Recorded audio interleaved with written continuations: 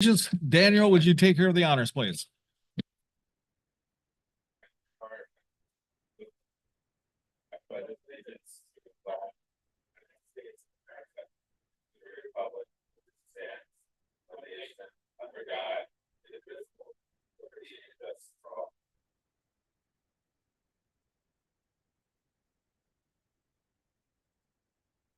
Thank you. Madam Secretary, please take roll. Commissioner Covington, Here. Commissioner Lay, Here. Commissioner Martinez, Commissioner Padilla. Commissioner Padilla, So sorry, here. Commissioner Cornelius, Present. Commissioner Rios, Here. Commissioner Gallegos. For the record, Commissioner Gallegos will arrive about an hour late. All right, thank you. We have a quorum. Great. Let's go on to public comments. Do we have anything here, or do I need to read this just to execute the duties properly? Okay, then we can move on to the consent calendar. This is the time for the commission to consider matters under the consent calendar, items including number 1. Do any members have any items that they wish to pull for separate discussion or abstain on? Hearing none, do I have a motion to consider items number 1? Let's move it. Let's second. Second. Madam Secretary, please take roll.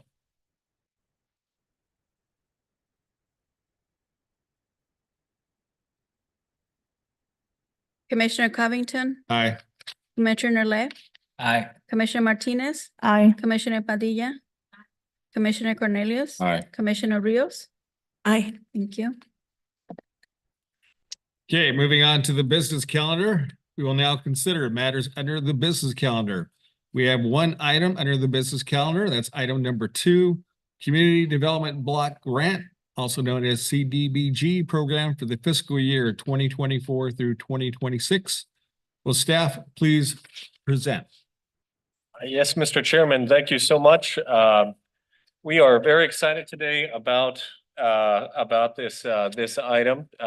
You are joining commissions across the country to hear presentations from nonprofit organizations who are applying for Community Development Block Grant Public Service Funds. This is one of the greatest democratic processes that happens with commissions just like yours, commissioners all across the country who are working for cities and jurisdictions just like yours, who are hearing these types of presentations by nonprofits applying for these funds. You are hearing presentations from nonprofits applying for over $1.4 million. Again, $1,442,416. As David will outline for you as we set the table, there's been a lot of work to get to this point. It's been a 3-month process, and this is probably one of 2 of the most important meetings and longest meetings as well that you'll have as a commission over a 2-year period. Let me hand it off to David as our Housing Programs Coordinator to continue to provide the context and background for you. Hello, good evening. So tonight we have 17 nonprofits that are scheduled to do a brief presentation to all of the commissioners. But before we do that, I just want to give you a brief idea of what steps have been taken to move us to this point. So I'm pleased to provide you with the summary key steps our staff has taken in relation to the Nonprofit Community Development Block Grant application for fiscal year 24-26. The process has been marked by significant milestones, and thank you for all your help for doing that. On October 25th, we brought the nonprofit CDBG application to this body. We initiated the application process with a focus of transparency and inclusivity. On that same day, we created an ad hoc committee comprising of 3 commissioners and 2 staff members. The committee was tasked with reviewing applications and providing funding recommendations. And I believe that we already had our first meeting where the 3 commissioners received all the applications, and they're in the process of reviewing them and scoring them. On November 7th, the council approved the release of the nonprofit CDBG application for fiscal year 24-26. The approval marked a crucial step in advancing the application process. Application release and training. So when we released the application on November 8th, allowing 45-day application window. We also conducted a CDBG training session for all the nonprofits that were considering applying for the funds. And that provided them with an opportunity to ask questions, and we provided them with answers to their questions. So the application was due on December 18th. We received a total of 40 applications by the deadline. We conducted a thorough review of the minimum threshold requirements for the application. We administratively denied a total of 6 applications. And now we have 34 applications that are moving to the next step. So the next step is being held today, where we're going to hear the presentations for a 2-day period, today and tomorrow. And after that, we'll continue to review the applications. And once they're reviewed and the recommendations are recorded, we'll come back to this body for the final review and recommendation to our city council. Thank you. Thank you. Our first speaker here today, and just so my fellow commissioners know, they're allotted 15 minutes total time, but 5 of which will be the body of the presentation. 10 will be the Q&A. I really want to do our best to stay on track today. We've got 17 speakers. We will take a break at 5:45 for 15 minutes. And for those that didn't hear, we have pizza, compliments of staff. So that's kind of nice. With that, our first speaker, the organization is Affordable Housing Clearinghouse, speaking on Santa Ana Youth for Financial Literacy. Please come forward. Good evening. My name is Brenda Rodriguez. I'm with Affordable Housing Clearinghouse. It is my pleasure to be here. Buenas tardes. Mi nombre es Brenda Rodriguez. Es un placer estar enfrente de todos ustedes para presentar nuestra aplicación. Our application is for Youth for Financial Literacy, and our organization has been serving the affordable housing needs of Southern California for over 30 years. The mission of our organization is to provide financing for low income, very low income, and special needs population. We also offer education on housing opportunities, issues, and various needs. We also provide a forum for communication and partnerships and innovative solutions of addressing community needs. One of the things I think of is we become what we see. And so in thinking about that and applying for this program, I took a look at the staff that we currently have, and together we bring over 60 years experience. As the executive director, I've been doing affordable housing work here in Orange County for over 20 years, as well as 2 of my staff, which are bilingual in both English, Spanish, and Vietnamese. We also have a very diverse board of directors that reflects not only the people that we serve in Orange County, but also in Southern California. And then finally, we have an advisory committee that also focuses on ensuring that we meet the mission of the organization, no matter where it is that we do our work. So what is our project? Our project is a public service program that aligns with the city's consolidated plan to promote economic development. And this opportunity is through the financial education and career exploration opportunity. And why is that important? A lot of our youth, they don't always see that there's more opportunities than what they go on a day-to-day basis. And so our goal is to present an opportunity for Santa Ana youth who are low to moderate income between the ages of 16 and 24. Santa Ana's, one of their greatest investments is their youth. We have a highly densely populated city, and these children are the future of not only Santa Ana, but every place that they will touch beyond. Why should we be considered for this particular application? The program that we offer leverages our multi-decade experience. As I mentioned to you earlier, our organization has been serving the affordable housing needs of the community, the evolving affordable housing needs of the community for over 30 years. We have credibility, and we have a network in the banking and financial industry that is invaluable. And I think that it's important for the youth to tap into this resource. What is the impact? Understanding how financial literacy can help with the prevention of juvenile delinquency, lift marginalized youth out of poverty, changing the trajectory of their lives is really important. My family itself lived in Santa Ana for many years. I have one brother who became a part of the system, and today I'm proud to say that after receiving a lot of resources, he now is a PhD at UC Riverside. So I'm very proud of that. We've invested a lot in not only Orange County, but Santa Ana itself. Secondly, AHC will include career-related events where speakers from our network can provide an exchange of ideas and leverage access to a circle of influence that they may not be or may not have access to. And so for me, it's important because I remember being a child and the first thing that we got to do once we learned to sign our name was go straight to Security Pacific Bank. That was the reward. And I don't know that that happens in our families today. And so I think it's really important that we start somewhere, and focusing on this group is really important. The program delivery is minimal. In our first year, and both in year one and year two, the cost is 40,000. 80,000 is a minimum amount that we can request. And so we'd like to have this as a pilot program. The number of participants we intend to focus on is 50 in the first year and 75 in the second year. That will include 5 educational workshops, and 2 of those workshops will focus on connecting with people of influence who can offer them opportunities, talk to them about what the future, what they can expect from being involved in this program and how it's going to benefit them and in the long term. And now I will stand before you and take any questions. Questions, commissioners? I'll start off. I saw in the slide there, your goal was 50 for the next year and 75 following. In the last year or two, how many youth have you served? In the last year too, we've served about a dozen. And so we do that through mentorship and referrals from different programs that people reach out to us. Sometimes we do it through community colleges.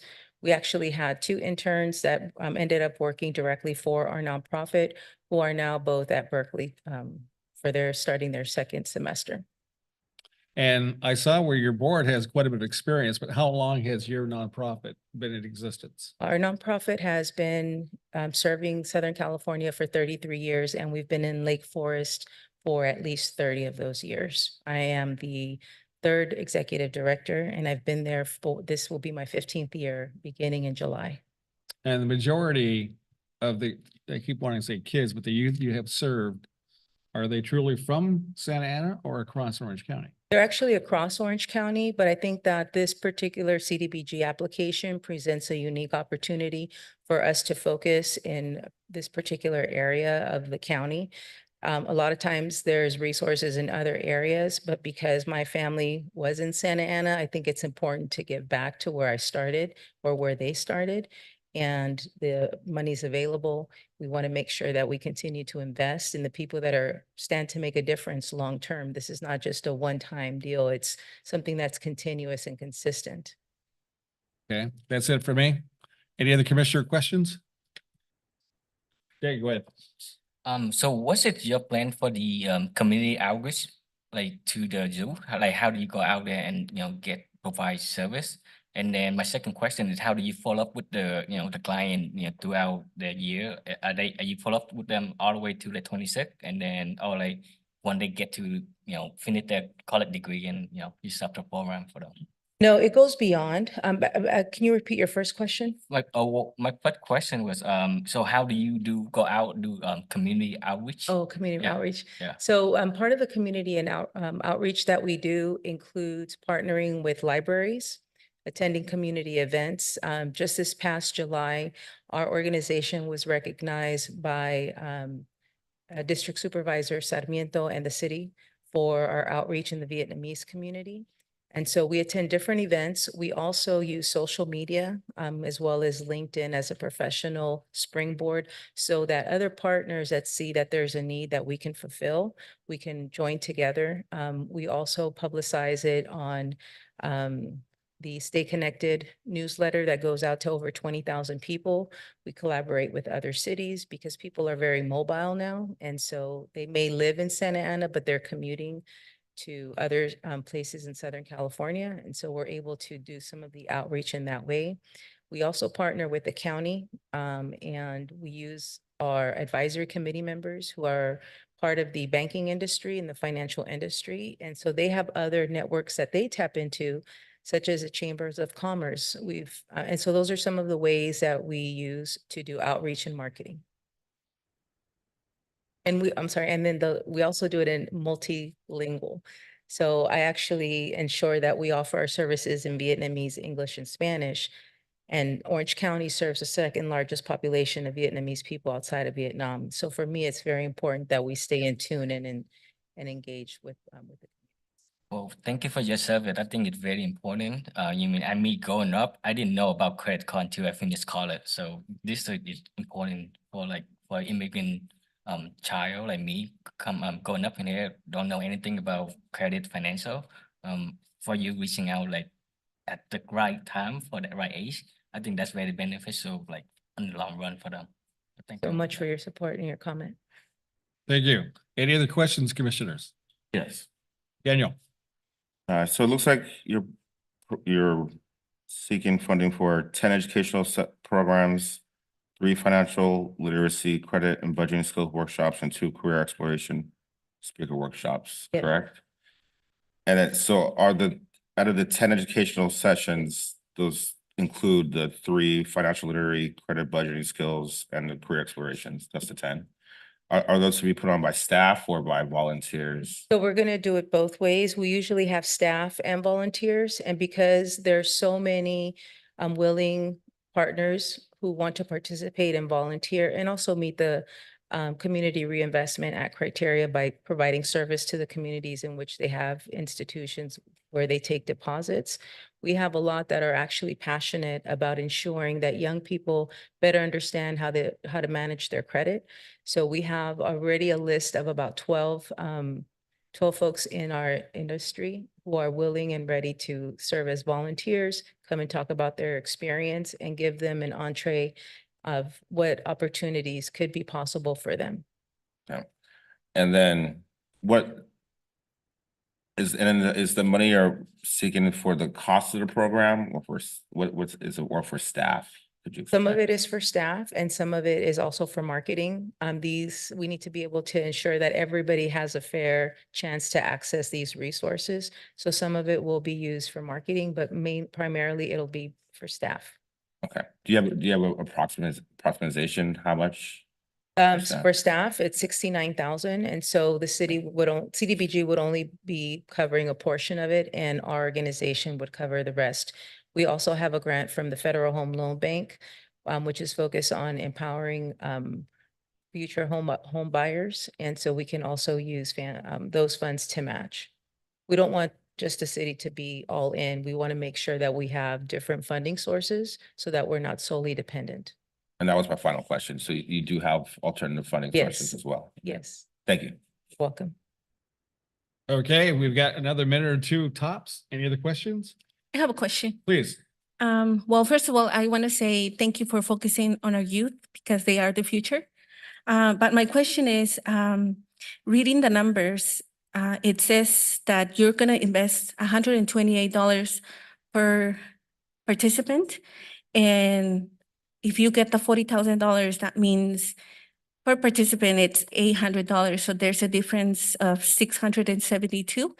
And all of that money is mostly going to staff. And I was checking the 4,000 that it's going to the executive director, that it's getting more than 172K a year. So my question is, how are we gonna really make sure that that money gets to youth or students, knowing that especially here in Santa Ana, we have many challenges with transportation, with food, and I know you guys are collaborating with banks and other organizations. So how do we make sure that CDBG money is not just for staff, but also make sure that the students get what they need? So one of the things that we're going to be doing is we have it's called a client management system. And so some of the funding will be used to ensure that we're able to track the progress of them. We're developing surveys that we currently use to ensure that, let's see what they know before the program begins, and then provide them with the tools and resources that they need, not only to stay involved in the program, but also there'll be a post survey so that we can document exactly whether or not there's a difference between what they knew before they came to the program and what they're going to use after they've learned and been through the program. And so all of that takes management and oversight. And that's something that because this program is so important to me, that's why we've allocated a sliver, I would say, of what would come. Thank you. And I also want to acknowledge that you guys help 2 families with rental assistance. And I know this is another challenge that we have here in Santana, but how do we really are more proactive in serving more than 2 families? And I know you're doing your best, but just motivating to go an extra mile to make sure I funds think go. one of the things is ensuring that we're communicating in the language that people understand. And I don't just mean in terms of whether it's English, Spanish, or Vietnamese, but using words and phrases that they understand. In our community, it's so diverse and there's so many ways that we say different things. Sometimes savings is communicated different ways. And so having the ability to understand those nuances, I think, is going to be critical. Thank you. Okay, commissioners, we need to keep as close to our schedule as we can. So Brenda, I want to thank you for coming. We're Very over maybe a minute, but I'm going to take a second to say something about your financial education when it comes to the matters of credit. Being in my business, I have seen it be a tremendous asset in business or a big loss if the consumer didn't have a fair amount of positive credit. And through my own research, I've seen where over the course of a lifetime, if someone hadn't managed their credit responsibly, if they could get financing for purchases or homes or whatever, it would be at a higher rate, which over time, and I don't know how they came with this statistic, but I read it several times, it would cost over $250,000 more because of the higher rate and cost than if they would have been educated more upfront. So thank you for what you do and thank you for coming today. Very welcome. Thank you for your time. All right. Okay, next up, our nonprofit is the AIDS Services Foundation of Orange County, DBA Radiant Health Centers, and their program will deal with HIV care services. Please come forward. Welcome. Oh, thank you for having me. My name is Carly Rubley. I'm the Director of Programs with Radiant Health Centers. This is only my 2nd week in the job, so I hope you can give me a little bit of grace. So, we are, Radiant Health Centers, also formerly known as the AIDS Services Foundation, and was started in 1985 to primarily deal with care with dignity for people that had HIV and had AIDS. Now with the advances in medications and helping clients, we've gotten away from that and more into all encompassing care for our clients. So if you want to go to them. Okay, thank you. Yes, our mission is just Radiant Health Centers provide compassionate and comprehensive health services to underserved individuals. Our special focus is on LGBTQ+ members of our community because they tend to be a little bit more underserved, and especially those living with and affected by HIV. And we try to provide primary care for them, medical care. We want to be kind of like a one-stop shop for them for all the different services that they need. So it includes mental health care. We have a food pantry. We have transportation, housing departments, case management, and the medical care that they receive. So who we help, like I just mentioned, we target the LGBTQ community, and we try to focus in on the whole entire community, whether they have HIV or not, but also a majority of our clients are HIV positive. So like I said, we provide medical care that includes primary care. We do HIV and STD testing and treatment, PrEP, which is, we try to help, people avoid developing HIV, family planning. We have an addiction treatment program that provides medication-assisted treatment, and then hormone replacement therapy for clients that are transgender and going through transitions. And then, like I mentioned, we have a bunch of support services that include mental health counseling. So we have licensed psychologists and social workers on staff. And we have just recently built out a whole new counseling center. We have case management, which is one of the most important parts. The case managers link our clients to the care that they need and let them know about all the different benefits available to them. Like I said, transportation. So if a client doesn't have transportation to get to the food pantry or to get to, if they wanted to go to a doctor's appointment or an AA meeting, we provide that for them. We also provide housing assistance, and it's for, low income. Most of our clients are low income to very low income. So we do assist them with housing and try to help them become more self-sufficient. Our food pantry, and we have a registered dietitian on staff for nutritional consults. And currently our food pantry, we pass out approximately 30,000 pounds of food per month.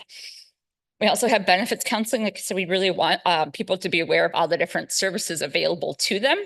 And so, our benefits counselor sits down with each client and lets them know what kind of different services they can get, helps them sign up for insurance if they don't have it. And we also have a LGBTQ youth program. It's a youth drop-in center. And we also have special programs for youth. So that way they know that they have a safe place they can always go to check in. And we have, groups for them. We have fun activities planned. And so they can stop by and, just know that they'll be accepted for who they are. Majority of our clients are 39% are Hispanic, 41% Caucasian, 12% Asian Pacific, and then 5% Black or African American, 1% Indian, and 2% multiracial. So most of our clients are male. We have about 80% male, and then 17% female clients and 3% transgender. Like I said, most of our clients are extremely low income or low income. 70% of them are. And so those are the clients that we assist with things like housing. Most of them are about 200% below the poverty level. 55% of our clients, when they come to us, are uninsured. A part of the program, like I said, is benefits counseling to try to get them insurance, figure out, what kind of plans are available to them, whether it's Medi-Cal or Medicare, or, a covered California plan. And we choose to prioritize the LGBTQ plus community because they tend to be marginalized still, and they tend to be underserved. For new HIV infections, HIV, we have been working on, getting to a cure. And we have people now that can be virally suppressed, so they can't transmit or pass on the disease. But Santa Ana currently has the highest rates of HIV positive people living in the city and the highest rate of new infections. We manage over 4,200 people per year living with HIV in Orange County, and we also work with their families. Our latest survey indicates there's 6,916 individuals living with HIV in Orange County, and 76% of people are receiving antiretroviral therapy. So they are the ones that become undetectable. And that's so important because undetectable equals untransmittable. And if you want to go to the next one. We align, sorry, should I keep going? I'm out of time. Okay, all right, so we are, our program is going to address your funding priority number 4, health services, and goal number 3 and number 4, increase access to supply of public services and increase access to homeless services and facilities. So like I said, we have the housing department to try to get as many people off the streets as we can. We provided over 10,000 bed nights last year. So that means, we have people in a bed for where they, may have been sleeping on the streets before for 10,000 nights in 2023. And then funding will increase linkage to care for all our Santa Ana people living with HIV. So, I kind of went through all these already. Where our funding would go if we get this grant is to HIV testing, which is so important because if you don't know you have the disease, you can still transmit it. And we want to get people into medical care as soon as possible. And that also linkage to medical care is so important. if we can get them in, and get them to see physicians, and whether they are HIV positive or not, we can provide that education prior to them developing a diagnosis and hopefully prevent it for them. And then the case management services we have, like I said, each client gets assigned to a case manager. We have different levels of case managers depending on their need. So people that are a little bit more acute will have a higher level of case management. So they work with a nurse case manager. We also have social work case managers and lower levels for the people that don't need as much assistance. And we have mental health, like I said, mental health services, nutrition services, and then housing and transportation. So thank you. Sorry. No, it's fine. You're doing a lot of good work out there in the community. Mhm. Let's open it up to questions. We have basically 5 minutes. Okay. Commissioners, questions, please. Please.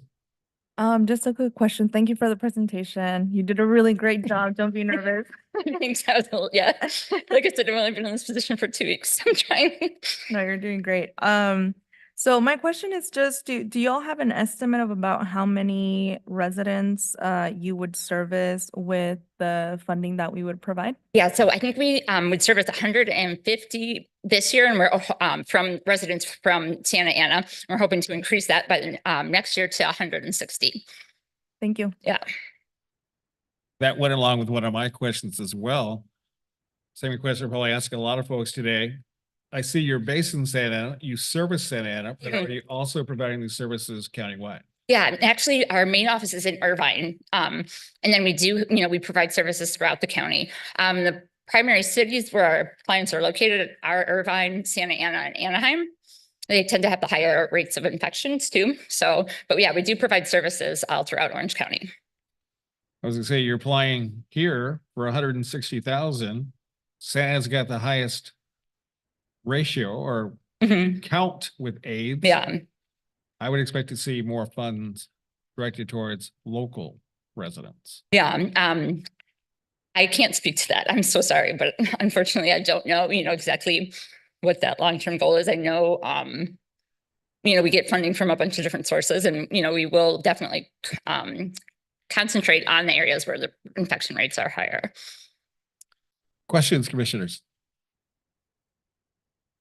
I have a question. Please. Yeah. Well, thank you for your presentation. First of all, I want to say, thank you, because cost per individual is 376, and you're providing testing, case management, mental health services, nutrition services, transportation, and housing, emergency. So this is a good example of how to provide a service. I also wanted to say that in Santana, it says that we have more than 8,000 that you're serving more than 8,000 people with HIV. But didn't see any prevention, especially for youth. So my question is, are we sending some money for appealing materials? Because most of the time they're boring, they're very professional, and the point is to prevent, especially youth, knowing that the numbers are the highest here in Santana. So how do we? Yeah. So we do have a youth program. Like I said, we have the Youth Drop-In Center. That is new for us. We just opened that recently, but we are going to start to focus more on youth. We're doing a lot of outreach events with the local school districts to, provide education on prevention. We have outreach at different community events to talk about that. So that is one area that we're definitely growing right now is our youth services. Thank you so much. And lastly, once again, in the budget, I see the top 3 positions are always getting money. And I'm sure that the bottom 4 are getting less, and they're doing also more work. So how do we manage to be more equitable salaries for all the staff? Thank you. So how we did implement like a minimum wage for all of our employees of $25. We do annual increases, and they're, based on performance. So we are very aware of that. And we also try to provide for our employees and accommodate their schedules. And so we have a lot of employees that work from home, or they have, a 4-day work week. So we are doing other things for them to try to accommodate for that. Thank you. Keeping to our schedule. Thank you for your presentation Thank today. you so much. I'm sorry. For 2 weeks on the job, you did great. Thank you. I You did appreciate good. that. Thank you for coming. Yeah, thank you for having me. Have a good day. All righty. Oh, okay. Okay, next nonprofit is America on Track, speaking on their program, Brighter Futures for Children of Prisoners. Welcome. Okay, I'm just wondering who I should look at to advance slides.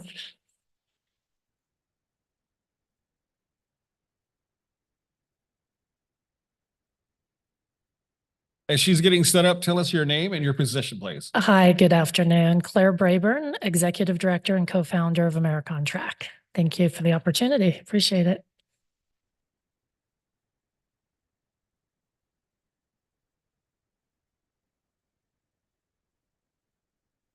Got that slide done.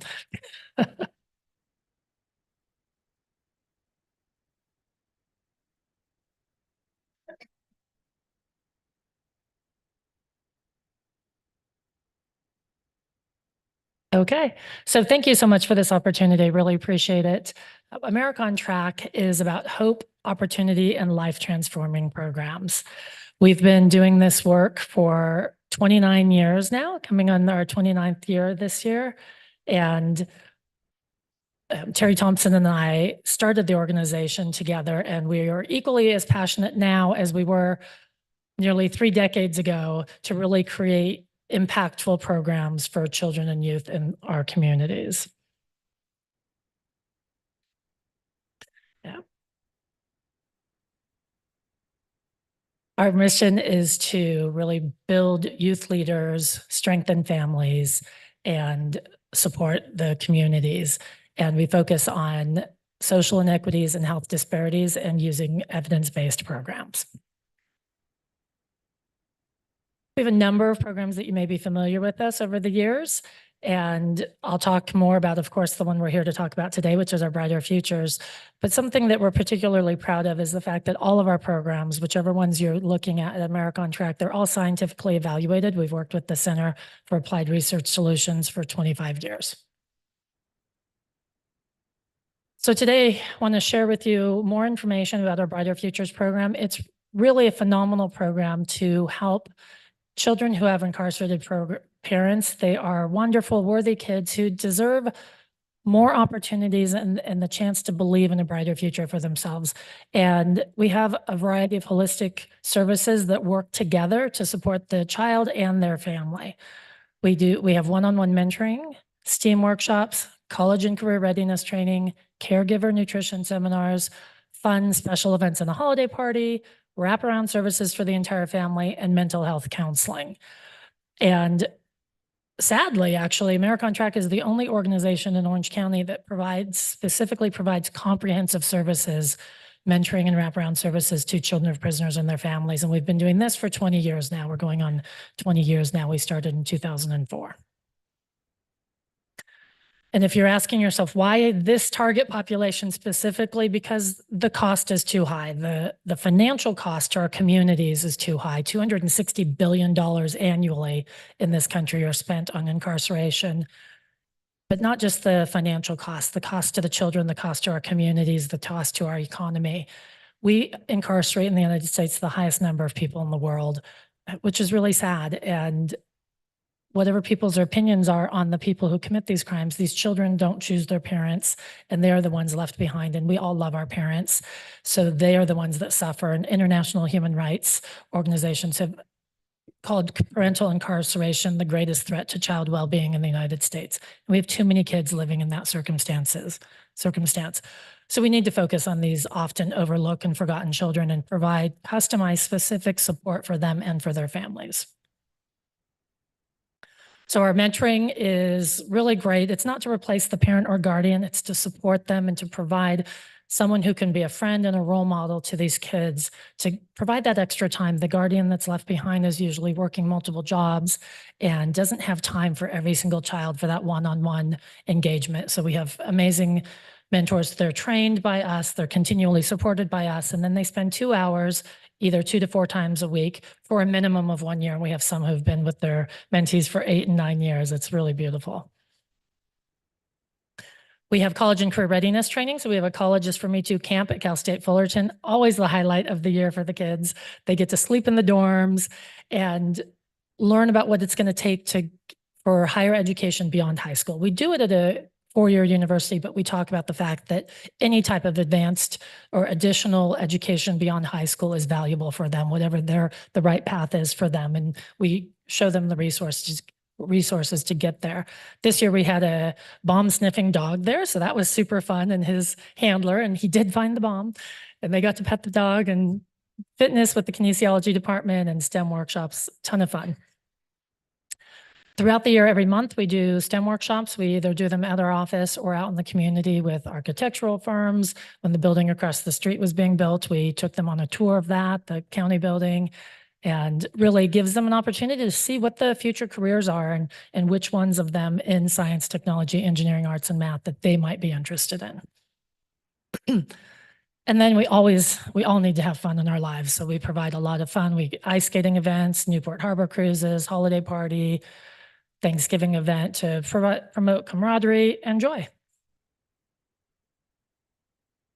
And then something we've added in the last couple of years is the mental health services through Mosaic, a partnership with Mosaic Mental Health Services. And then, of course, as I've mentioned, to wraparound services for the entire family to make sure they have, from all of these amazing other organizations in Santa Ana and Orange County, the services and the resources they need to succeed for the whole family. Just quickly, goals. Do we meet our goals? We consistently, with our CDBG funding as well as other grants, but you care about the CDBG funding right now, consistently exceed goals. What we promise, we meet and exceed year after year.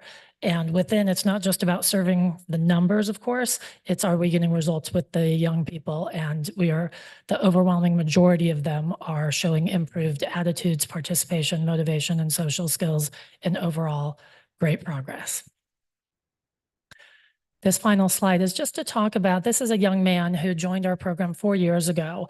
And at the time, he had just recently come out of living in a minivan with his family of 7.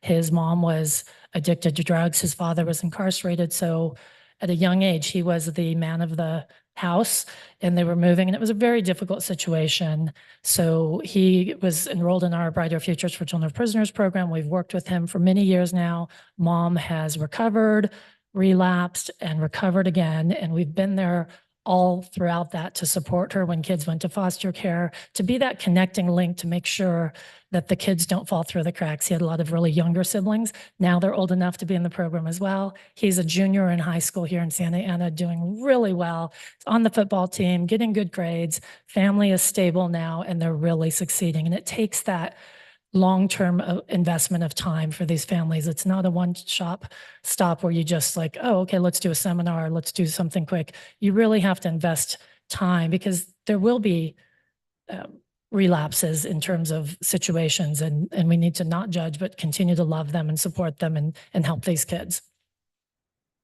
So thank you. Questions? Oh, not so much a question, but a comment. Just thank you for all that you do. Sounds Thank like you. a great program. Thank you. We love it. I have a comment, but I'm going to hold it to the end. Okay. We had a question on the end, please. Just a question, reading through your application, there's a lot of volunteer work that is happening with mentors. Yeah. So I just want to say thank you for focusing on our youth, our children. Thank you. But how do we make sure that volunteers are also recognized for their time? And that's basically it. Thank you. Thank you. Yeah, and that is so important, the volunteers. Without this, we can't have the mentoring component. So our volunteers are gold to us. So some of the things we do to reward them and recognize their investment of time is ongoing support, because it is not easy to work with these families sometimes because phones are disconnected and they have challenges that maybe the mentors don't fully understand. So it really is a learning process for both. So we make sure that we are supporting them and calling them on a regular basis to make sure that their questions are answered, their needs are being met. And also those special events that we do, like the ice skating and the harbor cruises, we do that so that for that one event that month, they don't have to think, they don't have to plan it. And maybe it's something fun and different for them. And then at the holiday party, we give them certificates of recognition and raffle gifts and things. And then this month is National Mentoring Month, so we send out gifts and thank yous. Very important to us to make sure that they are recognized and thanked for their support. One last thing, thank you for being so, for having empathy to our community. Firsthand, I've seen you in other meetings as a Santa Ana resident, and I really appreciate having, being friendly, while you provide a service. Thank you. That's it on my end. Thank you. Thank you. Questions? No? Anybody else? I have one Okay, and a comment. okay. Okay, you're requesting 150,000. Primarily, where are you planning on applying those funds? What will be the priority focus if granted? So the priority focus on the funding is for staff salaries. The CDBG funding represents just a percentage of our overall Brighter Futures program. More than, so the budget of the program itself, so that 150 is over 2 years, so the 75,000 per year. Our budget for this program is just under 400,000 a year.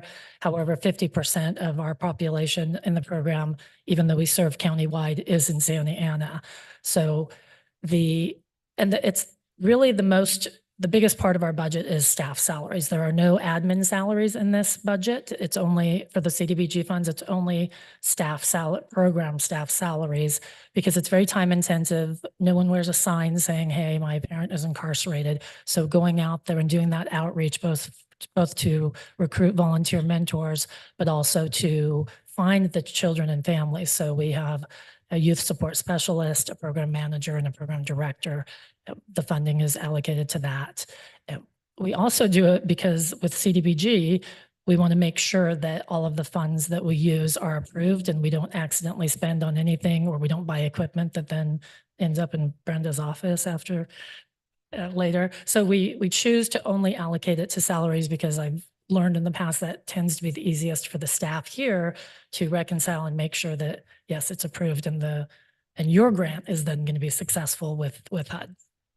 Understood. I just wanted to share a comment.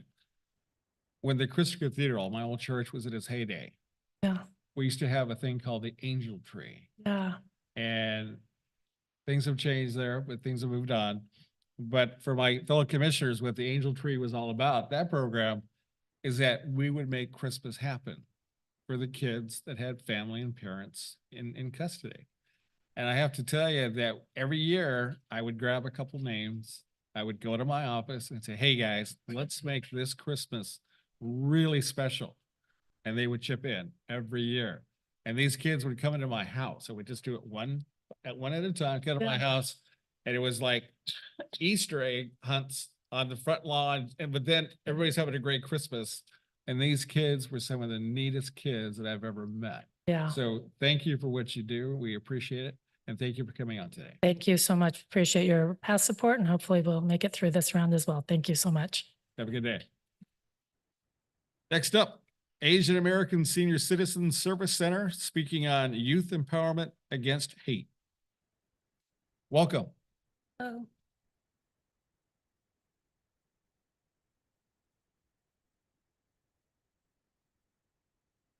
While you're getting set up, tell us your names and your positions, please. My name is Heidi Kim, and I am a community health worker. Okay, My name is Brianna Weepy, and I'm a program coordinator for the Asian American Senior Citizen Service Center. very good. Very good. We're getting you set up here in just a minute. There we go. Oh, perfect. Okay, so first, we just want to express gratitude for having us here in this next round. We wanted to highlight that we are from the Asian American Senior Citizen Service Center, which was founded in 1989. Our mission revolves around serving, protecting, and celebrating the Orange County community in all aspects of life. And we advocate for an intergenerational approach to strengthen our community. And our guiding philosophy are in the words of Mencius, which is caring for elders and children as if they are our own.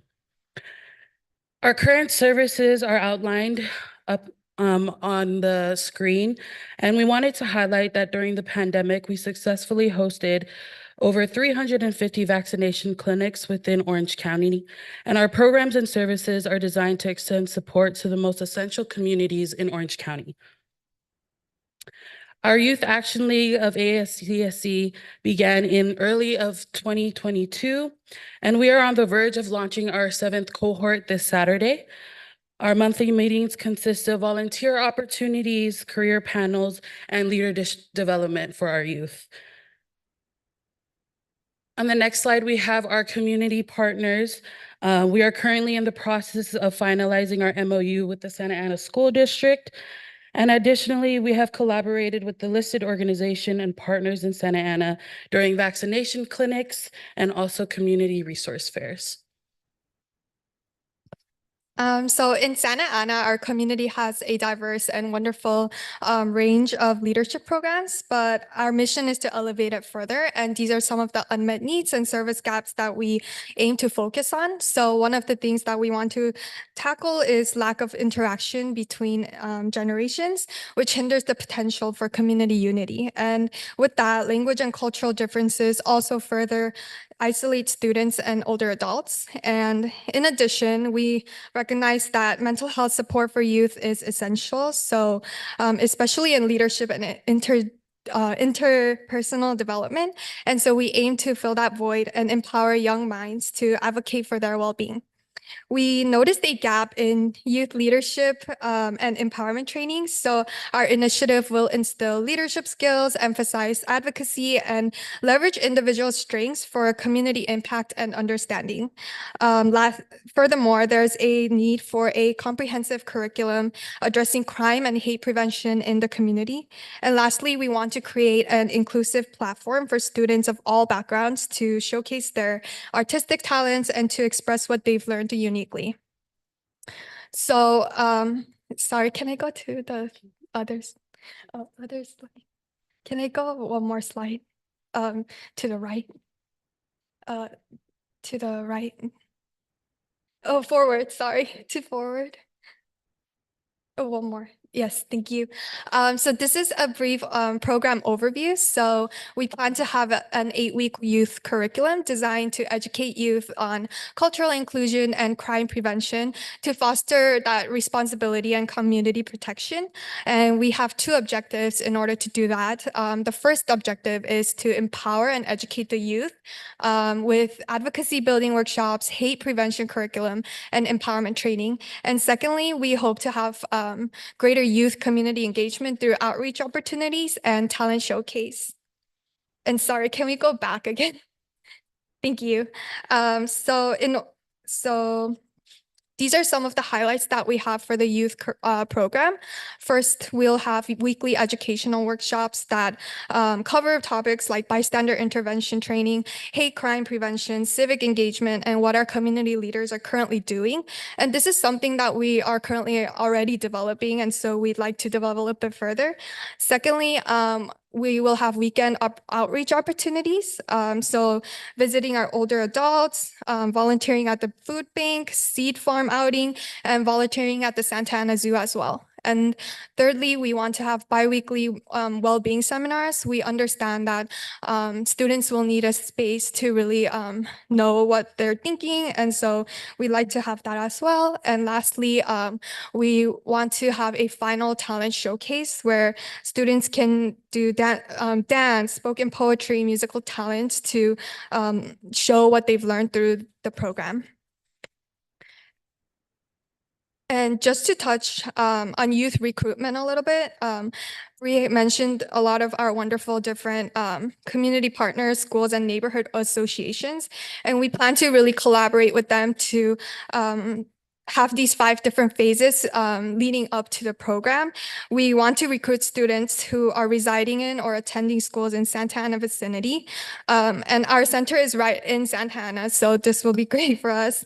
We aim to take into consideration any economic disadvantages as well. So these are some of the benchmark measures to track and measure our performance outcome as we go through the 3 cohorts per year. One thing to highlight, we really want to have 20 youth students for the pilot program and 30 students per outreach day. They'll be encouraged to bring their friends and families to these outreach weekends. And we hope to also have the evaluation survey and recruitment demographics so we can kind of alter and figure out where else we need to tackle in terms of neighborhoods. Yes.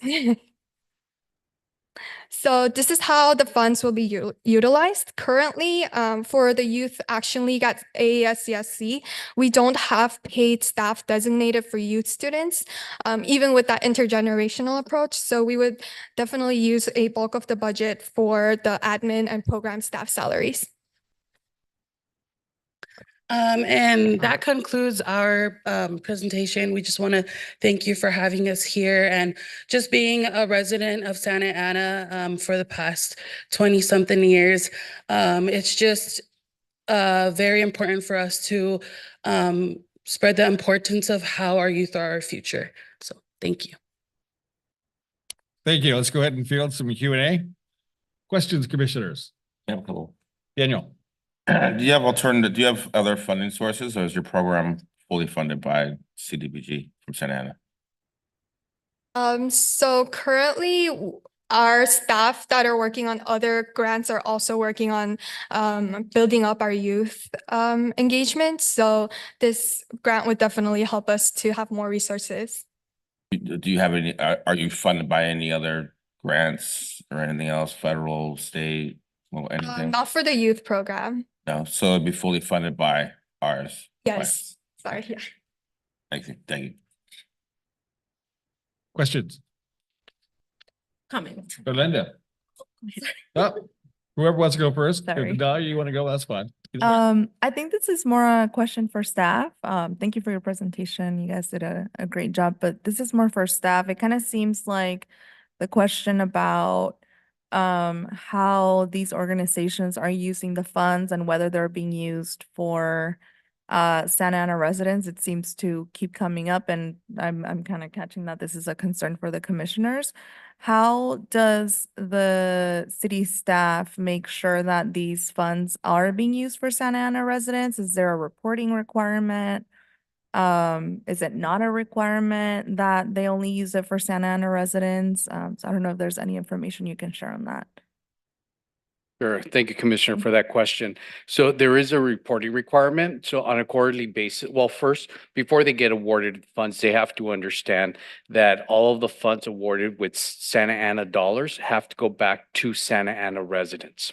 So on a quarterly basis, when we receive the quarterly reports, there is a client list that's attached to the report, and we do verify that all of those clients are Santa Ana residents. Thank you. You're welcome. Good job. Thank you for your work. Yes, Dahlia, go ahead. I just have a comment. Thank you for being so brave, because this is the first time you guys apply. And I really like the way it's designed. As a mother of 2 teens, I really would love youth to be part of this program. Thank you for having prevention, volunteering program, and mostly empowering youth. So thank you for that amazing job. Any other questions? I got some. Dang. Can you tell me about your community outreach? Like how do you guys go out there and reach the community, the kid? And then my question follow up is that, do you guys like contact with children at risk, like kids that got been bullied at school, things like that? I mean, I remember growing up in high school when I got bullied, I have nobody to turn to.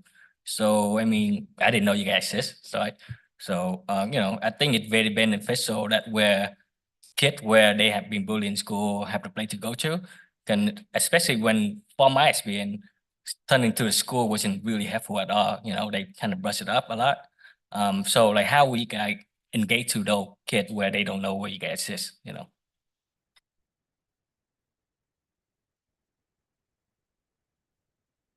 Okay, so we currently have some programs, especially our family support services, that really engage the youth as well. So through that, we have specific like peer support groups or peer support specialists who really engage with the youth that are struggling. For example, I was on the phone a few weeks ago with somebody who was going through a youth that was going through depression, and I was just able to be there for them, to really talk to them. So that's something that AES-CSC does have. And in terms of the outreach, we take our students to like the older adult apartments that we have. And even though we're volunteering, we also have time to really talk to the students too. And I feel like when there is something that we can do as a unified group, I feel like that's when students really start to open up. So we hope that through that, they can also share what's on their mind as well. I hope you have some kind of later on have some kind of protocol where you can reach out in high school. I mean, through my experience, just like, I have no familiar fate that can turn to like, in the school setting, just for example, and it's really difficult to process the whole process, especially when you're a kid. I just hope there's some kind of like, hey, if you come some kind of bully trouble, the school can contact like, hey, we have some kid like in this sport, can you come and talk, that can be more relatable, basically, right? So I hope that some kind of protocol in the future that can help more active engage to the kid. Like a lot of them out there, when they got shut up, they feel not supported. They're gonna be like, hey, nobody's supporting me. I got to take care of my own now. So hopefully more active process. So. And we actually have a current like MOU in process to really reach the Santa Ana schools. So hopefully that really takes a foot forward for us to reach the students. Thank you. I was just gonna echo Commissioner Dang's comments on reaching out to the high school kids, junior high, probably just as important. They're at that tender age where it could make a big difference in their lives. I compliment I think the outreach, the number of community groups you guys are part of and reach out to and work with and communicate with is great. I love the theme of youth empowerment against hate. In this day and age, in this world, we need a lot more understanding, a lot more love, and a whole lot less hate. And I compliment your actions here today. How long has the YAY program actually been in existence? So this would be kind of a new program for us. We do have the Youth Action League, but that's more like a longevity thing. We have it year round. We meet with our students once a month, but this grant will allow us to really launch this program that we've had in our hearts for a while. So yeah, thank you. Okay, thanks for that clarification. Any other questions, Yeah, Commissioners? that was my question, exactly what you asked at the end, like if there was a complete new program that you're adding to the programs that you existingly have. So the whole funding of this grant will be to pretty much start the program, right? We actually do like bystander intervention and like talk about hate prevention with our youth during the monthly meetings. But this program would definitely allow us to have more of an intensive 8-week course where it's like really embedded in their heads. So yeah, thank you. Thank you. Anybody else? One more, please. Sorry. So I guess this is also for staff, just a heads up. I really like that you all provided a breakdown of how the funding would be used. Not every commissioner has a breakdown of how the funds are going to be utilized. I think the ones who looked at the applications, who are in the smaller committee, get to see those numbers. And so if I can suggest for like future reference for us to be able to have a breakdown, kind of like how y'all did, I did really appreciate being able to see the breakdown of how the funding would be distributed, whether it was for staff services or the specific activities or the residents and whatnot. So great job on that and giving the example for other applicants. And yeah, I would just like to suggest that maybe staff ask the applicants to do that so that we can be a little bit more informed. Thank you. Thank you. And I appreciate those comments. I was thinking the same thing, but you voiced it. So thanks for that. Ladies, thank you for coming today. We appreciate your time and we'll be in touch. All right.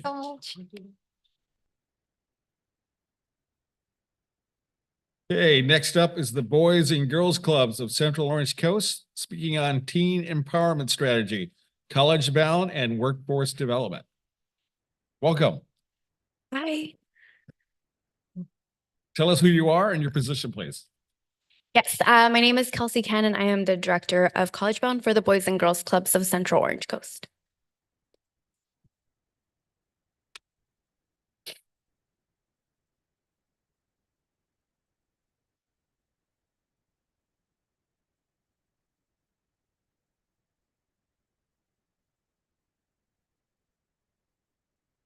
Oh, we can go one more, please. Thank you. Hi, everyone. Good evening. Thank you so much for having us here today. So I will be speaking on the College Bound program within the Boys and Girls Clubs of Central Orange Coast.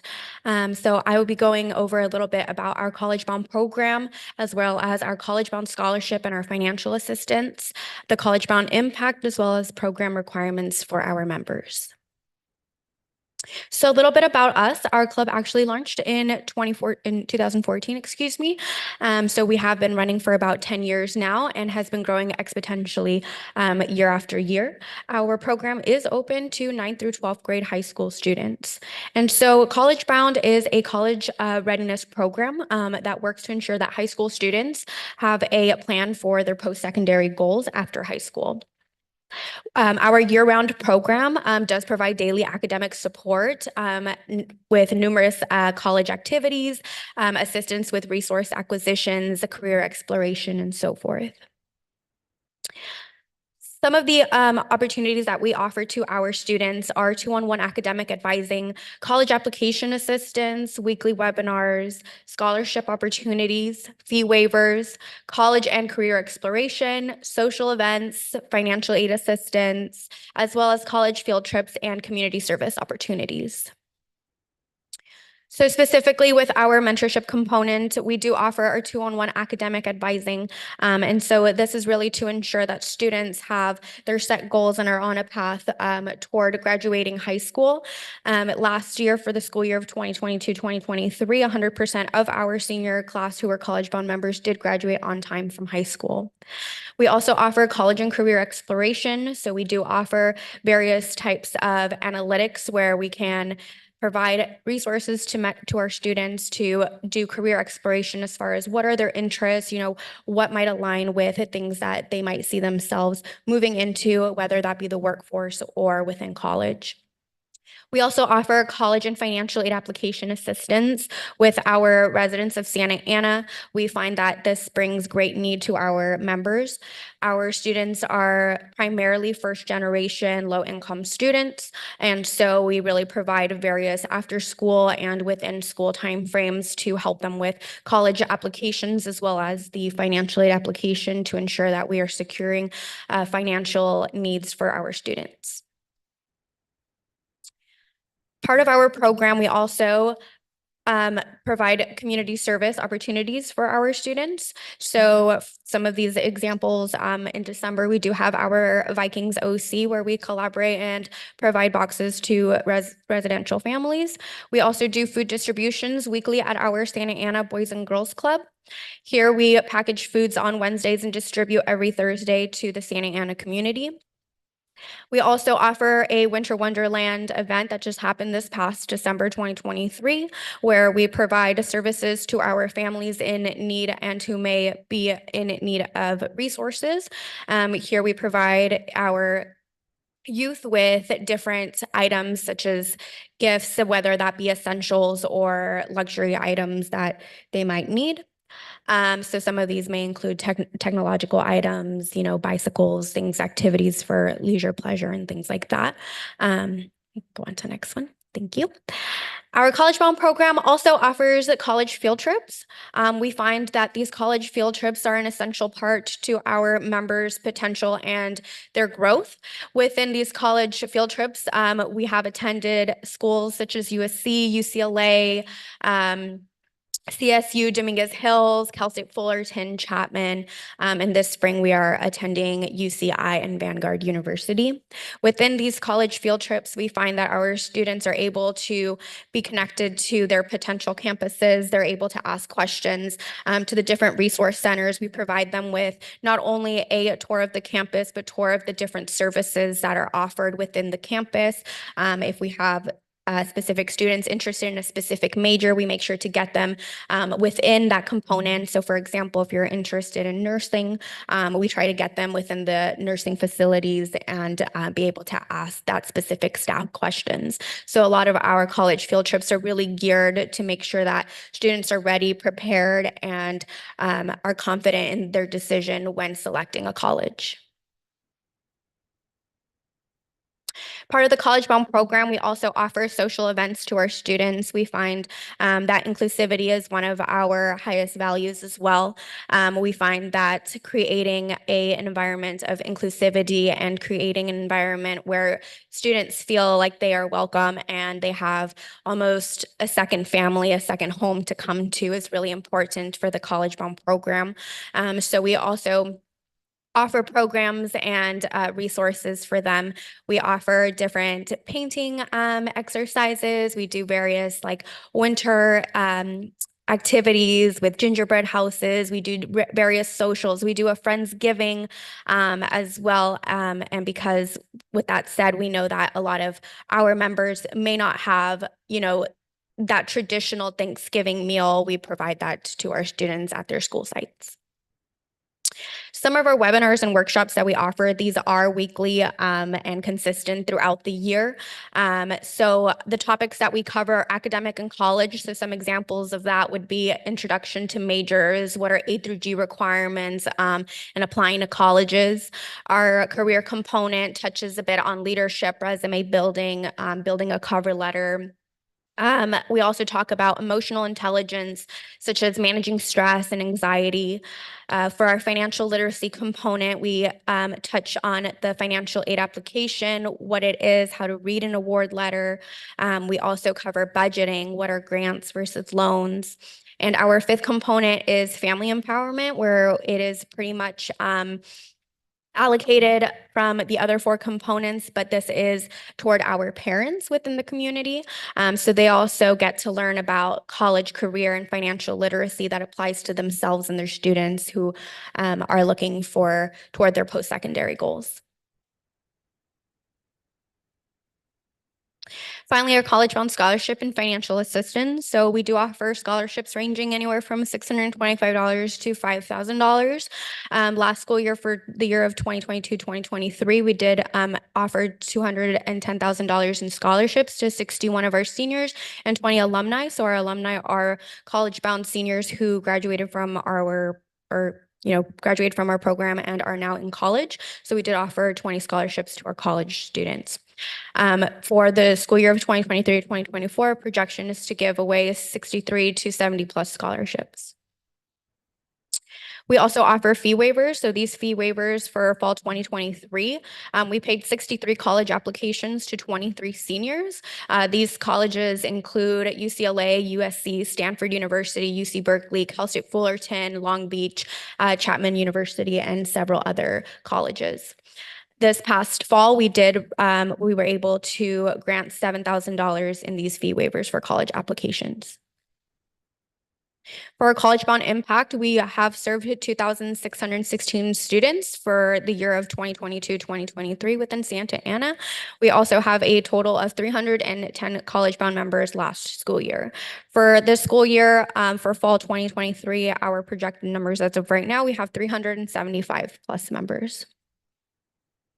For our program requirements, these are for our 9th through 12th grade teens. They are required to commit to a monthly meeting with their academic advisor, as well as commit to attending a webinar a month. Students will fill out a quick application through our RegPack, and from there they will be contacted with their academic advisor to set up their first 2-on-1 meeting to go over their goals and projected post-secondary goals. And that concludes my presentation. I really appreciate your time and I'm open to questions. Thank you. Commissioners, we have about 5 minutes for questions to keep on schedule. Who's got a question here for Kelsey? I have a question. Go ahead, Daniel. In your program expenditures, looks like you have $7,500 for indirect cost. What are those indirect costs? Sorry, can you repeat that? So in the expenditures for the proposed budget for 2020, for 24-25, The total direct costs, you have 67,500 listed. That's for program staff salaries. And then there's 7,500 for indirect costs. Yes. So do you know what those indirect costs are? Not necessarily, but our indirect costs, so we do have the staffing, it does go towards staffing, and then for indirect costs, a lot of it goes towards like these fee waivers, the college trips and things like that. Okay, thank you. Yeah, we are primarily funded through private philanthropy. Thank you. Any other questions? Please. Just a follow-up question on what Commissioner Cornelius asked. I'm not sure that I understood what the indirect cost is. Is it waivers and things like that, or? Yeah, so it applies to our fee waivers, our field trips. We provide transportation and meals to our students for those because we find that transportation is a huge need to get our students out to these colleges. So those are some of the variables that go to play. Got it. Thank you for clarifying. Any other questions? Oh, Dave wanted to say something. Yeah, so just to let all the commissioners know, in their budget, when they have the indirect costs, all the nonprofits are awarded 10% of their overall budget as an indirect cost, and they can use that allowance to pay for anything that we're not reimbursing them for. So for example, if we're not reimbursing them for their healthcare benefits, dental, retirement account, they can use that 10% to pay for those line items without showing us proof that it was delivered. So everybody gets automatically 10%. Thank you for that clarification. Any other questions? Well, Kelsey, you have a few minutes if you want to expand on anything, feel free. Yeah, I talk quite fast when I present. I apologize. Any last minute parting thoughts or comments? Yeah, so I did want to touch upon some of the schools that we do serve. So some of the schools that we serve are Valley High School, Somali Academy, Legacy College Prep, Nova Academy, as well as we serve virtually the Santa Ana Unified School District schools as well. Yeah,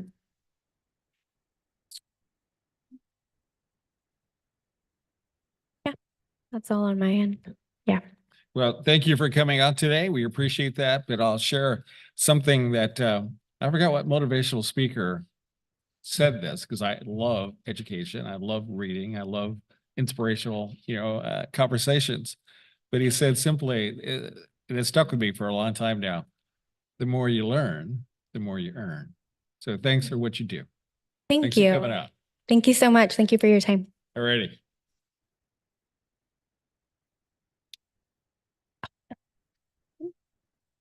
Okay, next up is Casa de la Familia, speaking on the Santa Ana Family Justice Center, full-time victim advocate. Welcome. Thank you. Good evening, commissioners. My name is Karina, and I'm here to represent Casa de la Familia. Casa de la Familia is a nonprofit agency. I didn't submit a PowerPoint presentation. Thank you. Yeah, so you wouldn't have it. I don't have a PowerPoint presentation at the moment. That is because we service victims of crime, and having any information really, well, we value the privacy of our clients. And I thought that maybe I could just explain to you what Casa de la Familia does. So my name is Karina again. I'm the managing programs director for the agency. I have been with the agency for about 11 years. So I truly know and I truly value the work that we do. Hence my being there for such a long time. I'm here to talk to you about our proposal, which is for the full-time advocate at the Santa Ana Family Justice Center. This would be, if granted, if you all will be generous, will be granted the second time for this application. We were granted the first application about 4 years ago. And with that funding, we were able to provide a part-time advocate at the Santa Ana Family Justice Center to service and to guide our victims that walk in on a daily basis, Monday through Friday. So the focus of the full-time advocate that we're now requesting funding for would be to assist the victims of any crime, but primarily victims of domestic violence who come in seeking assistance, seeking some sort of guidance in a very difficult time after either leaving an abusive relationship, after being abused for so many years. So the full-time advocate will be focusing on providing restraining order assistance, advocacy court accompaniment to the victim or with the victim, crisis intervention, assistance with the application for the CalVCB program, safety planning, connecting to our existing programs through Casa de la Familia. As I mentioned, Casa de la Familia has been a nonprofit agency based in Santa Ana for over 27 years. We have since then provided many programs at our agency, at our office in Santa Ana. Our primary programs are individual and family therapy services, support groups, and psychological evaluations for any of our victims who may be going through the process of adjusting their immigration status through either the U visa, T visa, and the BAWAS. Let me see here. And so the full-time advocate would be dedicated to being at the Santa Ana Family Justice Center 40 hours, 7 days, 5 days of the week. Sorry about that. Monday through Friday. We currently, and like I mentioned, we have someone there who's only part-time, and through her part-time advocacy service, we've only been able to help, those that come in during her working hours, but extending a full-time position would really be able to cover the entire time that the Family Justice Center is open. Thank you. I'm open for questions. I see that you're also given the time slot. That is correct, at the Santa Ana office. Okay, all right, so that would not be you speaking at that time slot then? I will be. You will be. Okay, well, let's just finish the one we've got here. Questions, please. Commissioners. Daniel. So it looks like for the 2022 to 2023 program year, they're proposed to serve 288 clients, but you guys were only able to serve 41, meeting 14% of the goals. Are you able to expound upon that? Absolutely. When we first submitted the application, we submitted a full-time position. However, once we were awarded, we were notified that the grant was cut from 65,000 to 25,000 a year. Hence the reason why that position went from full-time to part-time. Okay, thank you. Yeah, I have a question. So would the $150,000 go towards the entire salary, or would that be just to pay for the salary of that one full-time person? Thank you for that question. I actually wanted to make a correction on that. We're requesting 140,000. Our budget was calculated incorrectly. Well, actually, our initial letter was written incorrectly with 150,000 asked, but it's actually only 140 for the 2-year period, 4-year period, 2-year period. Reviewing the budget for the first year, it would be 68,684. And that includes supplies, our EHR system, which means keeping record about all of our clients, their services being served, when they were served, who they are, followed by mileage reimbursement for our advocate when she has to go to court or go with a victim anywhere they need assistance. And then there is also the 10% indirect cost. Okay, and the fund, so is our CDBG fund the only funding that the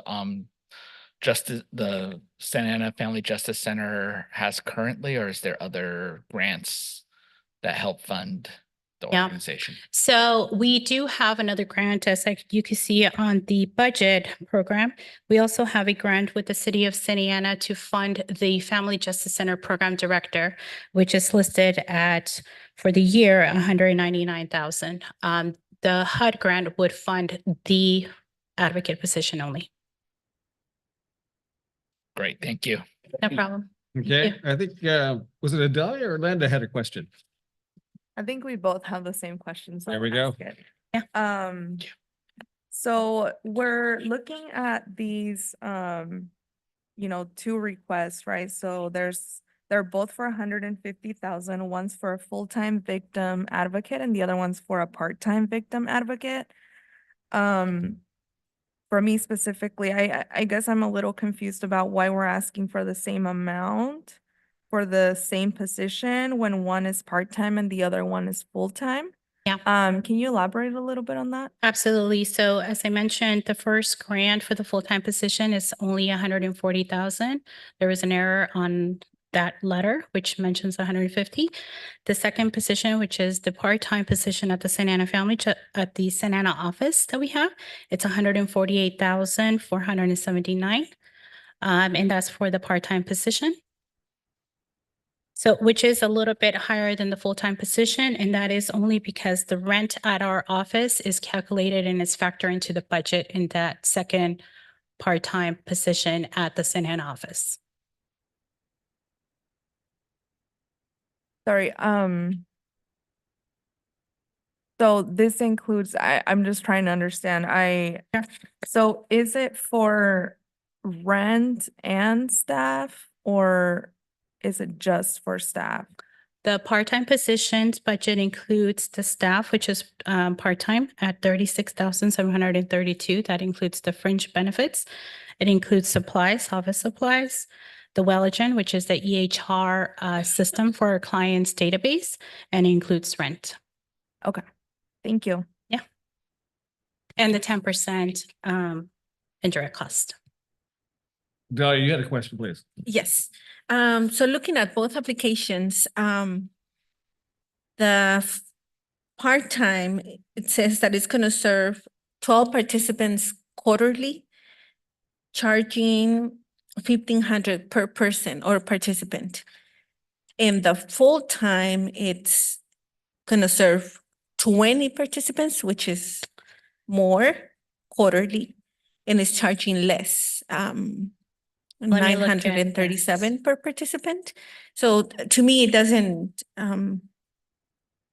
it's asking for the same amount of money, but it's serving more people and getting less money per participant. So Yeah. So the part-time position, as I mentioned, I think what is added factor that is not on the full-time position is the rent. So we have to pay rent for our Santa Ana office as opposed to being stationed at the Santa Ana Family Justice Center. So I would say that that is the what you might see as a discrepancy on budgets. Serving less, I would like to highlight that although 13 and 12 participants per quarter seem as a very low number, this is not a one-time service. Victim advocacy is not a one-time service. Victim advocacy means that we would follow through every time this client requests or is in need of any type of service. So a restraining order in general takes about 3 to 4 hours to complete. In addition to that, going to court with victim, which just getting a case being heard by a judge could take another 3 to 4 hours. So although the numbers as participants as a unit may seem lower, advocacy service is far more than just that one-time visit, one-time call. thank you. Last one. I was reading also the applications and it says that you're working with the Mexican consulate and the school district. And yes, checking out on the numbers, they didn't add up.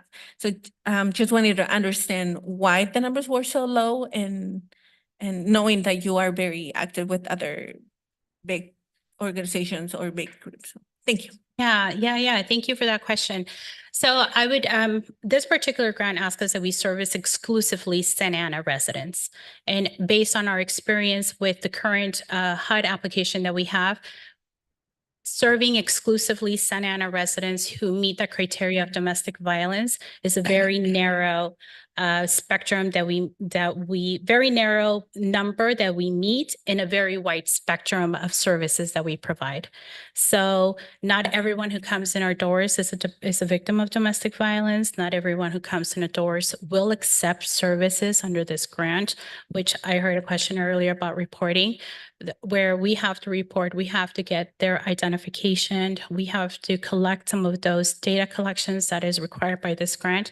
Not all of our victims feel comfortable providing such a thing. So although we may service and collaborate with all of these organizations, that meeting that number is reduced by either a requirement of the grant, or meeting even, something that the victim feels comfortable providing to us.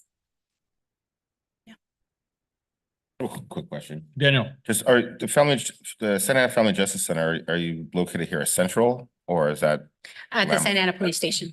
the police system? All right, cool. Thank you. Yeah. And I invite all of you who may be interested, the Santa Ana Family Justice Centers doing their 3-year anniversary at the end of this month, probably next week. I think it's next week, the 26th. And they're having a presentation if any of you commissioners would like to attend and know a little bit more about what the center does. any other questions, commissioners? A last one. So if you are at the police station, are you saying the police station, it's your landlord and it's the one charging the rent? Or- No, those are two different grants that we're talking about. So the first one, which was my 4:30 appointment, is for the full-time position advocate at the Santa Ana Family Justice Center, which is at the police station.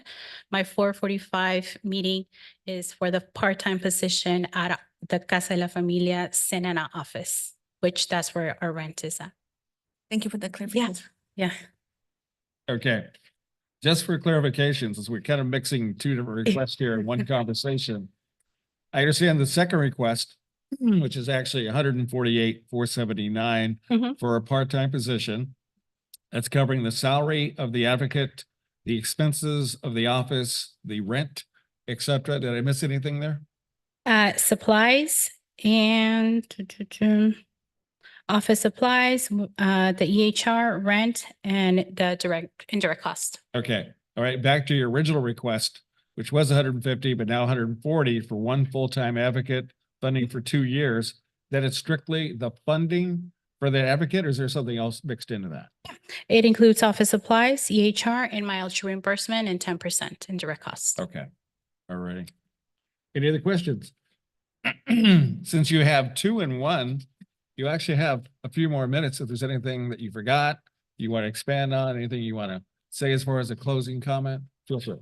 I'm just, as an agency, we're really grateful for any opportunity that we get in funding sources. We really, I truly believe since I've been with the agency for 11 years, I have seen the agency grow. I've seen the victims being served. I spent 2 weeks at the Santa Ana Family Justice Center myself to experience what our advocates see, what the service they provide. And I could tell you firsthand that our clients walk out of there feeling empowered, feeling helped, feeling that there is a place that they could come to receive a service. That one, I was there for a week, as I mentioned. There was one day a young lady walked in, victim of domestic violence, walked out with diapers in hand, an appointment for a restraining order the next day, and was able to file a police report where our advocate was present to support her. As we are stationed at the Santa Ana Police Department, an officer came in and took her report there and then. So I truly believe in the services that we provide and the impact that we have made in the city of Santa Ana to our city residents for 27 years plus. And equally at the Santa Ana office, we have been in the same location for that many years. So we're very accessible to even the communities and neighborhoods mentioned on the grants that are of focus of services. So thank you for your time. Thank you. Okay, guys, we can actually, I guess, take a break now. Our next speaker is not scheduled until 5 p.m. Let's kind of keep an eye on things though. They come in a little early. I wouldn't mind starting a little sooner, but for right now, we have roughly a 15-minute break. Thank you.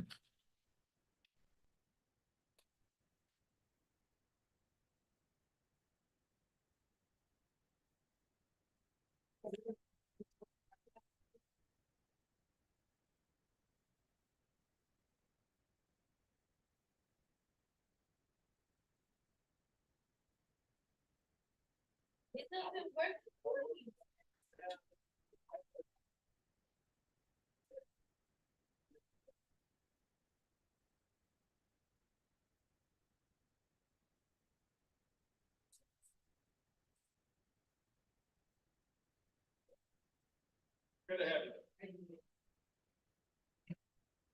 Still keep it up. That's your Call for checks in.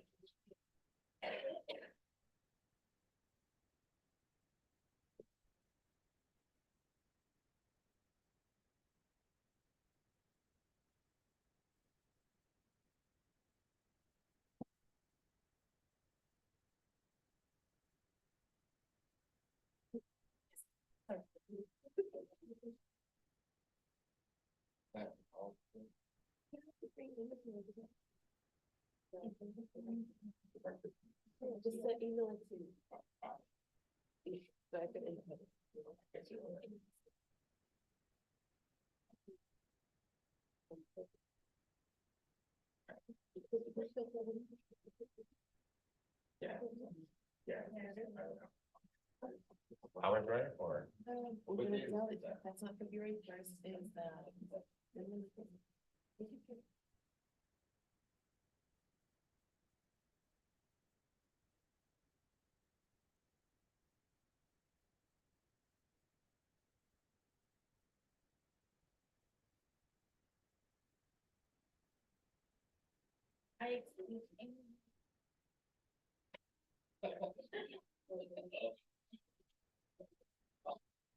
Okay. Yeah, if either, yeah, that's fine. Do 1 or 5. It's the same thing to me now. Yeah. Yeah.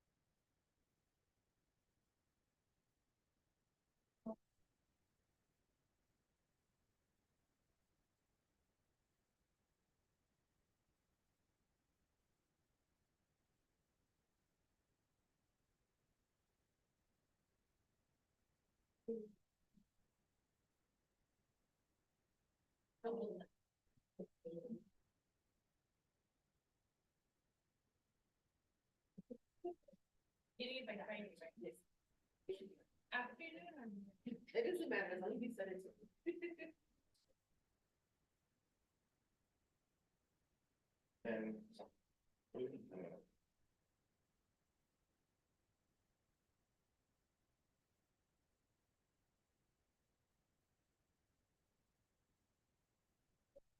Wanna take that? Yeah, I was just. It is gonna take a while, yeah. Yes, it's gonna come up.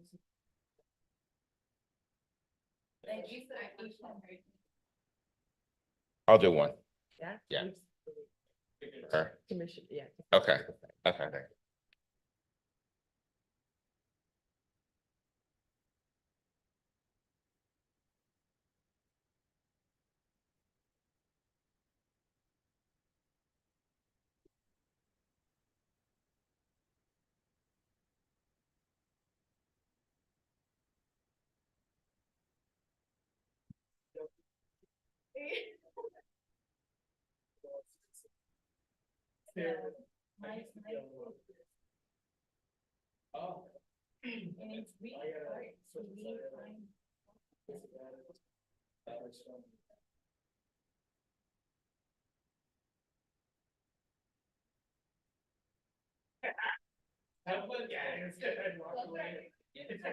I'd walk away.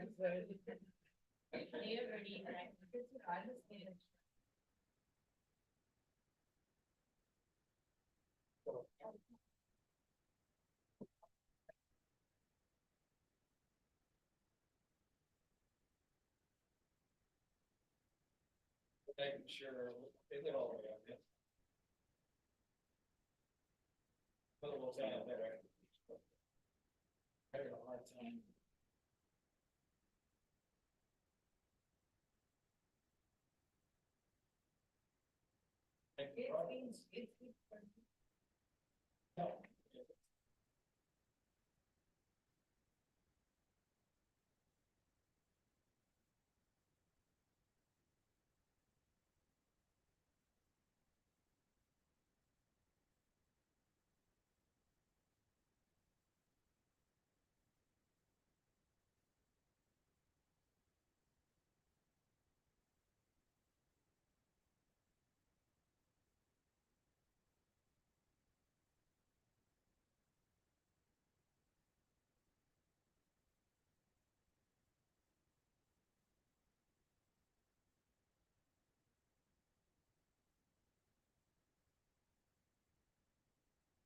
That's what I wrote that here.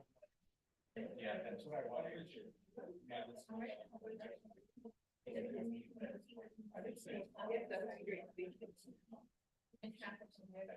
I got here 7 days.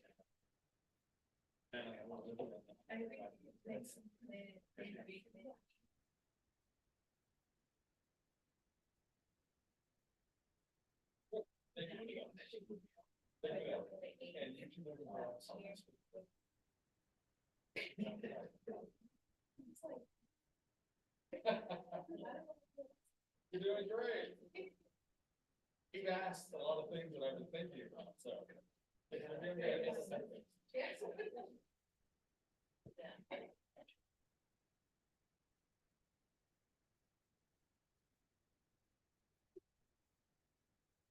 Keep on turning it off.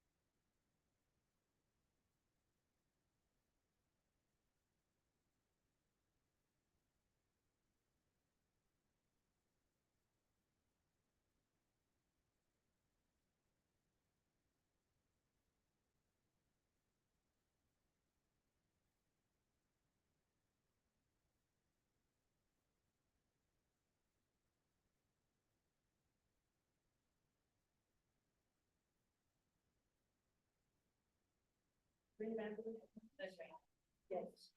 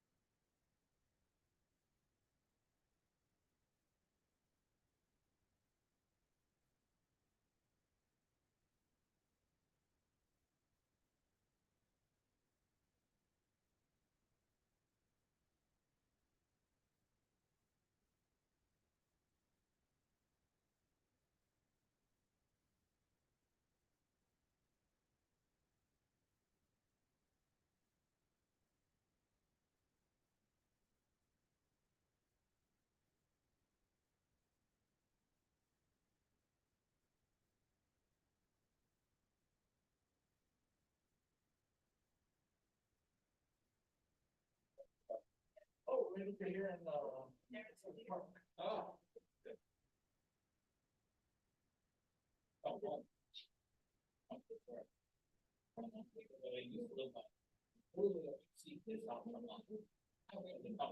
I didn't know you were that close. Yes.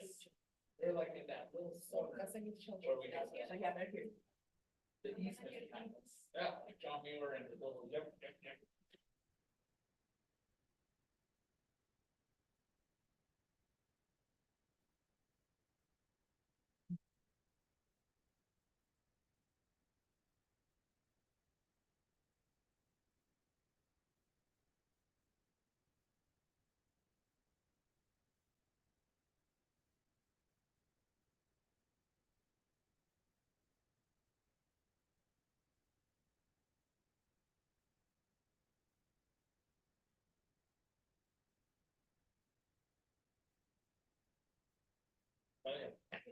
Am I coming? Please keep coming. Doing your homework. It's good.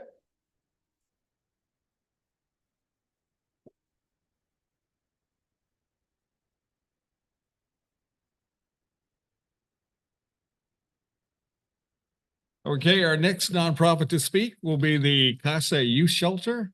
Speaking on the residential shelter care program. Please come forward, tell us who you are and your position, please.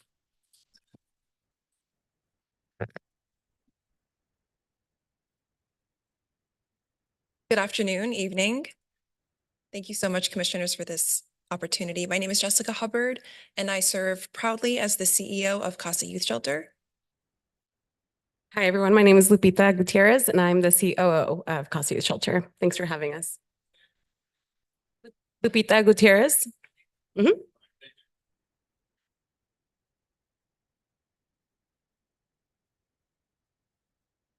We have some alarming stats that we would like to begin sharing as we talk about youth in crisis. We go back to the first slide, actually. So what does youth in crisis mean? It means kids that are in trouble. And right now in this day and age, that nearly encompasses just about every single teen and every single youth. We see that every single day, and the kids that we're serving through our outreach, through our residential services, and our clinical program services. Alarming stats, 20% of teens are seriously considering suicide. And this is a current number. You can go to the next slide. One of the more alarming numbers, suicide has risen now to become the leading cause of death for youth ages 10 to 14, and that comes from the CDC. At Casa Youth Shelter, we're addressing this head on with our residential service programs, our clinical therapeutic services, and all of our expressive therapies that are included in our program services. So that's just part and parcel of what we do. This particular program that we're offering is for residential care and services, which also includes clinical therapeutic services, life skills, and case management for the youth that we serve. We have a proud history of 45 years of service located in Los Alamitos. However, the largest number of youth that we serve come from Santa Ana. So I know it might seem odd at first that we are located in Los Alamitos. However, the largest population of the youth that we serve has been Santa Ana and has been for many years. I'm going to turn over to Lupita so she can share more about our program. Can we just go back to the last slide, please?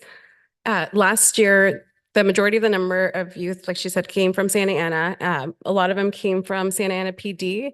Most of our referrals were because of child abuse reports that were filed, and maybe that the person reporting didn't feel comfortable sending them back home. So they would come to us, they stay with us for a little bit until they're ready to go back home. A lot of those youth were also coming out of hospitalization. So they attempted suicide or had thoughts of committing suicide. And instead of going immediately back home after the 72 hours, they needed a transition phase. And so they would come to us, we help them build those safety plans, and then they're able to return back home after having done some counseling, some family counseling, and some safety building. Also, there are a lot of unhoused families or families facing unhousing or housing instabilities, and those families come to us as well. Many times because of the age of the youth that we serve, they're unable to stay in a lot of these family shelters because they're 16, 17, a little bit older than the shelter may allow for homeless shelters or DV shelters. And so those youth can stay with us. So it's not just always because the youth is experiencing mental health issues themselves. Sometimes it's the family dynamic that they need a place to stay. Again, like Jessica said, in our program, they're able to not just receive that residential care, but they're able to receive intense counseling. So they see their counselor 3 times a week for individual sessions, family counseling sessions twice a week, and groups throughout the week. So it's very intense. Our goal is to get them out, to get them back into their environment and the next safest place for them. In addition, we work with OCDE and make sure that they have the continuum of care while they're in our program, but also once they leave. So lots of services, very encompassing, and everything that they need. And again, that's all in our residential care program.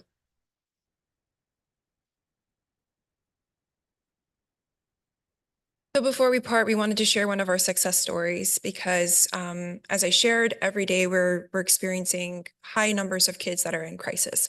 And crisis looks all ways. We might have a certain conception of what we think crisis looks like.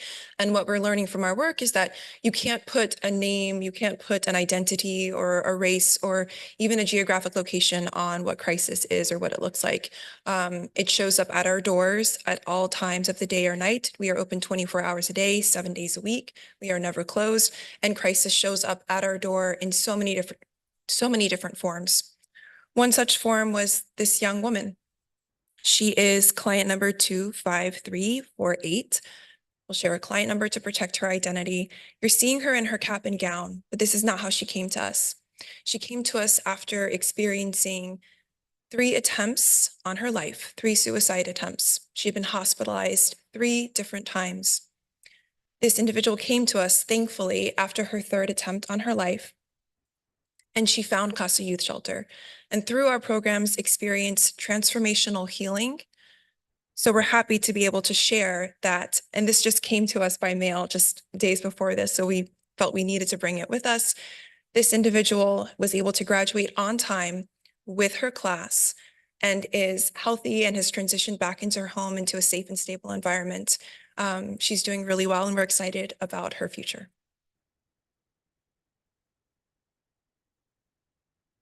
Thank you.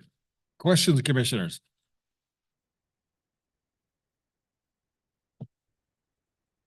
Idalia. No doubt there'd be a question for Idalia. Go ahead. Well, first of all, thank you for your presentation and thank you for that amazing work that you're doing with the youth. I just have a question about targeting homeless youth in Orange County. Are you also working with the McKinney-Vento students, or do they have to show up so you guys can provide the service? Or how are you doing your outreach? How are you doing your outreach? So a lot of our outreach, it does happen in those schools. We want to come to them because especially with the McKinney-Vento liaisons, it's so much easier to refer a student or a client once you've seen the people that they would be working with or when you've seen the shelter. So we always go to those schools and try to get those liaisons to come to us so they can see the shelter and have a little bit more peace of mind. But we do have a relationship with all those with a lot of those schools, and those positions change often. So we're always continuing that outreach and making sure that we are connecting. Just this year in a different city, we started an outreach program in their school. So we brought all of our services into the classrooms. And so that was really successful this summer, and we're hoping to launch it in Santa Ana, in the schools, as well as other cities. So if I could also add, part of our staff, one of our staff members is our continuum of care manager, who's responsible for that outreach. So we make concerted efforts to outreach into all areas of Los Angeles County, but Orange County, which is our main area of service. And of course, Santa Ana being the largest area of service that we have. So our approach is, it's not sort of just throwing spaghetti at the wall and seeing what sticks, but it's very strategic and planned, knowing the areas and the pockets of the city that are of the highest need. Thank you. And last, once again, I want to say thank you because I was reading that out of the 18 beds open and available, you guys provide 12. Thank you for that amazing work. But how do you guys have more funding besides CDBG money? Just because I think when we're talking about McKinney-Vento students in Santa Ana, for sure we have, I don't know, thousands of kids that are considered McKinney-Vento, and I don't think 12 or 18 beds are enough for the problem that we have. Thank you, but how do we do the extra mile too? No, you're exactly right. And it just seems like We will never have enough. 12 is a great start, and we're really proud of our 12 beds. We started with 6. We've doubled that, so we now have 12. Yes, in the entire county of Orange, there are only 18 licensed beds for this type of work. So it's an important question. We do have plans for growth, but just right now for how we're able to continue the service that we have, this is a terrible sales technique, right? But we are going to do this work no matter what. We've been serving Santa Ana. We've been serving Santa Ana families and kids since we opened our doors 45 years ago. So we will always be serving these families.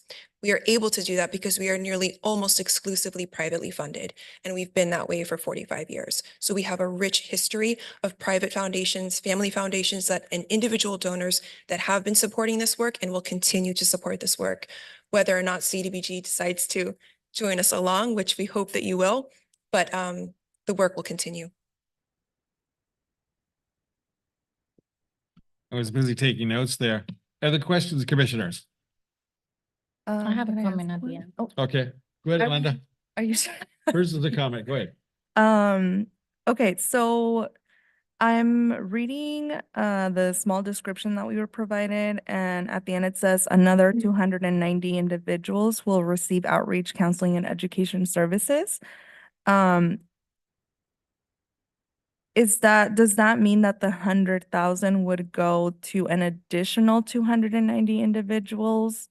Or is it 290 individuals that you've already serviced, or how are those $100,000 going to be used? Is it towards the 18 beds, or yeah, can you provide a little bit more information on that? So yes, we provide our residential care services and our parenting classes, all of our other like in-school programming that we do. That's all included, and it's all encompassing. It's part of that outreach as well. And so our parenting classes are court approved. So if a parent has family count or parenting classes that they have to complete, we come to them. Sometimes it's easier for them to complete those if we're coming into the FRCs and we're coming into their spaces. And so that's including that. Anytime we do a parenting class like that, we also do a teen class. And so then their children are participating in something as well. And so it's through those outreach efforts, through those education efforts, because sometimes a parent hears crisis and they don't think, oh, that it's not me, right? And so when we are in their space and explaining what crisis means, how we can support them, that's when they're more likely to ask for help, to use our services. So we kind of have to be in their space, have to get to know them, have to build that rapport. So that's all the additional work. Thank you. And thank you both for the work you're doing. It's so important. And thank you for the presentation. One more question. If I'm a youth and I'm going through a crisis, how do I find services with you all? We have our hotline that we were one of the first youth hotlines actually in the country. The first, yes, youth hotline. We also have a text line so the youth can text us. We get a lot of messages on our Instagram too. So that one's always being, looked at and somebody's always handling that.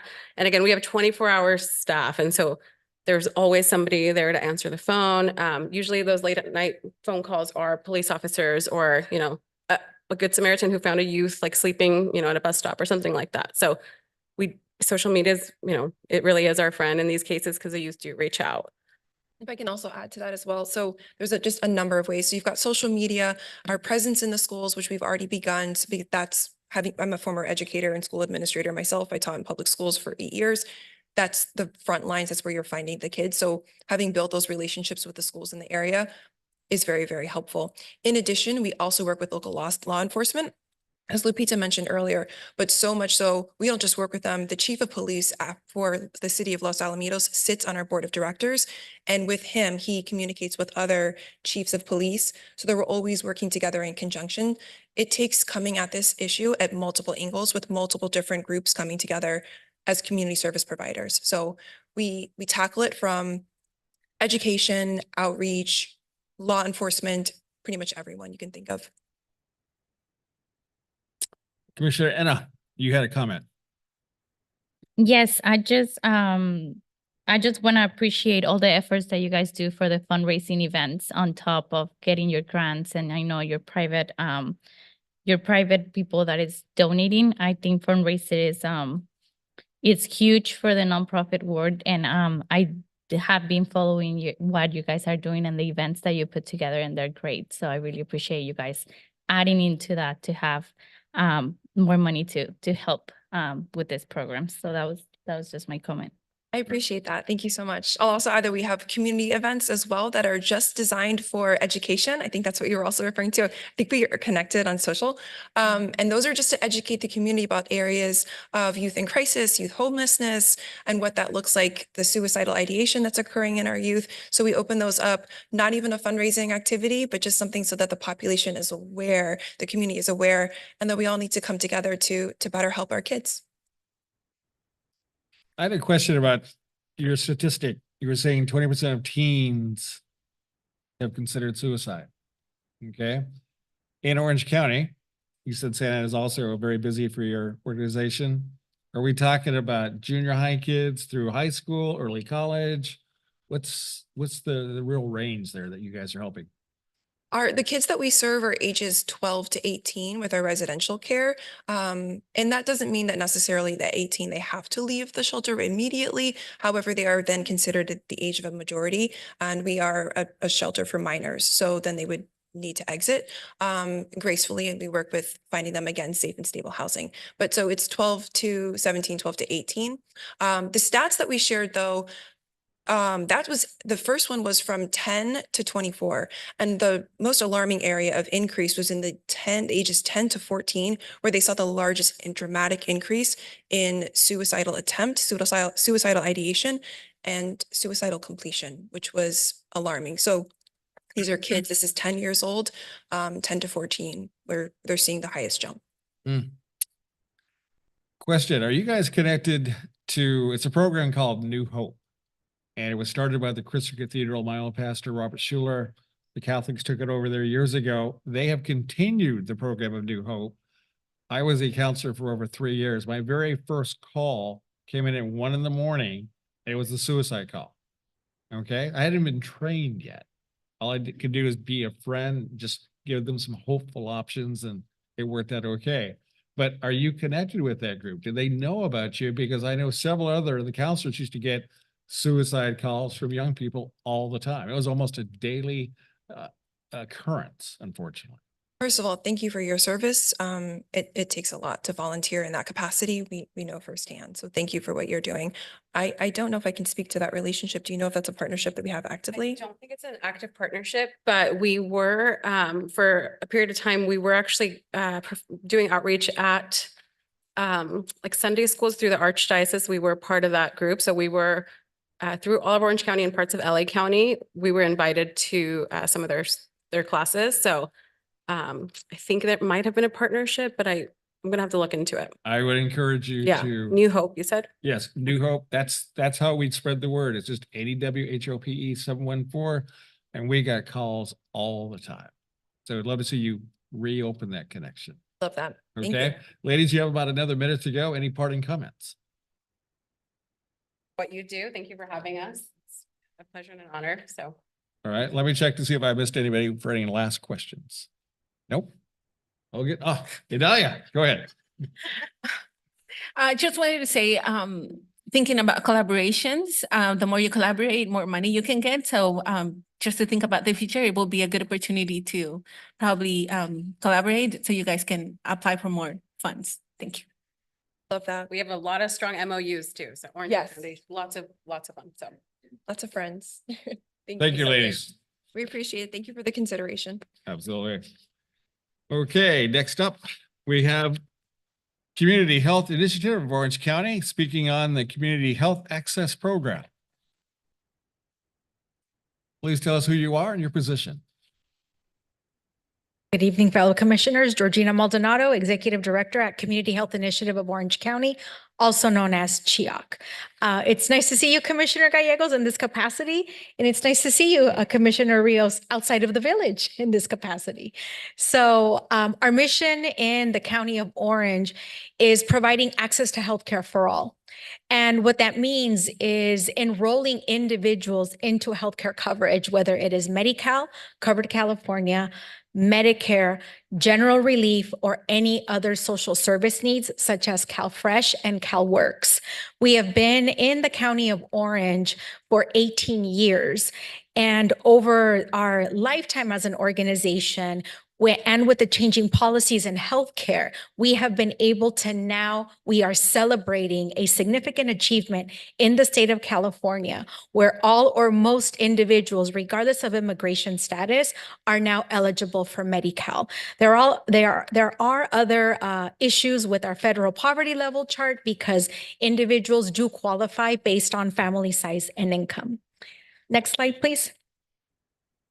The next piece I want to highlight is the need for CHEOC services, not only in the city of Santa Ana, but also countywide. But I really want to focus it on a few issues that our communities are facing, which is we have lower rates of primary preventive care regarding utilization.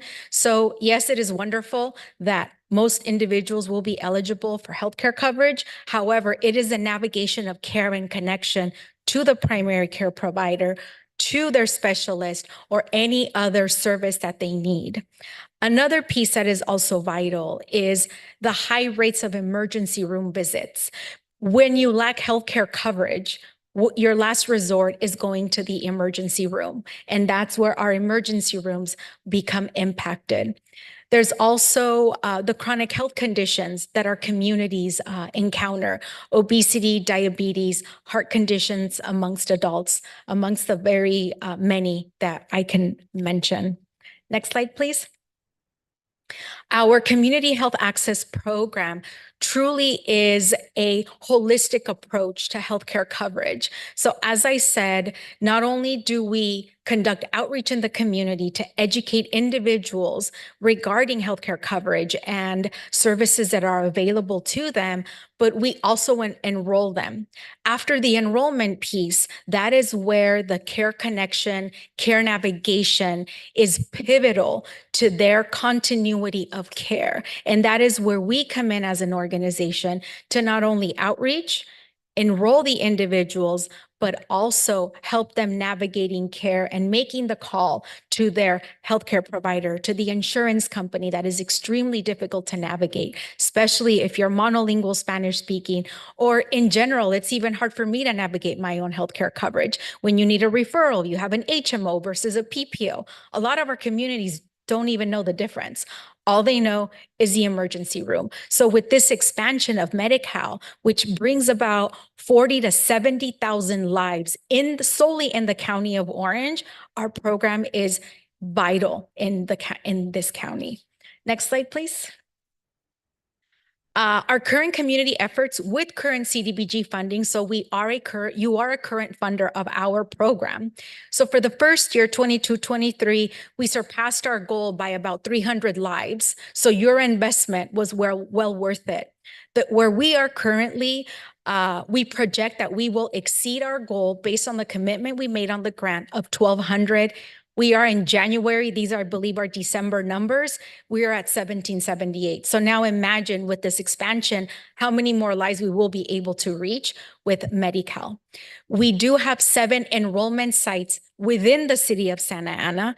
Probation, and I won't name them all because of time, UCI Santa Ana, Latino Health Access, Corbin Center. And we do offer enrollment hours on the weekends. And our community partnerships, again, we have a cross-section of community partners within not only Santa Ana, but the County of Orange. And one of our pivotal partners is the city of Santa Ana Unified, where through the kids, we're able to get to the parents. Next slide. And lastly, our proposal for funding is, our request is to serve 1,300 low-income residents that reside in the city, and the same thing for 25-26 over our 2 years to ensure that those that are eligible for healthcare coverage now receive the right services that they need for navigation. Thank you. Thank you. We have roughly 10 minutes here for questions. Commissioners. Questions, please. I have a quick question. Well, first, it looks like So during for the CDBG funding for 22-23, you guys, your proposed goals were 460, but you actually exceeded that to serve 1,509 people, but 328%. Congratulations. Those Thank guys you. are providing a great service. Thank you. I have to thank the state of California who has enabled us to expand what we do and the policies. Great. And so it looks like that the majority of funding is for program staff salary. Is that for new staff or current staff? Well, it would be a portion of current staff and then potentially new staff, just depending on our funding. What we also do based on, we submit our proposal with a certain amount of funding. We've never gotten at 100%, not a problem. We adjust, we right size it according to the dollars that are invested in our organization. And continuously we exceed the goal. So it's not like if it's all to scale. You reduce the funding, we reduce the goal. And then we always exceed. Thank you. Of course. Dalia, please. Thank you. And it's nice to see you. Yeah, Thank you for the presentation. So you're charging $57.69 per participant. And I really appreciate all the work on behalf of the low income and extremely low income families. My question is, how do we go the extra mile? Just because some of Santa Ana residents are getting medical, but they're having challenges to get a doctor because now there's a lot of demand, right? But it's not enough doctors' services to provide that demand. So just thinking that you guys have amazing ways to do the outreach. How do we really help? How do we tell doctors that there's a demand, or how do we make sure that it's not just that they have access to a service, right, but to really get that service? I don't know if I'm making sense. Oh, but- so I think the issue you're presenting is that there is a provider shortage. Not only is there a provider shortage overall, but providers who are culturally and linguistically prepared and have capacity to bring on the influx of new eligible Californians. And that is something that at a policy level, university levels, UCI is talking about it. The federally qualified health clinics here locally are talking about it. It's not easy feat to take this on, but I completely understand where you're coming from, because for us as an organization, it's wonderful news, health for all. But now it's that link between the person and the provider who is culturally and linguistically has the capacity to take on not only the individual, but their needs. So there is a capacity shortage. So I completely understand where you're coming from. And that is it has been in the works, and those are next steps at a policy level, but it's a bigger conversation as it relates to medical doctors. Of course.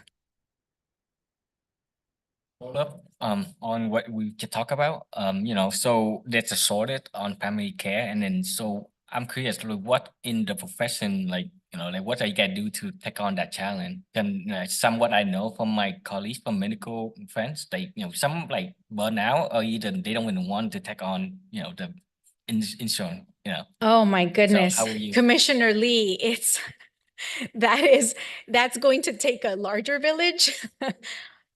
It's a systemic issue. I really believe it's a systemic issue. It's the system that is preventing us, those of us that are culturally and linguistically have the preparation to move forward in that specific career, where we don't get burned out, where the barriers aren't there for us to keep moving forward, the reimbursements of providers. It's a difficult task, not impossible, but it's a systemic issue where the universities, on the educational system, the hospitals, the health plans, everyone must come to the table to help alleviate that bottleneck, because we do have retiring providers, but then there's more providers going out than there is coming in. So do we invest more in physician's assistants? Do we invest more in nurse practitioners? That would be one of the avenues to alleviate that pressure in the system. Any other questions?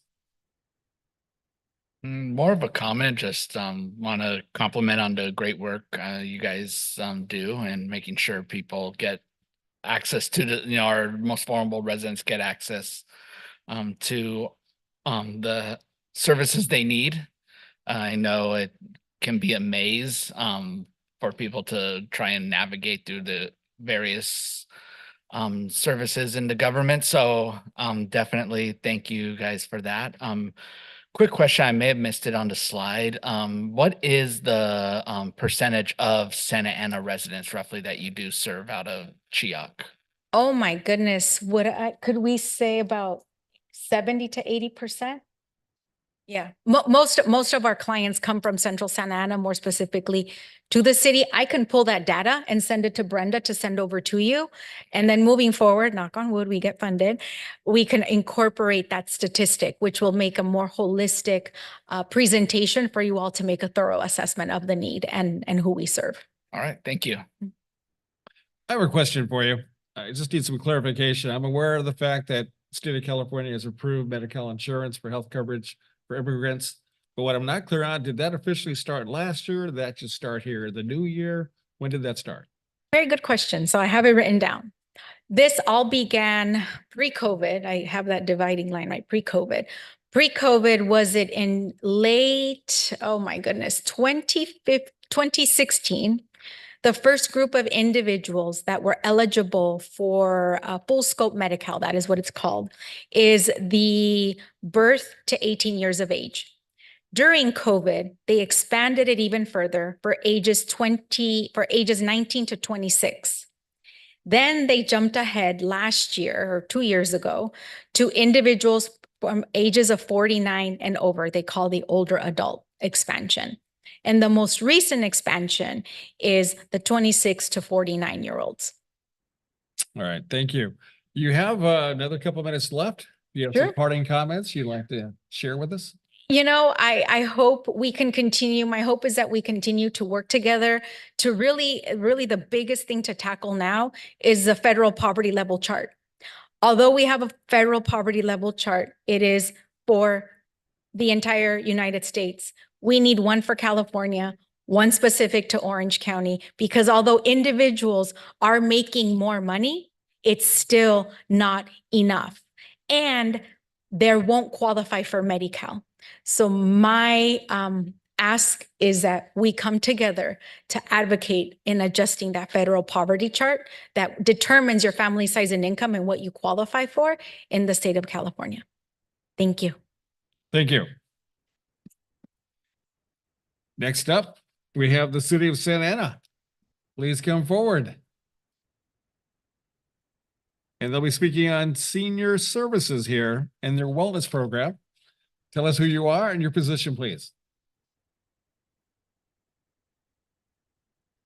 Good afternoon and good evening, ladies and gentlemen. We are the Senior Services Wellness Program. My name is Vianey Mugia. I'm the Recreation Program Coordinator, overseeing the direct implementation of CDBG programming through senior services. My support team, Tim Pagano, and our Recreation Community Services Supervisor, Juan Lara. And again, we're representing the Senior Services Wellness Program with Parks and Recreation. Next slide, please. Our programming or purpose or intent through the CDBG funding and programming is to address the needs of those seniors experiencing isolation post-pandemic. We intend to provide access to support services and resources that are unique to what seniors are used to receiving.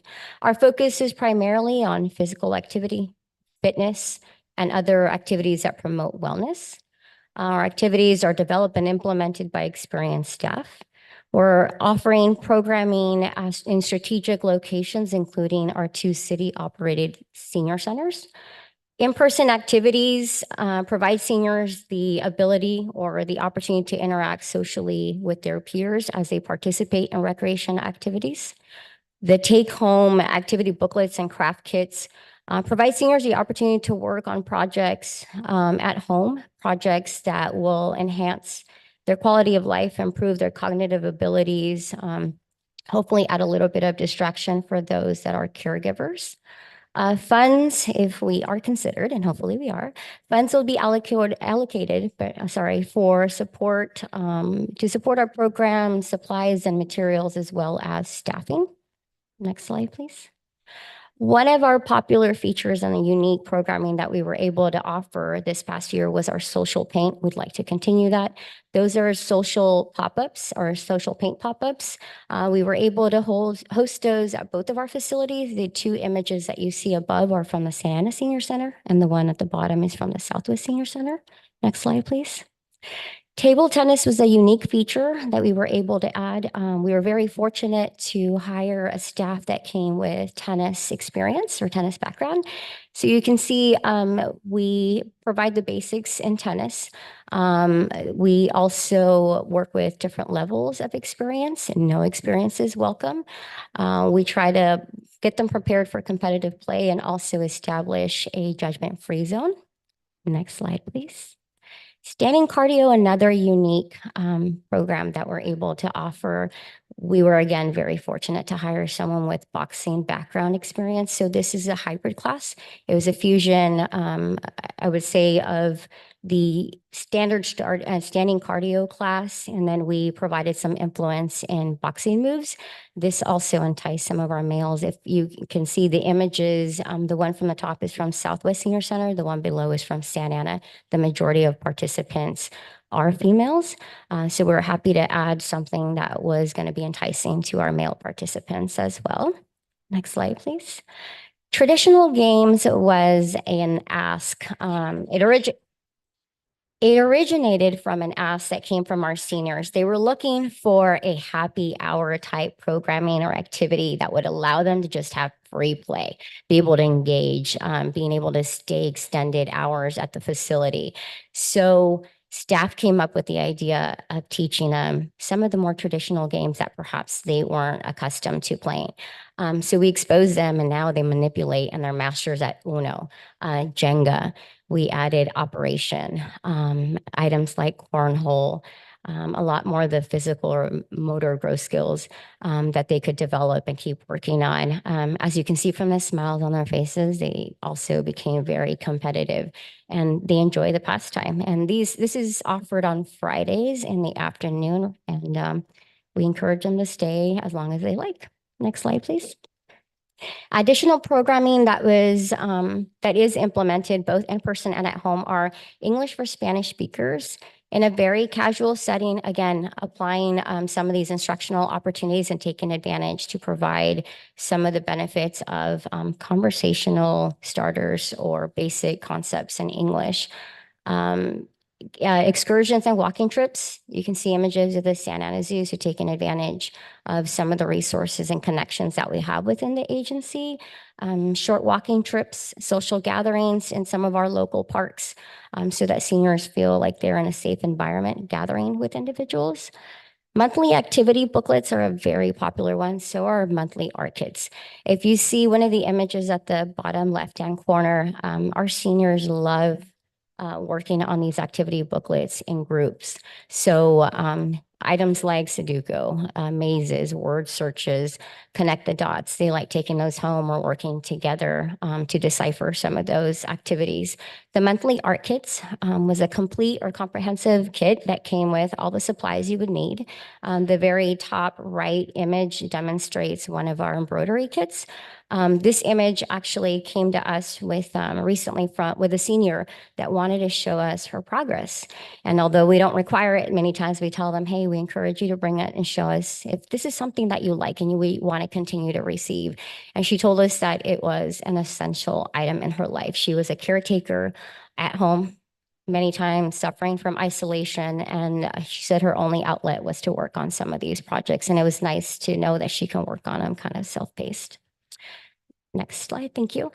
Some of our service accomplishments, part of the program requirement was to not only report the unduplicated numbers, that we were projecting, but it was nice to surpass or exceed our own yearly numbers. It was nice to gauge or to acknowledge that the majority or of our participants, or at least a big number, were female head of households, that they were extremely low or low income socioeconomic status. So a lot of these items that we were offering or these classes to them were just unique. They weren't used to receiving access to these classes. It wasn't heard of. Now we're right across the street from some of them, so it's readily available. Increased participation at both facilities, sorry. Positive feedback from our participants. And it was nice, I think, to show that we were building relationships with some of our seniors and keeping those open ties with the community so that we can measure the needs of the programming we were offering. Extended participation, they were staying a lot longer. So since the pandemic, we had opened more programming. We were now open 5 days a week. We were staying open from 8 to 5, where in the beginning, we were only providing the frozen meal distribution with just some of these grab and go art kits or the activity booklets. The other success story would probably be the smiles and laughter. At times I would get up and say, what is going on? And they were so competitive into the Jenga, into the Uno. And they said they just really enjoyed it and they wanted to keep doing it. So that's the reason why we ended up adding it to our daily or weekly programming. Next slide, please. One of the, I think, success stories or biggest impact was knowing that our seniors wanted to continuously come back to the center. One of our seniors is only one of two. David Dang is one of two seniors that is currently serving as part of the Parks, Recreation, and Community Services Commission. He is our liaison, essentially, communicating back and forth as to any positive feedback or any things that we should modify or things that the seniors would like to see added to our regular programming. So it was nice to see that he came from, one time kind of visiting our facility to pick up his frozen meals to all of a sudden participating on a daily basis, and then now wanting to represent senior services in the community. And thank you so much for your time and consideration. Thank you. We'll open it up for questions. Comment. I live there on Artist Village. My apartment faces Birch Park in the senior center, and I see them sometimes, their activities when I'm out on my porch. So it looks like they really enjoy it. So thank you for all the services you provide. Thank you. It's been a great service. Thank you. Absolutely. Thank you. Okay. Arlinda, you had a question. Yeah. Thank you for the presentation, and also thank you for the services that you're providing. My parents are aging, so it's Bring really them nice. over. So it's really nice to see folks creating community as they age. So I was looking at the application and I saw that there was 789. There were 789 folks that were served last year. I know that y'all didn't apply for funding in the last cycle. Where was that the funding for those services coming from? Was it just general fund, or were there other grants? Great question. I was under the impression that we did receive funding continuously. CDBG? Yes. Okay. Okay. Sorry about that. And then it just looks like this would be to continue services for about 800 folks in the following 2 years, right? That is correct. Okay. Thank you. Thank you. Any other questions? Yes, it's more for staff in in the stuff that you gave us, it did not say that they received funding last year from CBTG. So that was my question, like if everything it's a great program. My grandma, it was part of it for a couple of months. So I really love what you guys are doing with our seniors. But I do wanna ask, since like that, if they did receive funding from last year, can we have those metrics, the people that were part of the ad hoc? And second, have you requested more funding through the general fund directly from the general fund, or you guys are just expecting these two? Because I see that you got $28,000 from the general fund. And I just want to make sure what was your budget for this program last year? How much did they receive from this grant last year to see, to compare? So thank you, commissioners, for identifying that. So I just want to be clear, our Parks and Recs department did not receive regular CDBG funding to provide this service. They received CDBG funding that came through COVID. So it's not related to this regular cycle. And that's why it's not included in your reports, because it's a one-time thing and it was related strictly to COVID services. Thank you for that clarification. Any other questions? So, kind of to go off of that. So was that from American Rescue Fund, or where was the quote, or what monies did that come from? So it is CDBG, but it's COVID funding, and it did come through HUD. All right, thank you. Can you review, please, some of the locations and centers where these services are provided? I've heard so far parks. I know we have some senior centers. If you could expand on that, please. Yes, of course. So the two senior centers that are operated through the city are the Santa Ana Senior Center and the Southwest Senior Center. So one of them is located in downtown, just across the way. And the other locations, we had to make the best or the most out of the means that we had, was just kind of walking locations or destinations. Our purpose was to provide a safe environment, allow us staff to create social engagement that was free, that was safe. Seniors still with some of the I guess you say fears of COVID. How do I interact, being that I live alone and I don't know how? Walking with a city staff, not that we will provide any much of safety or protection, but they are in fear of the homelessness issue, or for their own safety, being that they are elderly, walking on their own, even down the street to, 4th Street Market. So for us, it was going to some of these locations, Thornton Park, Birch Park, taking some short walks, taking them to some of our other city parks, as well as the Santa Ana Zoo. Okay.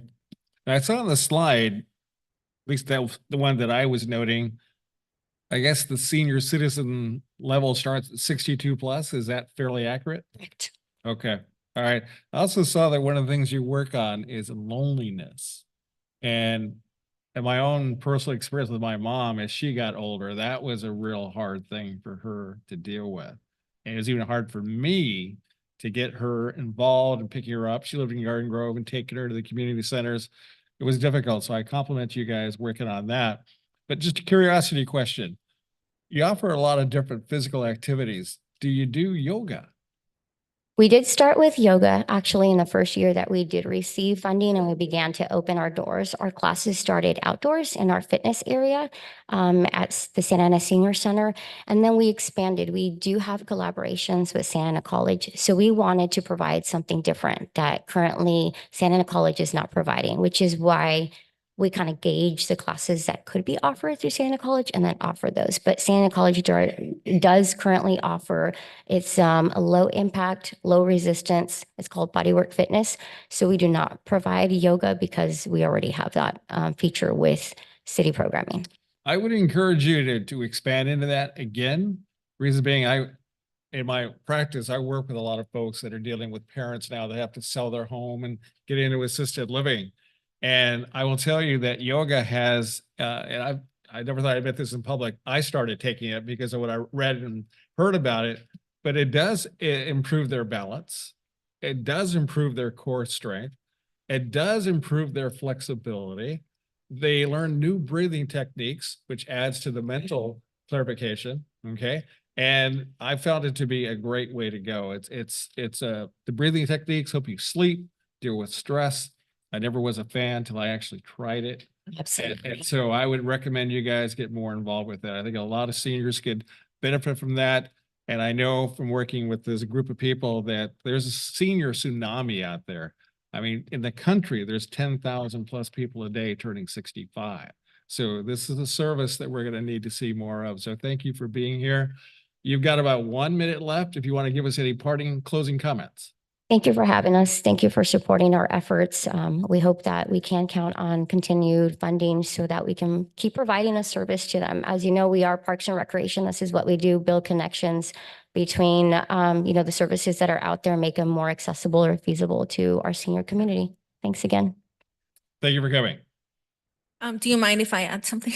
Oh, yeah. I We'll bring wasn't her gonna back. add, That's okay. but as I was listening, I was just thinking, how can you add to your proposal to make a intergenerational space, knowing that the focus is seniors, but how do you, it wouldn't be bad if you add volunteer hours or to work with high school students, so that way they can add more energy, happiness. I'm not saying it's not, because I haven't been there, but I was just thinking, how do we really integrate more community into the space? Absolutely. That's something that's already in the plans. It isn't part of our CDBG planning, but we do have connections with a lot of our volunteer services during the summer or the spring. Seems to be that flux in the demand to participate, the availability as well for some of our teens. But we do have already in the plans communications to build those bonds with some of our youth. Thank you. All right, thank you. With that, commissioners, we're going to take a 15-minute break to resume again at 6 o'clock. Thank you.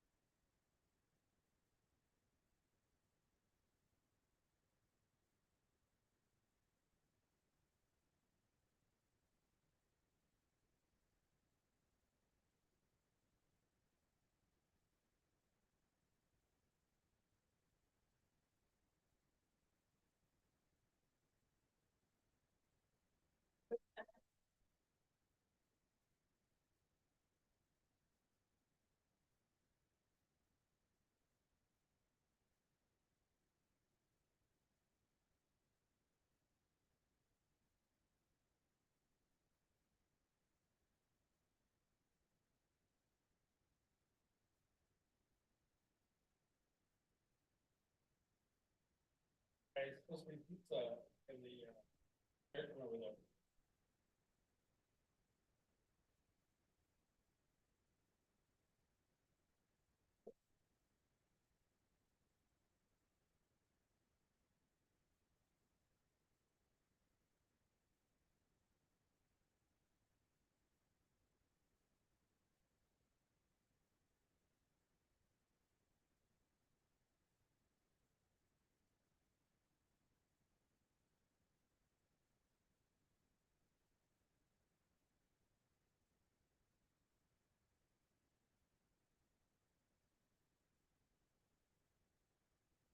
Yes. That way. Thank you.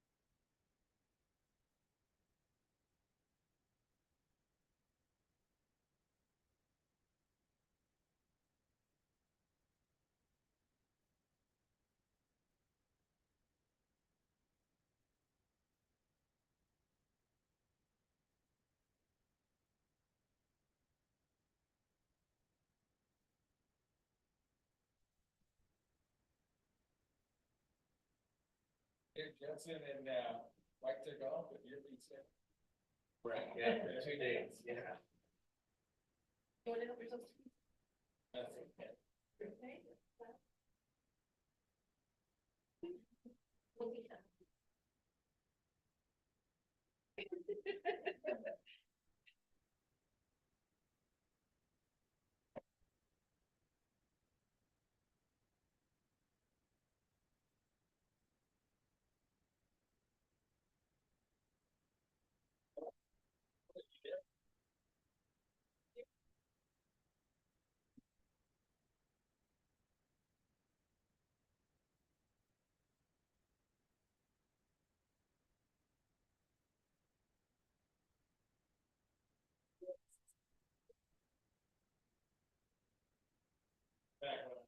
Enjoy your pizza.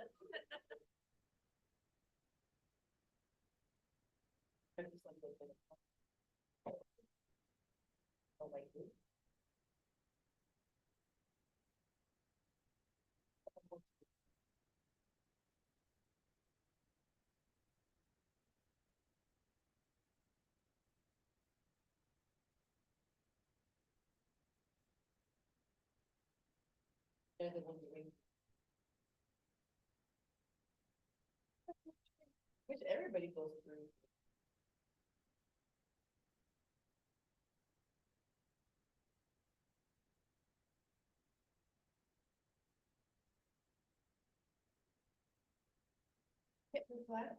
Was it here last year? Or this one? Yeah, they did.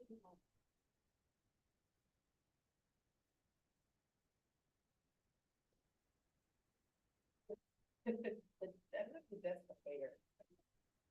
That's, I mean, the little table.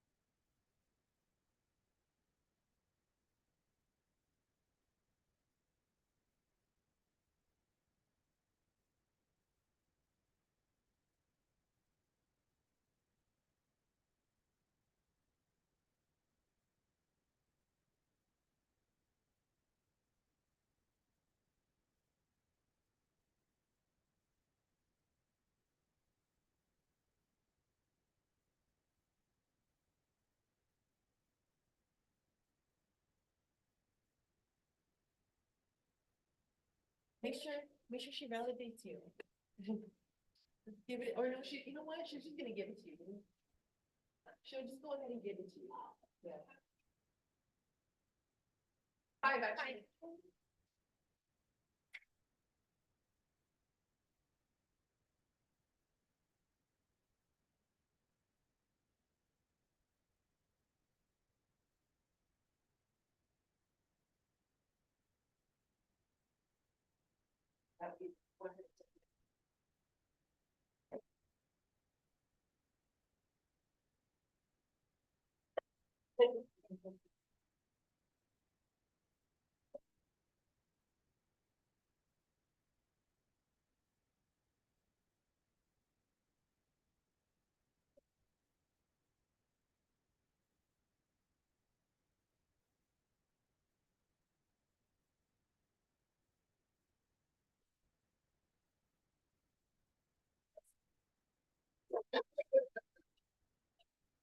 Like I already did like half.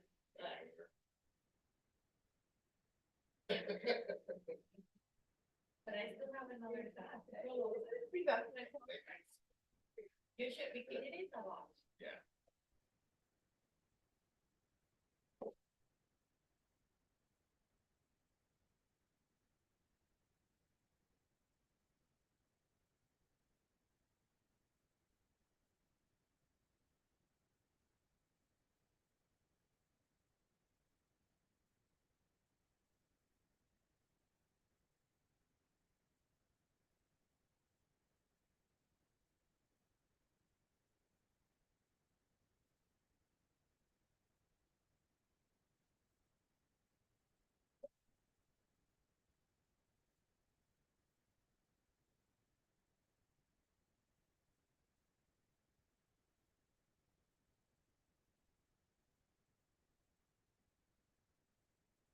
Hello, everyone, and welcome to the special meeting here of the Community Development Commission.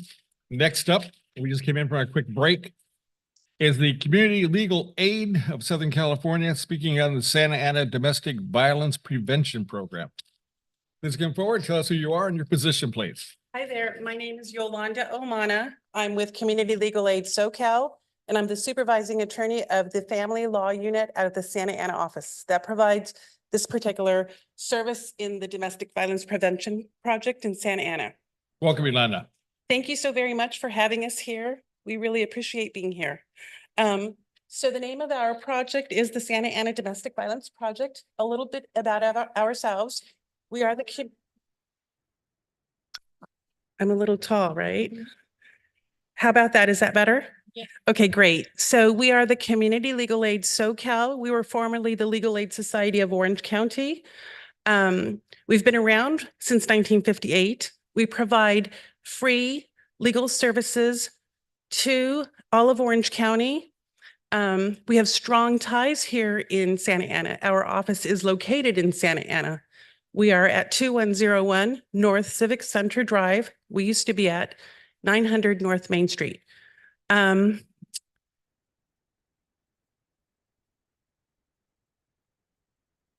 last year we agreed to provide services to 21 clients. We are currently at 13 clients. We've already reported 13 for this year. We will meet our goals. The year before, we actually reported 46 clients. We're asking to provide a range of free legal services to 32 clients this year. The type of services that we can provide are help with restraining orders, help with divorces, custody orders, visitation orders, anything related to family law. But it's important to know that we have other units within our legal aid office. We have other services. We have an immigration unit, a housing unit, a consumer unit, a public benefits unit, and many other units where we work hand in hand together to provide the best services that we can to our clients. Now, we also work with other partners, with other local partners in the area. It would be, for example, domestic violence shelters. We can make a warm referral or call to one of the various domestic violence shelters for help, for immediate help with either case management or potential placement. What's important to know about the funds here is that typically we can provide in-depth services to slightly more than 1 out of every 10 DV survivors. With the money that you provide to us, we are able to provide, and this is big, approximately 1 out of every 4 survivors for Santa Ana who contact us might receive more in-depth services, do receive more in-depth services because of this money. We do receive a substantial number of calls from clients throughout all of Orange County. We can provide counsel and advice. We can prepare paperwork, but with the in-depth services, that's where it's the in-court representation to the individuals who might not be able to represent themselves in court. That's with the additional wraparound services, the case management services within our own organization. It's anything that we can do to help the victim who has been, or the person who has been victimized and their family. So it's not just the adult, it's the family who's impacted by violence. So why do legal services matter? It's not the number, it's actually the lives that we make an impact on for being able to help.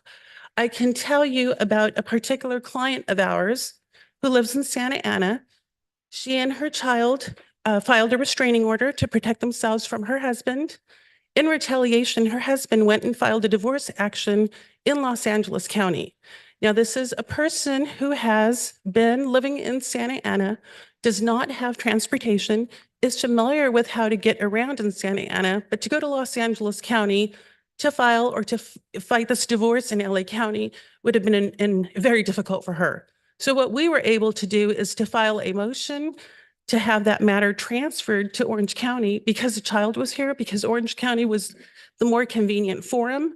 And thus, we helped this individual not only to protect herself from her spouse, from having to go to a county, which is for us maybe next door, but for her it would be traveling on a bus to an unknown area to where her potential abuser would be.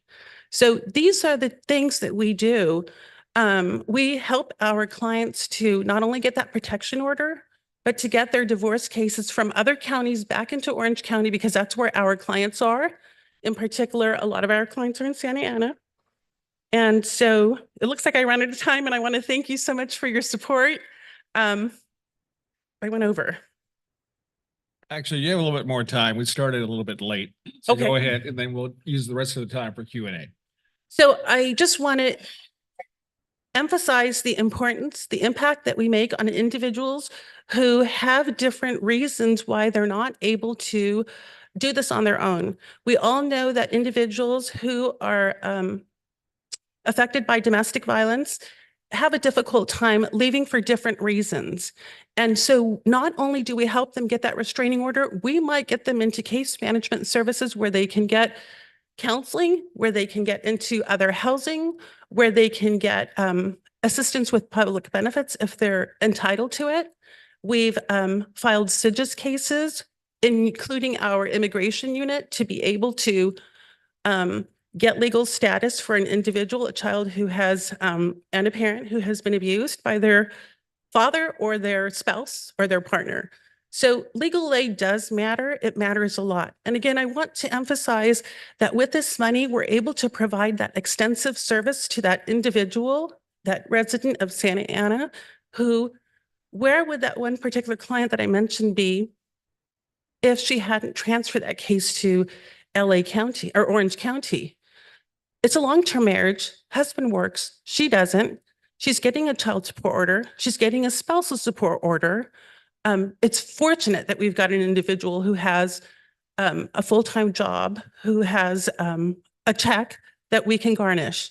So, but for us, she might not get that. She might have not responded to that divorce in LA. It would have gone by default, and she would not have gotten a spousal support order.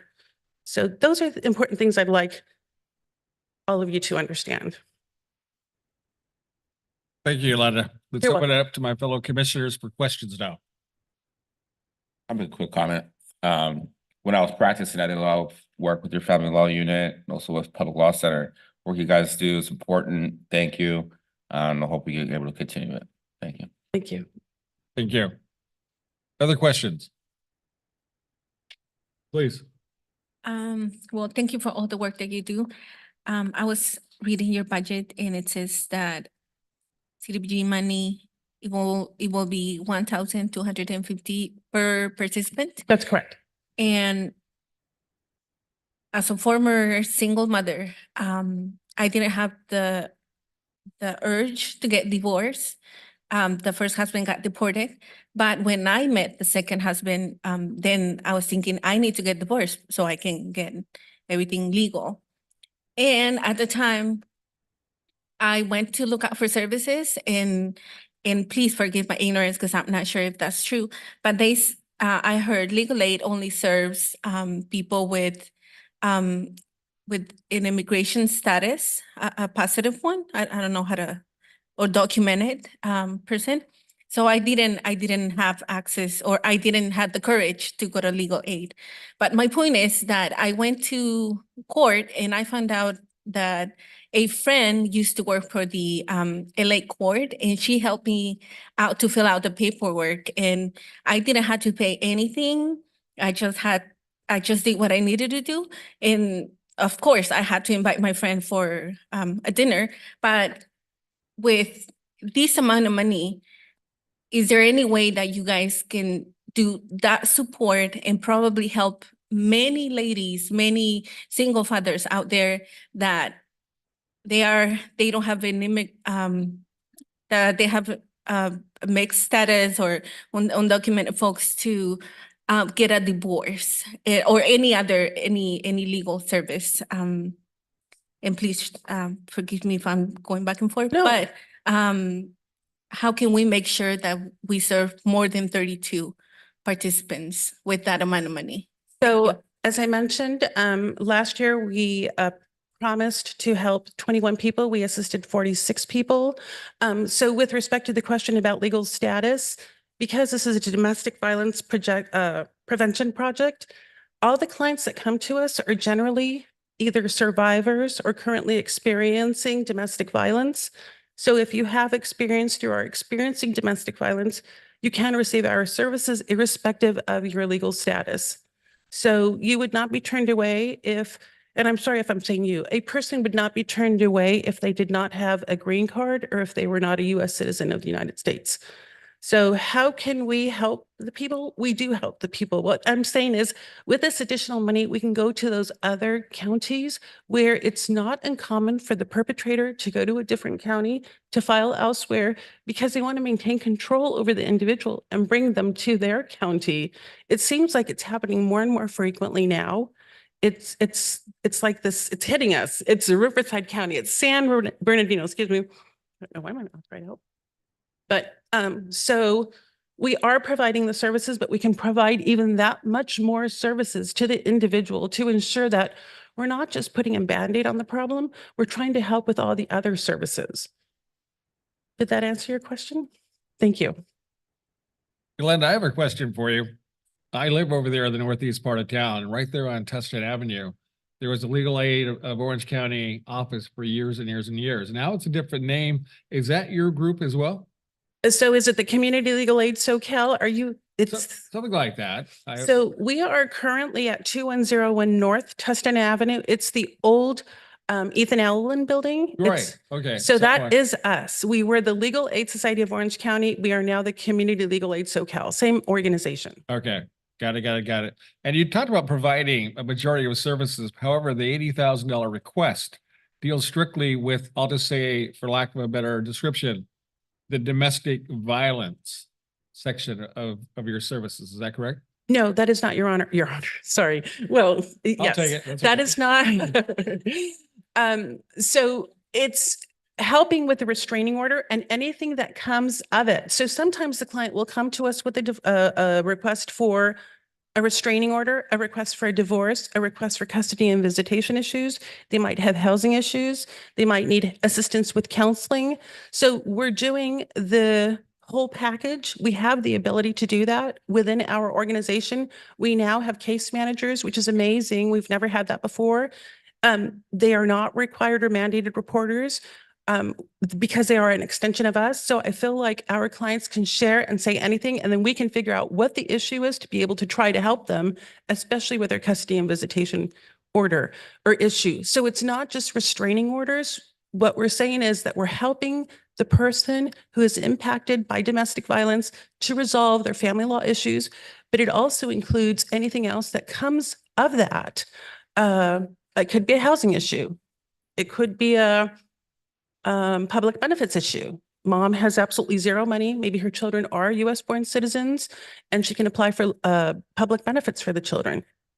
If there's an immigration case, we refer them to our immigration unit.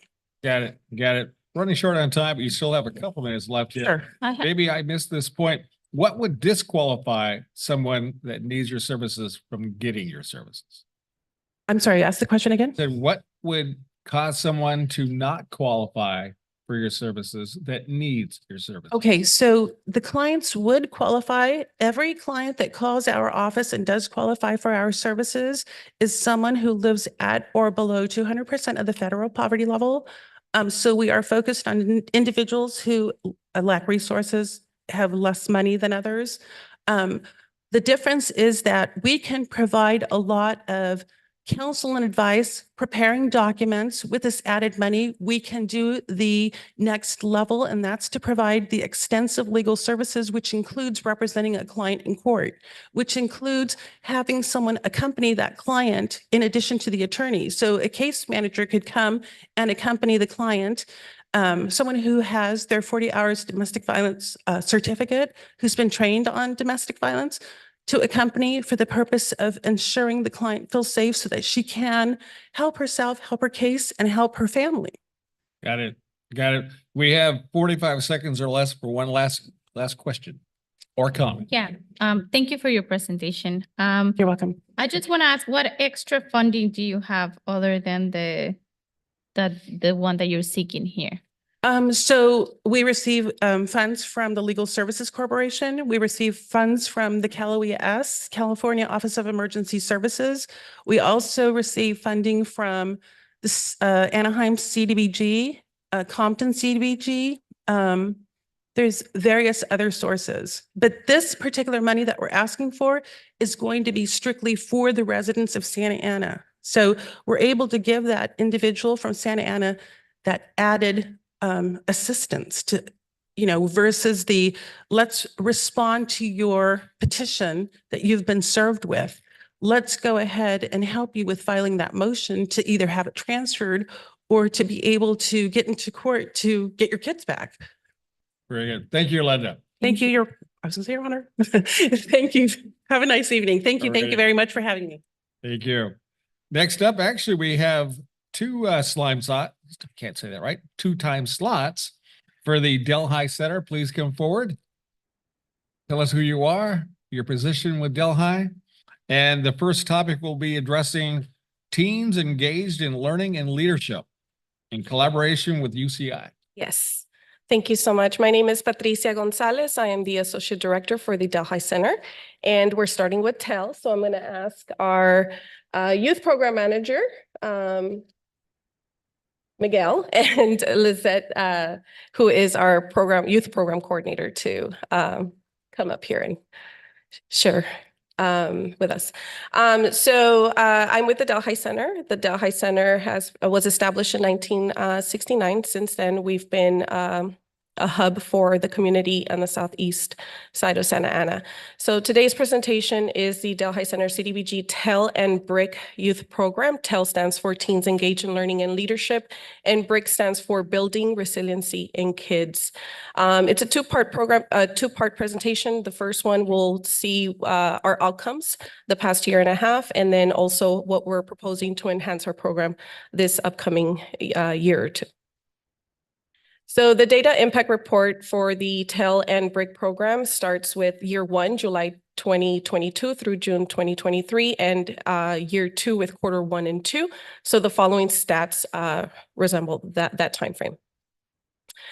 We've served a total of 76 youth participants in year 1.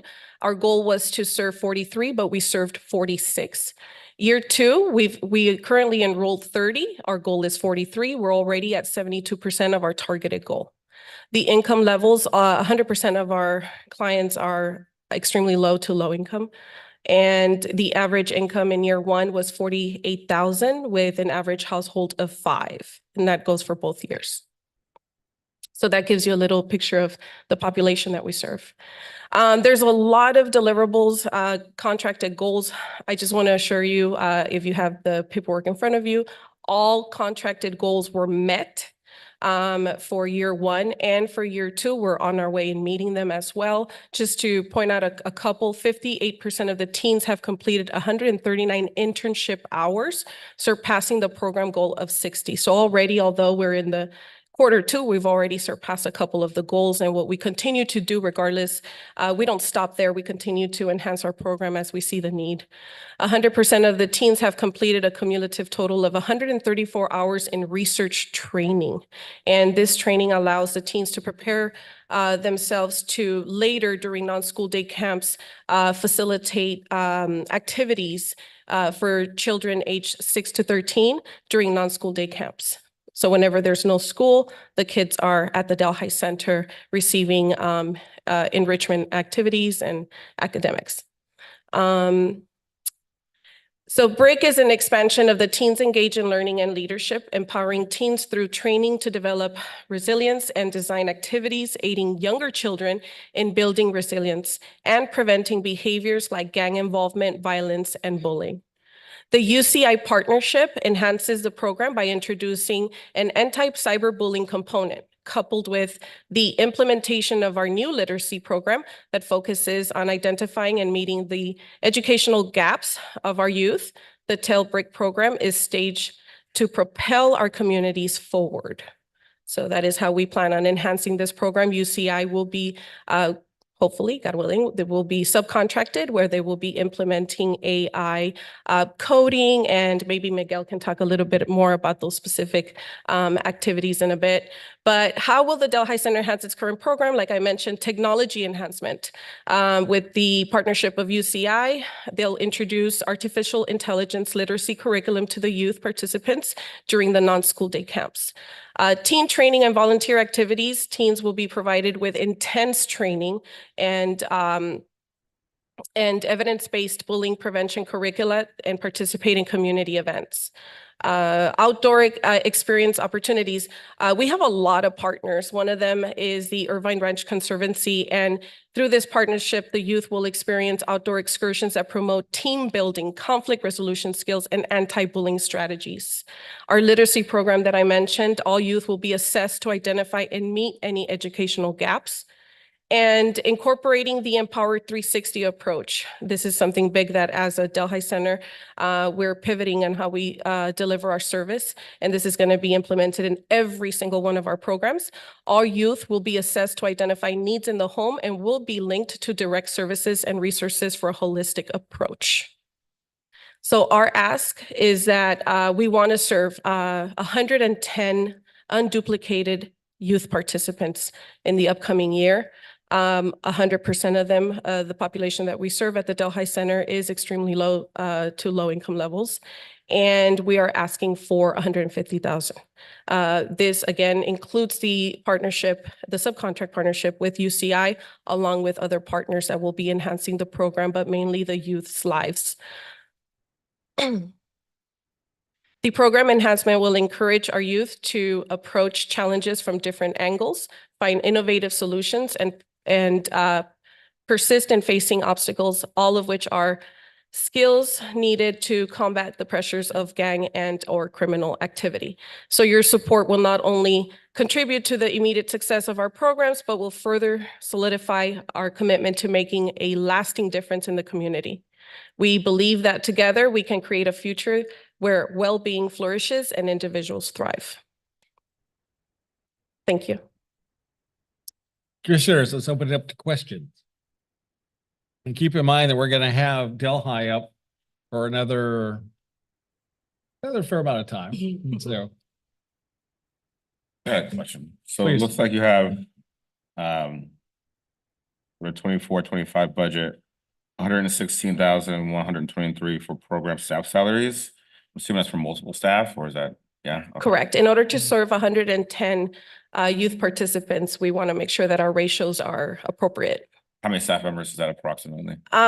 So for teens, our goal, I believe, is to reach, does somebody have I don't have it in front of me, but I think it's 30 teens and 80 children. So for the non-school day camps for 80, it'll be 20-1. So about 4 staff members. So in the budget, it's 4 program leaders, and then we have our program coordinator, Liz. Thank you. I have a question. And how are the participants chosen for the program? So they all go through we have an intake form. We have the HUD assessment application as well. So we use that to identify the most in need that need our services. And every year we say, oh, 20 is our cap, but we always end up serving more because we don't want to turn away anyone. So yeah, as long as they qualify and they have a need, then we'll meet that need. I have a question. Will you expand the services to more youth, not just around the Delhi Center? Yeah, absolutely. Our primary goal is that specific area, the southeast side of Santa Ana. But we also have teens from Tustin, Garden Grove, Anaheim, and keep in mind that our stats show Santa Ana residents. That's why I said we even have like a wait list, and we'll still include those that are outside of Santa Ana boundaries because we want to serve all the youth that we can. Questions for Linda? So specifically for the TEL program, also thank you for the presentation. Y'all did a really great job. I'm just curious about UCI's involvement. What does that look like? What are they doing exactly with the Delhi? Absolutely. I'll have Miguel share on that. So with the UCI, they come down to help us during our non-school day camps. They provide a really robust curriculum for children ages 6 through 13 regarding algorithm, coding, this really advanced stuff. And they do a really great job to simplifying it for children. And they do really fun activities where they're making their own videos, where they're making their own games. And that's the partnership they want to do to enhance their digital literacy through typing, through anything they can possibly do. And it seems to be working. The children have shown that they enjoy the activities and that they learn a lot about it. Thank you. How long has this program been going on? The partnership with UCI? The partnership with UCI, we piloted the program about a year ago, 2 years. It's been about 2 years, and every year it keeps enhancing and getting bigger and better. So that's why we're hoping that this time we can subcontract them to do more. Awesome. Thank you. I have a question here for you. I love in the description when you talk about helping kids to build resilience and preventing behaviors like gang involvement, violence, and bullying. How closely do you work with the Santa Ana PD? Very closely. Yeah, they actually facilitate some of our workshops on gang prevention. What other topics? They come down to our They also come down and they meet with our kids during the non-school day camps as well. So aside from the workshops with the teens, they also work with our children as well. Okay. Do they still have the GRIP program? The which program? GRIP, the Santa Ana PD? GRIP. GRIP? It was like gang reduction something. That was several years ago. I didn't know if they had brought it back. I don't recall that Yeah. acronym. Okay. And the last question I think I have for right now. You do a lot of services. Okay. The 300,000, it's 150 over 2 years. What will be the primary focus of those funds? Oh, gosh, reaching as many youth as possible and continuing to make a change. I think some of our youth are here today because they feel very passionate about what changes have come to their lives and their households because of the programs that we offer and the services that encompass not just the TEL, like I mentioned, the whole Empower 360 is it's not just the youth and that specific curriculum, but really looking at their needs as a whole and linking them to those services and giving them the opportunity to be role models to younger children, creating that intrinsic motivation to want to be more and do better and be better. And so a lot of them are here today because of that, because who they were from when they started the program to who they are today has been very impactful in the families and parents that are here today too, to advocate for them. So it's really life-changing for the youth, and it's not just what you have in front of you. There's actually way more services that we provide.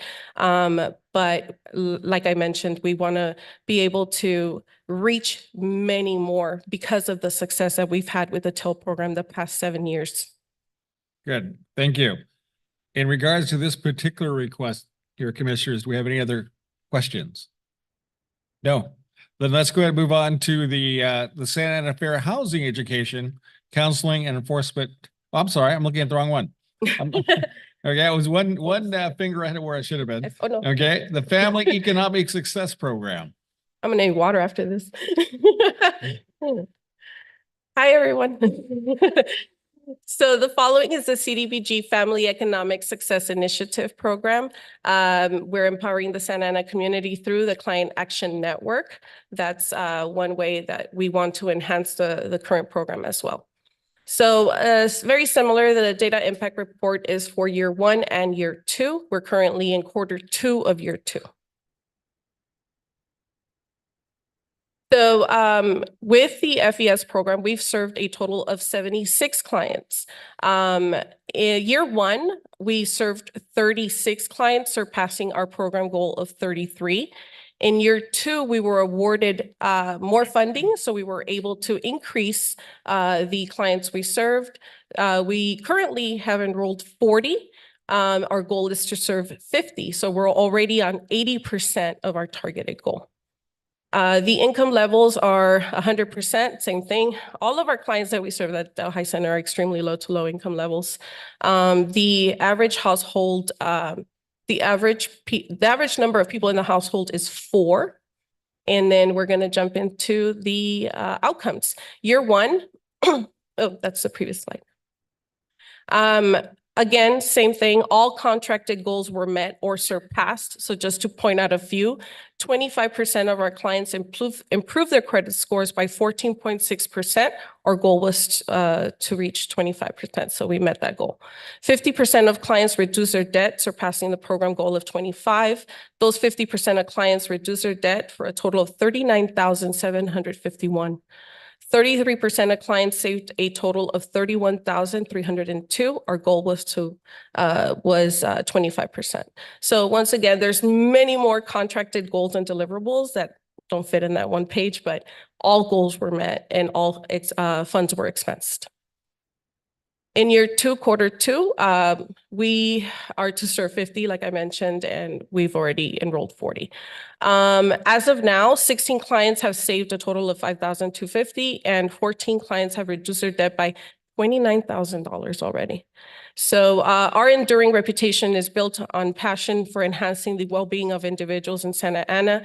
And year after year, the Delhi Center not only meets, but surpasses expectations, showcasing our capability to create a substantial and lasting positive influence on the residents of Santa Ana. So for the last 2 years, the Client Action Network has been an integral component of the FES program. A comprehensive program merging financial stability services, workforce development, and community connections for crime prevention and awareness. So from this launching point, we want to enhance this approach by creating a strategic support of networks that collectively strengthen the overall well-being of all members of the household. Want to help me out here? My mouth is dry. Okay, take it up. So how are we going to enhance our current program? So Delhi Center is dedicated to promoting holistic wellness in the Santa Ana community through our innovative Empower 360 approach. Grounded in the belief that transforming how people feel leads to transformative lives, the initiative addresses diverse community needs in health, education, financial stability, and community engagement. Through strategic partnership and community-led programs, we aim to empower individuals across 8 key wellness domains: social, physical, emotional, career, intellectual, creative, financial, environmental, and existential. With the comprehensive implementation plan, we aspire to decrease health inequities, empower the community, and foster a culture of mutual support and empowerment by reaching far more households than in previous years. Your support will play a vital role in realizing this vision and positively impacting the lives of Santa Ana residents. So we are striving to serve 70 unduplicated clients, all are going to be in the low income. And in ask, we are requesting, to receive $75,000 for both program years. So in closing, we invite you to join us in shaping a future where the Santa Ana community flourishes with well-being and resiliency. Your support is not just a financial contribution. It is an investment in the collective well-being of Santa Ana residents through the CDBG FES program. With a robust implementation plan encompassing community outreach, technology integration, organizational capacity building, staff training, and impactful collective initiatives, we are poised to make a significant difference. Your commitment will play a pivotal role in decreasing health inequity, fostering empowerment, and nurturing a culture of mutual support. In choosing to support the Delhi Center, you are not only endorsing a program, but becoming an architect of positive change. Your investment will echo through the lives of countless individuals, leaving a permanent mark on the Santa Ana community. We extend our heartfelt gratitude for considering this partnership and look forward to the transformative journey ahead. Thank you. Thank you. Let's go ahead and open it up for questions to our speaker. And I want to say before we get any questions, if we have some time, I would love to hear from some of the kids there that are in the TEL program. Absolutely. They're prepared. They're ready. Okay, well, let's field questions on this one first. Questions, commissioners? All good? Going once, going twice? Let's bring up some of your kids. Awesome. Come on down. I would like to share that, when we talked about, we're going back to TEL, right, the youth program. Our program manager, Miguel, he actually started when we launched TEL in 2017. And as a teen, throughout the years, he now is our program manager for all our youth programs. And Jesus here is also a teen who lives actually right across the street from the Delhi Center. And he is now also a junior program leader when we talked about program leaders earlier. So he is now an employee of the Delhi Center as a junior program leader. But yeah, come on, guys. Don't be shy, guys. We'd love to hear your story. I'll go first. So, hi, my name is Jesus Tejas. I'm a current junior program leader, as Ms. Patty said. I am a TEL teen from the Delhi Center's program. And how it all started was I was a kid in that specific area that was seeking for programs that helped me attain valuable skills that I've currently used to this point, right? I am a current senior as well. So with this program, I was able to learn how to have better emails, so better communication with like schools, and also attain skills for workforce to join the junior program leader position and be able to also give back to my community that brought me up to where I am today. So with this, I have also been accepted as various colleges and universities based on all the history I have, not only with the program, but also with what I've done. And that is something I've really loved about the TEL program. And I know others have also enjoyed that experience that they help us. And yeah. I want to thank you for that. But question for you, what exactly does a junior community leader do? As a junior program leader, I help with the younger kids. So the same experience I had with the program, we also give them a similar experience, like those activities they do of learning about the anti-gang bullying prevention. So those are two different ones. We give them those experiences by having workshops. So we provide, like Ms. Patty said, some partners that come like the SAPD. And then we also have pre and post tests where they learn the content, and then we quiz them to make sure they learned all those skills. Thank you for that. Appreciate that. Who's next? Hello, my name is Diego Spindola Mercado. I came here since I was a little kid. I used to be a kid who would come to this camp.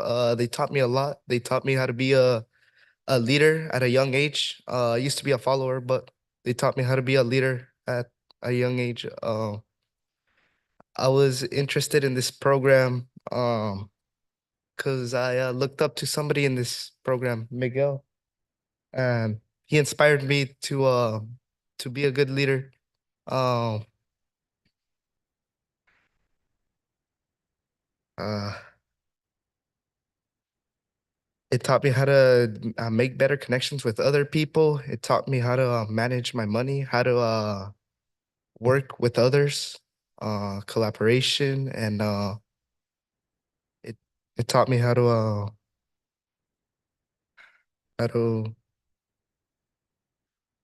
I'm sorry if I'm getting nervous.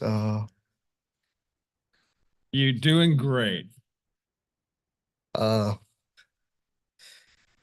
yeah, it taught me how to be a good leader at a young age. I like doing helping out at the Delhi Center because I like giving back to my community. And yeah, that's pretty much it. Thank you. Good job. Good job. My name is Fernando Carrillo. The DIL program has helped me learn about work experience and has helped me distance myself from bad influence. Super. Thank you. Thank you. You still have a few minutes if you want to wrap up with any parting comments or if there's any last minute questions before we get to that. Oh, Orlando. Can I ask what each of you want, like what kind of career you want to get into in the future? So for me, I'm currently following the political science path. It is something that I've liked growing up. I know most of the council members and I've looked up to them, and as well as over here, Miguel, and the alumni from UCI that also majored in political science. So I want to take that route to also help people and give back to them, not only through like political figures, but also represent others like as I go in my journey.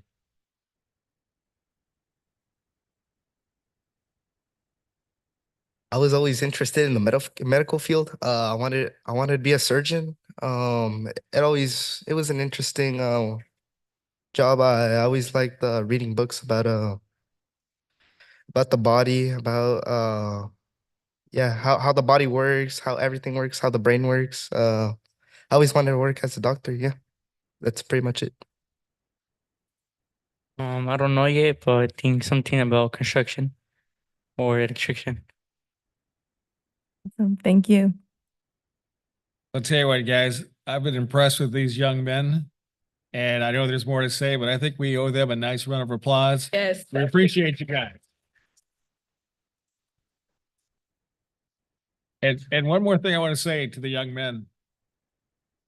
You're tasked with a challenge now. You have the obligation from this point on to take everything that Miss Patty and Miguel has taught you, all the things you've learned there at the Delhi Center, and share that with your family, share that with your friends. It's called paying it forward. That's where you guys can really make a difference in the future. But thank you for coming out. Patty, if you want to go ahead and close. Thank you so much. We appreciate the ongoing support, and I know that together we'll continue to impact the lives in our beautiful city of Santa Ana. So thank you so much. You're welcome. Miguel, I wanted to see if you had any parting comments. Well, I think everything has pretty much been said. We really appreciate the support for these ongoing years. Thanks to you guys and the continued support we have, we're able to provide these services to give back to our community, to help our youth, and to break the ongoing wheel of issues that we have going on in our city, in our community, and just hoping for a more prosperous future and for resilient teens who will become our leaders, and hopefully they'll sit in your chairs soon enough. So, well, you obviously have been a large inspiration to these guys. So keep up that leadership there, Miguel. You're a great mentor. Keep that going. Okay. Before we close, any last minute questions, guys? We still have another minute. All good? Oh, Orlando. Not Orlando. I'm sorry. Go ahead. Hidayah.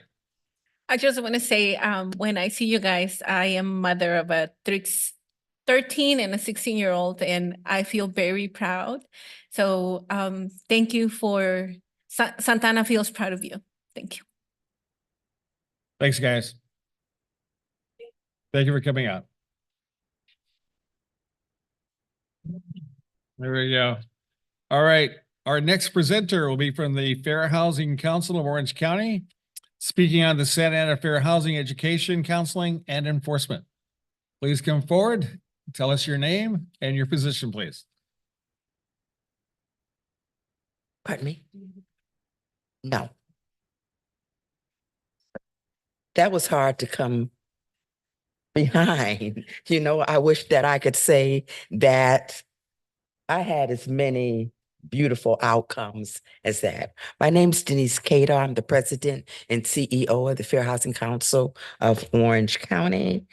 First of all, I would like to thank all of you for giving us the opportunity to come here tonight to basically discuss our proposal, and hopefully we can continue to service you. Our agency has a staff of 9. We offer services in 3 languages, English, Spanish, and Vietnamese. We are certified as one of HUD's certified counseling agencies now. Our staff is well-trained and capable of handling CDBG contract. This is Shauna Farrington. She's our director of CDBG. She's been at the agency for 16 years. The next person would be Shanann Farrington, 16 years. Dave Levy, 28 years. Violet Rodriguez, 13 years. Elizabeth Heredia has been there for 10. And we have 3 new individuals that's been there for 29 months. Unfortunately, we are an agency basically that depend on CDBG grants. We have 3 HUD grants. We have a HUD certified grant that gives us the opportunity to help people on a more one-on-one basis that come into the office, or they need assistance with landlord issues, filling unlawful detainers, those type of issues. Then we have enforcement. Enforcement is strictly housing discrimination. We handle a lot of that. Unfortunately, right now, the largest thing is source of income. California, it's always been, for the last 33 years, we have protected source of income, but it's state, it's not federal. Now federal's picking it up. Unfortunately, in this state, in this country, being poor is not a protected class. And that's what we're seeing more of, trying to help individuals stay in their housing. We deal with the cities. We have Lake Forest, Laguna Niguel, Rancho Santa Margarita, Santa Ana, Anaheim, and the county. And those are the cities that we basically work in. When I say that we're HUD certified, HUD now basically for the last 3 years, counselors have to be certified throughout the country. We always, as the agency, was certified, but not the individual. Well, during the pandemic, they extended us a year, basically, to study for the test. I had a whole department, someone that had been there for 3 years, 11 years, and 8 years. They took the test in August, passed the test, and all of them left in September for better paying jobs. And that's what I am faced with every single day. It takes years to train individuals to be able to handle housing discrimination. What I worry about every day is if I'm going to lose someone because I can't afford to pay them the money that they basically deserve to have. Do I think that we're doing an excellent job? Yes, we work with Brenda. We work with David. I think that our agency is strong. We work with some of the largest management companies throughout the state of California. I'm a firm believer that if you can educate management companies basically to run their business successful without discriminating, then it works better for everyone. So I'm available 24/7. We do excellent outreaches, but as I basically said, I worry every day. I give my staff everything that we possibly can give individuals. You know, they have every holiday that man created. 2-week break during the Christmas or the special holidays to have off. But I know in our proposal, we asked for 75,000. We are getting basically 60,000. I also am a board member for NAFTA, the National Fair Housing Alliance Board. That's in Washington, D.C., that basically govern all the other fair housing councils across the country. During the pandemic across the country, there were 20 fair housing councils that closed because of funding.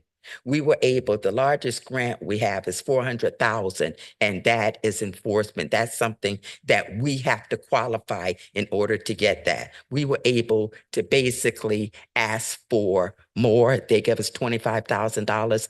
I let my whole staff have every penny of that, trying to keep them.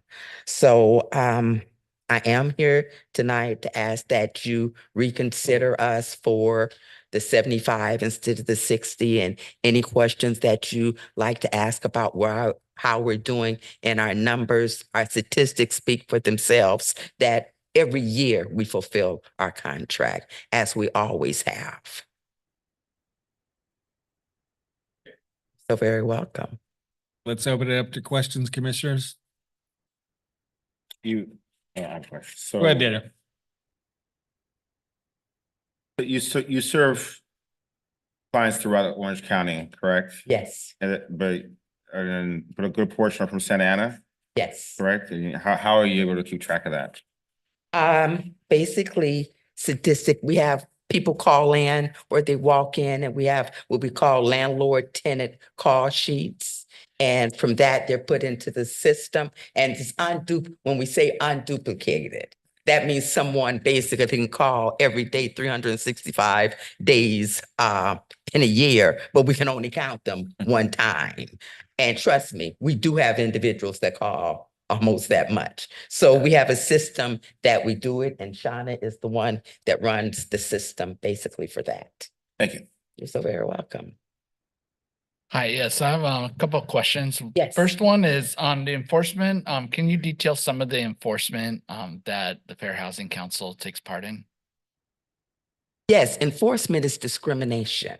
We have the protected 7: race, color, religion, sex, national origin, familiar status. Those are protected class for federal. Then we have state protected classes. State protected classes would basically be number 1, that we're dealing with source of income.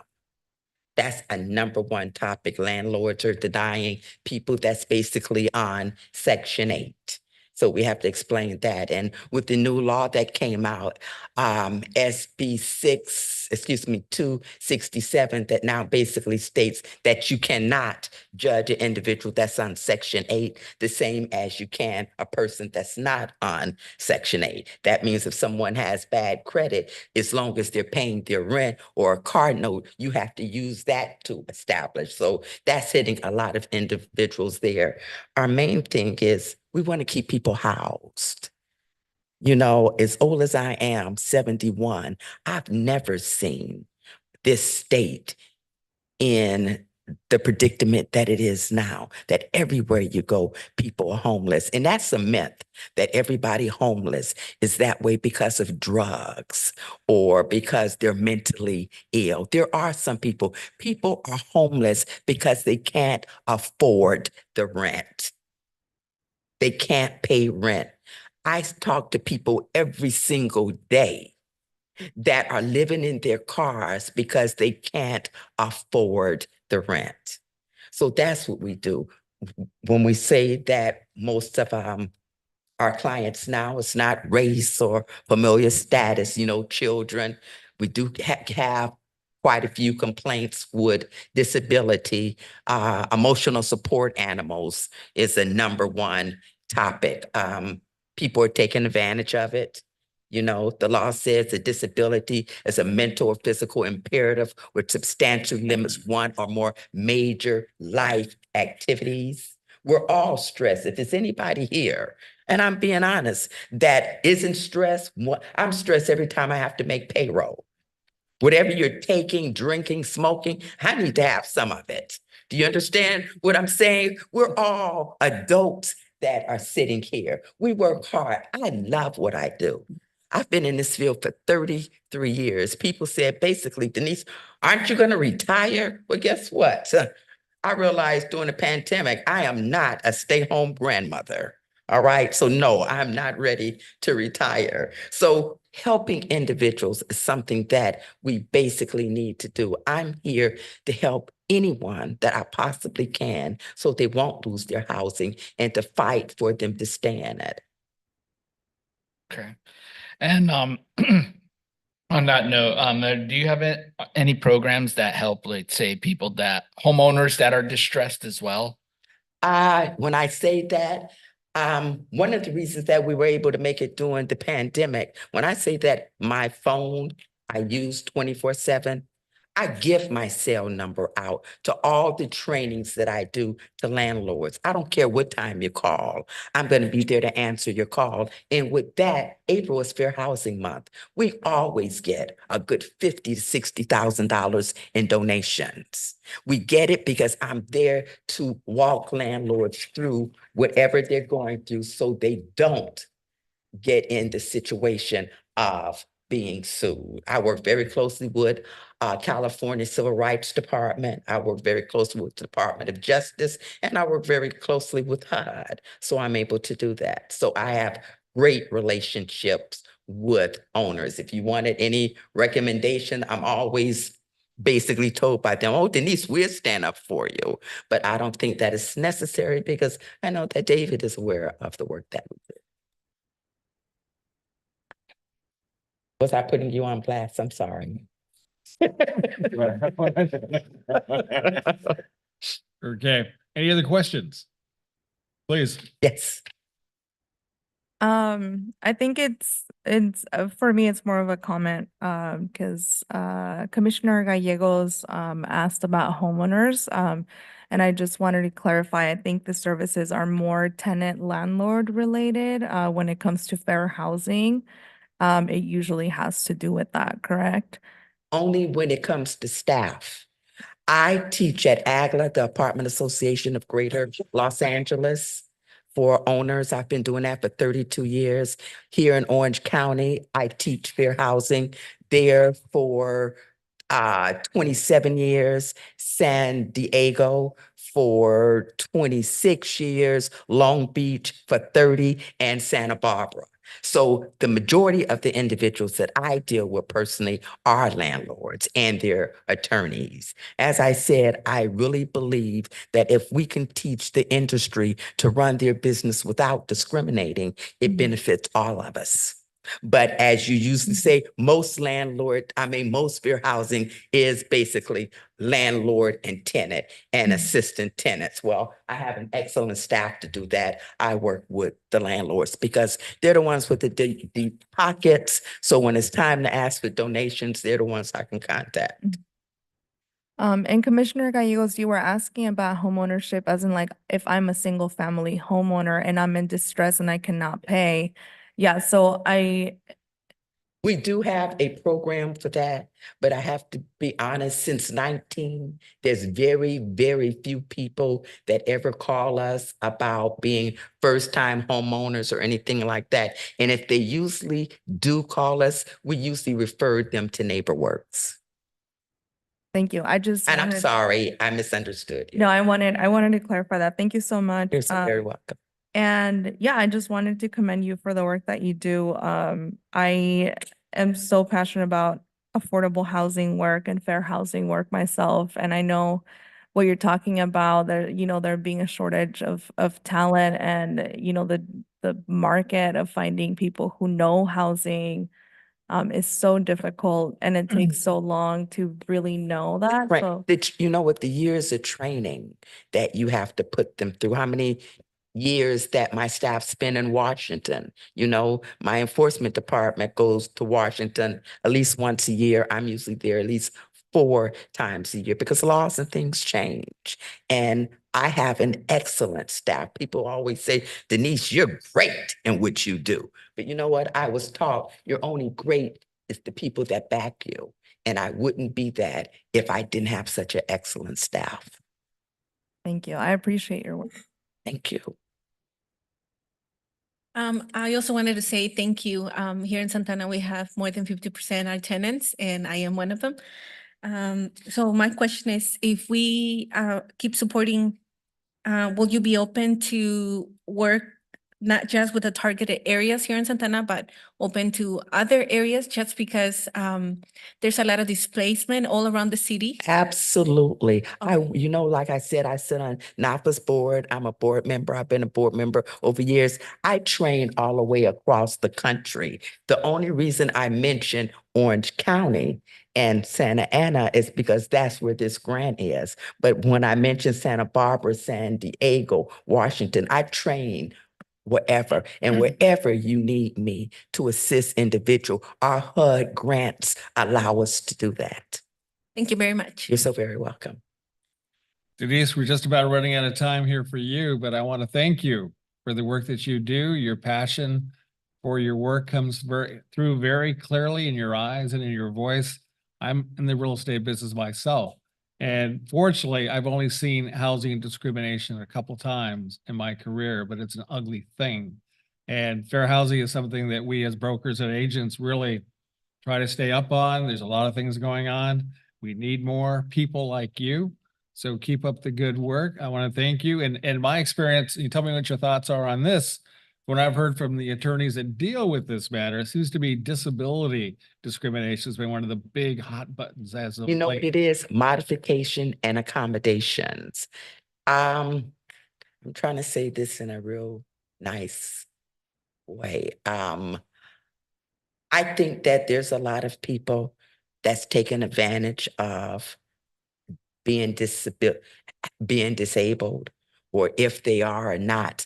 You know, there was time that if someone was disabled, you didn't want to offend them. So you didn't know if you use disability, handicap. You were very, very, you walked a real thin line. Now, since the pandemic, 90% of the individuals that call us say that they're disabled one way or the other. Remember, a disability is a mental or physical imperative which substantially limits one or more major life activities, period. We're all stressed. We have elections coming up. Now McDonald's is paying $20 an hour and I'm sweating thinking, oh my God, now I'm gonna have to find a way to raise my staff salary again. So we're all stressed, but you know what my doctor's gonna say? He's gonna say, Denise, that's part of the job, get over it.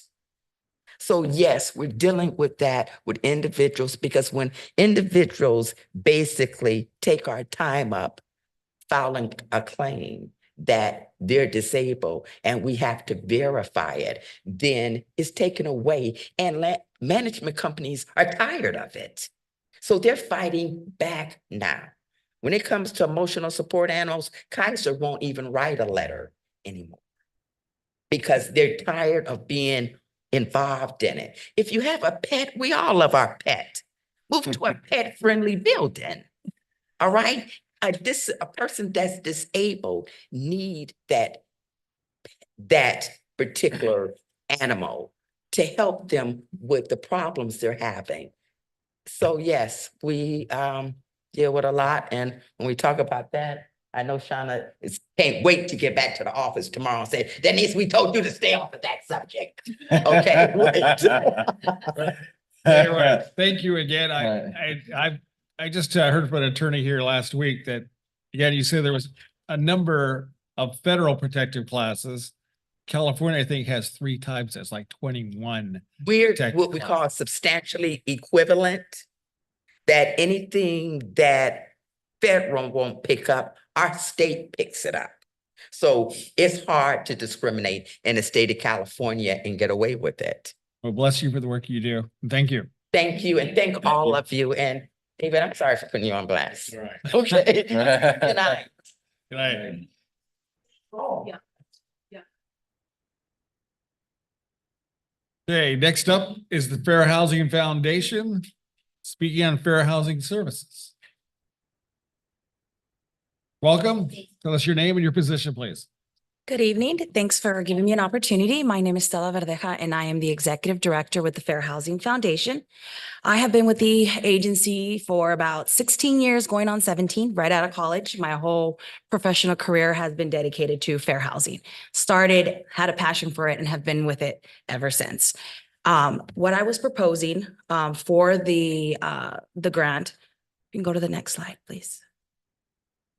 So our agency, we are growing. We've been growing. When I took over, we were a staff of 5. I have been able to diversify our funds. We do different types of programs. We do rental counseling in addition to the fair housing services that we provide. We also do, we assist with the state and county rental relief program. So we are helping with residents applying for the program. The last one that ended was for landlords only. It was like about a month long. Our agency partnered with another agency to go ahead and get that done. So our whole agency, we're dedicated to eliminating discrimination in housing and promoting access to housing choices for everyone. So the whole program that we have is pretty much structured in a way that we're able to reach every type of, take advantage of every opportunity to try to reach out to the community. Next slide. Thank you. So we divide the program into different sections. So the first portion of the program for fair housing services is our fair housing discrimination, investigation, and resolution. I have staff dedicated all day long to opening cases, investigating them, and seeing if we're able to find any evidence of discrimination. We are education over litigation. So we actually try to reach out to the landlords, property managers, realtors, and try to resolve if we find potential discrimination. We are seen as a neutral party. So we try to reach out and say, hey, we've potentially found some discrimination. This could put you at risk. Come to one of our trainees, get trained by one of our professionals, and just change, and then we help kind of guide them. If there's a lease agreement or rules or regs, or if there's something in their policies that's potentially a violation, we kind of guide them on how to rectify it. And so they're not at liability. Next slide, please. Second portion is tenant and landlord counseling. I currently have right now 3 housing counselors on the phones all day, just helping clients in regards to landlord and tenant questions. If we were given the opportunity to work for the city of Santa Ana, that would definitely mean requiring to hire another housing counselor. Because our funds are diversified, we have enough funds to be able to work with our scope of work that we submitted and be able to hire another counselor and probably expand one of our offices for space for the counselors. But they are solely dedicated on the phones, landlord tenant. We help them with any questions they might have, rent increases, evictions. We help both parties and just try to guide them. We even offer mediation. So if there's an issue going on, we tried with the permission of either the landlord or the tenant to reach out to the other party and try to resolve their whatever issue they're having. Okay, so our third portion is our education and outreach department. So I have 3 individuals dedicated to just focusing on outreach. They schedule everything in advance. We try to diversify it throughout the whole year. We do booths, we do walk-in clinics, we do fair housing workshops. During COVID, we learned that we needed to go to a hybrid method. So what we do is we offer workshops virtually and in person. And that's able to get every person that would like to attend our workshops. All our workshops are free, 2 hours. They go over fair housing rules and regs. We also do, we go out to community meetings. We also do presentations to the community, and you'll see in my scope of work, our scope is very well-rounded to make sure that we hit every aspect possible. The fourth thing that we do is obviously affirmatively furthering fair housing. We help with reporting. We are known for our reporting. We're on point every month. We have monthly reports, quarterly reports. We're able to provide you stats on how many people call us regarding landlord tenant. We're able to report on duplicates, unduplicates. We're able to report on allegations. Any type of stats that you would need, I would be able to provide. I'm a data girl. So next slide. So our services. So currently we have an office in Orange. It's about 15 minutes away from the City Hall of Santa Ana. And then we have another office in Long Beach in LA County. We're open Monday through Friday, 8 and 5. To obtain assistance, they would just need to call us. They could set up appointments. We usually have walk-in clinics on site at city halls with in different cities that we work with. We have a website that we just well, it's been like 2 years now that we've kind of revamped it. We even have Insta Chat. So people can go on our website and Insta Chat one of our counselors if they needed assistance that way. And then via email, I'm sorry. And then we have in our office for staff, we have ASL, we have English, Spanish, Vietnamese, and then we are contracted with a provider that can provide us over 200 languages in real time. We just call them, we let them know our agency, what language we need, and they will be available. We can also provide that translator during workshops. We can do the workshops in different languages. Very well-rounded. So for the scope that we were, what I was proposing for the city was to help 500 clients. Of those, 40 would be fair housing inquiries. We never limit, it's a minimum. I feel like my staff needs kind of like goals to aim for to keep us on track, but it's just considered a minimum. We have gone over in other cities and that's completely fine. We never limit. So in the fair housing inquiries, our goal would be 40, landlord tenant counseling would be 460, both together 500 unduplicated. We propose 4 booths in the city. We propose to distribute 10,000 pieces of literature. We have a system where we're able to target low and very low areas, and we do door-to-door mailers, and they're bilingual. So we can do one English and Spanish, one English and Vietnamese, and any language that's needed. We target the low and very low income areas. And then in regards to our relations to the community, we want to make those connections with the community organizations and the community partners. So we make sure that we have at least, what we're proposing here is 8 agency contacts, attend 8 community meetings. So some type of collaboratives that are in the city, different type of organizations. My outreach team is focused on looking for those types of groups to be able to reach out to. We propose 8 presentations to those community. It could even be mommy me groups. It could be those classes where they're teaching them English as a second language. We always go out and kind of present our information to them. We're proposing 4 walk-in clinics. That's when we're on site. We bring a housing counselor, we host a table, we announce it. They can come and ask questions directly by our counselors. And then our workshops. We propose 8 workshops. We try to go half and half. So 4 virtual, 4 on site. And then we do like this video contest where kids submit videos of what they think fair housing is, those TikTok videos. And then we give them prizes during Fair Housing Month and thank them for kind of spreading the knowledge of what fair housing is. FHF takes great pride in upholding the principles and the values of the Fair Housing Act. Our daily mission is to combat housing discrimination and affirmatively further fair housing for everyone. Thank you guys so much for the opportunity and hearing me out. Thank you. Let's open it up to questions again, please. Commissioners? Would your on-site clinics and workshops, they be located here in Santa Ana? Yes, all outreach is going to be within the city. Other questions? Please. So your application included an item for contractual services. What kind of services do y'all contract out? The IT. We are able to work hybrid. So some work remotely, some work in office. Our offices are open Monday through Friday, but staff rotates coming in. So at least 2 staff in each office. Okay, thank you. Any other questions? I have a comment. Go ahead, Daya. I just want to say thank you and for including the kids because they are the future. So I'm really happy when there's intergenerational space and they include children, youth. And so this is a kind of work that it motivates me to say yes to funding. No. Oh yeah, it's a whole big thing. We do prizes, we give them a celebration and thank them for, participating and spreading the word of fair housing. All right, any other questions? Seeing none, you still have a few minutes if you want to go ahead and share any more information or close comments. Currently, we are contracted with 26 cities. We are LA and Orange County. Some cities, we've gotten 2 recent new cities, Hawthorne and Lancaster. And so I'm just motivated to grow and be efficient and making sure that we're spreading the word of fair housing. We do have a HUD grant. We are a certified rental counseling. My staff has been with me for more than 10 years. Our funding is extremely diversified to where I'm not so stressed about funding. And the 60,000 would be fine for us to be able to proceed with the contract if it was granted to us. And we would be definitely excited to work in the city if given the opportunity.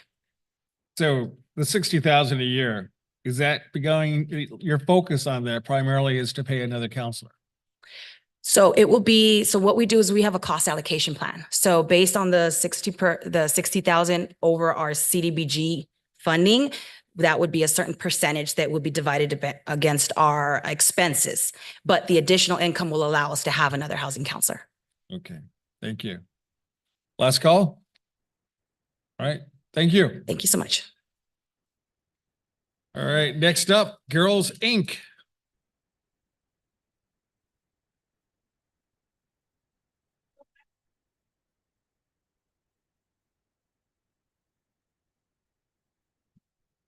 I love that focus. I thought it said stronger, it's strong her. On her, but would play on words for sure. As a father of two daughters, I appreciate that. All right, well, great.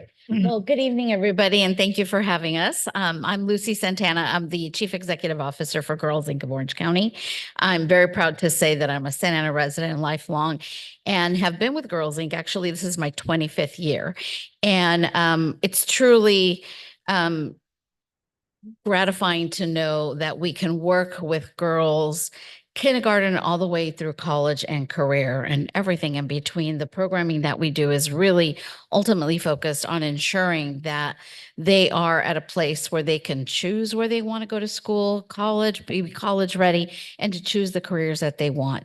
But in between, we're also doing entrepreneurship programs and exposing them to various role models throughout the county. So this year, 1954, we were incorporated. So we are celebrating our 70th anniversary this year. Been in Orange County. We were formerly the Girls Club of America back in 1954. When Boys and Girls Club merged together, we stayed separate entity. And so we've had the Girls Inc. name since about, I think 1988, I think. So prior to me coming to Girls Inc. But what we do is serve girls through a variety of ways. Our service areas are we serve girls through schools and school districts. Those are our main primary partners. We're there during the school day. We're there after school. We offer full day summer camps, 1 day summer camps. We partner not only with schools, but also with local community colleges and have various partnerships with local universities as well, and do work with other charter schools, family resource centers throughout Orange County. We recently moved. Our home was Costa Mesa for a long time, even though we were serving all of Orange County. In 2020, we moved to Santa Ana, and it's proven to be such an amazing opportunity for us to be in the hub of Orange County and really have been able to grow our team. We have 35 team members. Many of them, most of them, I think we're at 24 program staff. So we're not too heavy on administrative, but really heavy on making sure that we have the people we need to go out to school sites and serve our girls. We hire a lot of fresh out of college, really making sure that they are out there serving our girls. Of course, when they're younger, they're better role models as well, because the girls don't want to talk to somebody in their 50s. But really, it is really our focus on ensuring that we are inspiring girls to be strong, smart, and bold. That is our mission statement. So many of our programs that we do, we kind of do a play on words. And also we want to be creative in how we name our programs. The content is important and the content is always going to be there, but we need to entice the girls to come to us. So today I have with me Dr. Emerald Archer, who is our Chief Program Officer, and I'll let her talk a little bit about our program that we're requesting funding for CDBG for this year. Hi there. Thank you. So we are coming to you with a request for our Stronger Together program to serve 400 girls over 2 years. And what I can tell you, especially being an expert in gender equity, I have spent a ton of time doing research on gender equity, being a professor at a women's college. I can tell you that there is a pandemic when it comes to girls' wellness across the country, but particularly in California. We know that girls are visiting the ER more than boys. 51% is shot up for girls visiting the ER because of suicide attempts. We know that girls are reporting greater loneliness. We know they're reporting greater depression, right? So the kind of curriculum that we develop at Girls Inc. really gets to the heart of social and emotional learning. gives girls opportunities to be connected to mentors, gives girls the opportunities to be connected with one another, right? And also our education and our curriculum is research-based and tested, right? So I should also state, and Lucy mentioned, right, we are part of a national organization, and we are one of 78 affiliates, and we're actually the third biggest affiliate serving girls. So for this particular program, and what we're asking here is an expansion of Stronger Together, which is kind of our social emotional learning, our cyber safety, our safe relationships. Those kind of content pieces are what is really a hallmark of Stronger Together. And I'll also note too, if I might, California just passed a bill on mandating K through 12 media literacy. This program meets that mandate, right? So that's something that we're really proud of, and we've been doing for much longer than the last year when it was passed.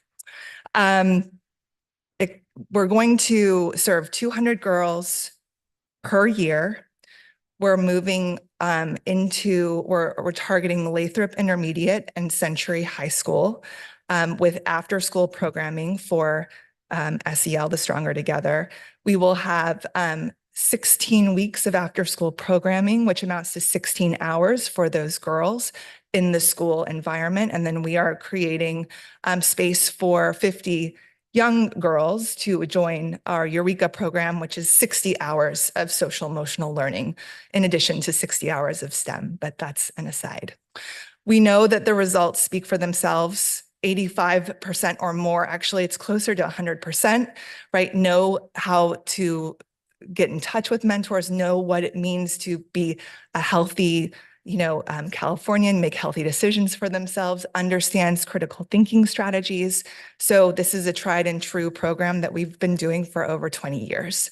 And I will say, I know I'm over time, but we at Girls Inc. believe that we create this Girls Inc. difference because of our single gender focus, right? We know that girls are more likely to raise their hand, more likely to feel confident, more likely to seek out leadership opportunities when they're in an environment that is pro-girl, that is welcoming, and they're not kind of competing for time with their male colleagues.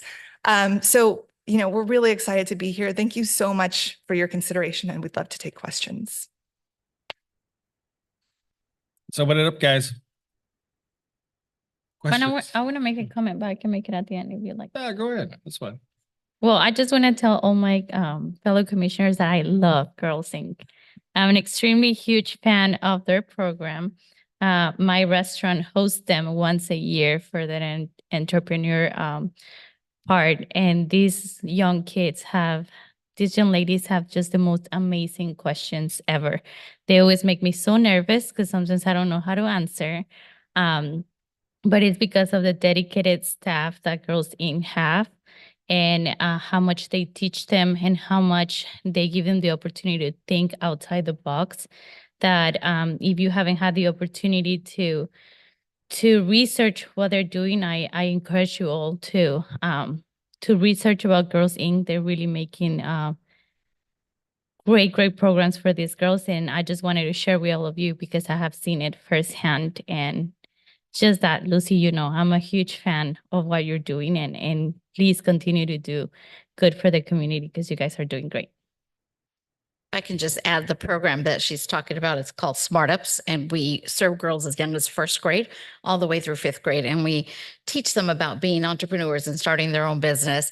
And it's a 4-week summer camp that we've been doing in partnership with Santa Ana College. And it culminates in a Shark Tank style event where the girls actually are pitching their program and their business to sharks, who basically are donors of our program. So that's like when we talk about starting from kindergarten all the way through college and career, we're starting workforce development programs at that age because we want them to be thinking outside the box, like Ana Laura said, and really thinking about what can I do to make my family better, prouder, because we are serving schools here in Santa Ana, the Title I schools, where many of the girls that we're serving are the first in their family to go to college. And that's just one of the other programs that we hope that as we're serving girls at Lathrop and at at Century High School, that we're also building their interest in going to college. And we're really proud that 100% of the girls that we serve through our College Bound program are actually going on to 2- and 4-year universities. We also make sure that we're encouraging them to look at trade schools and other areas, but we want them to be prepared to make the choice that they decide to make when they're ready.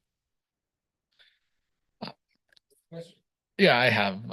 So first off, to echo what she said, I mean, I've been familiar with what the work Girls Inc. does for a better part of over 20 years and really appreciate that you've moved to Santa Ana.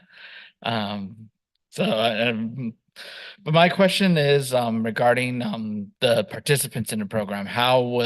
What's the determining factor in bringing them into the program?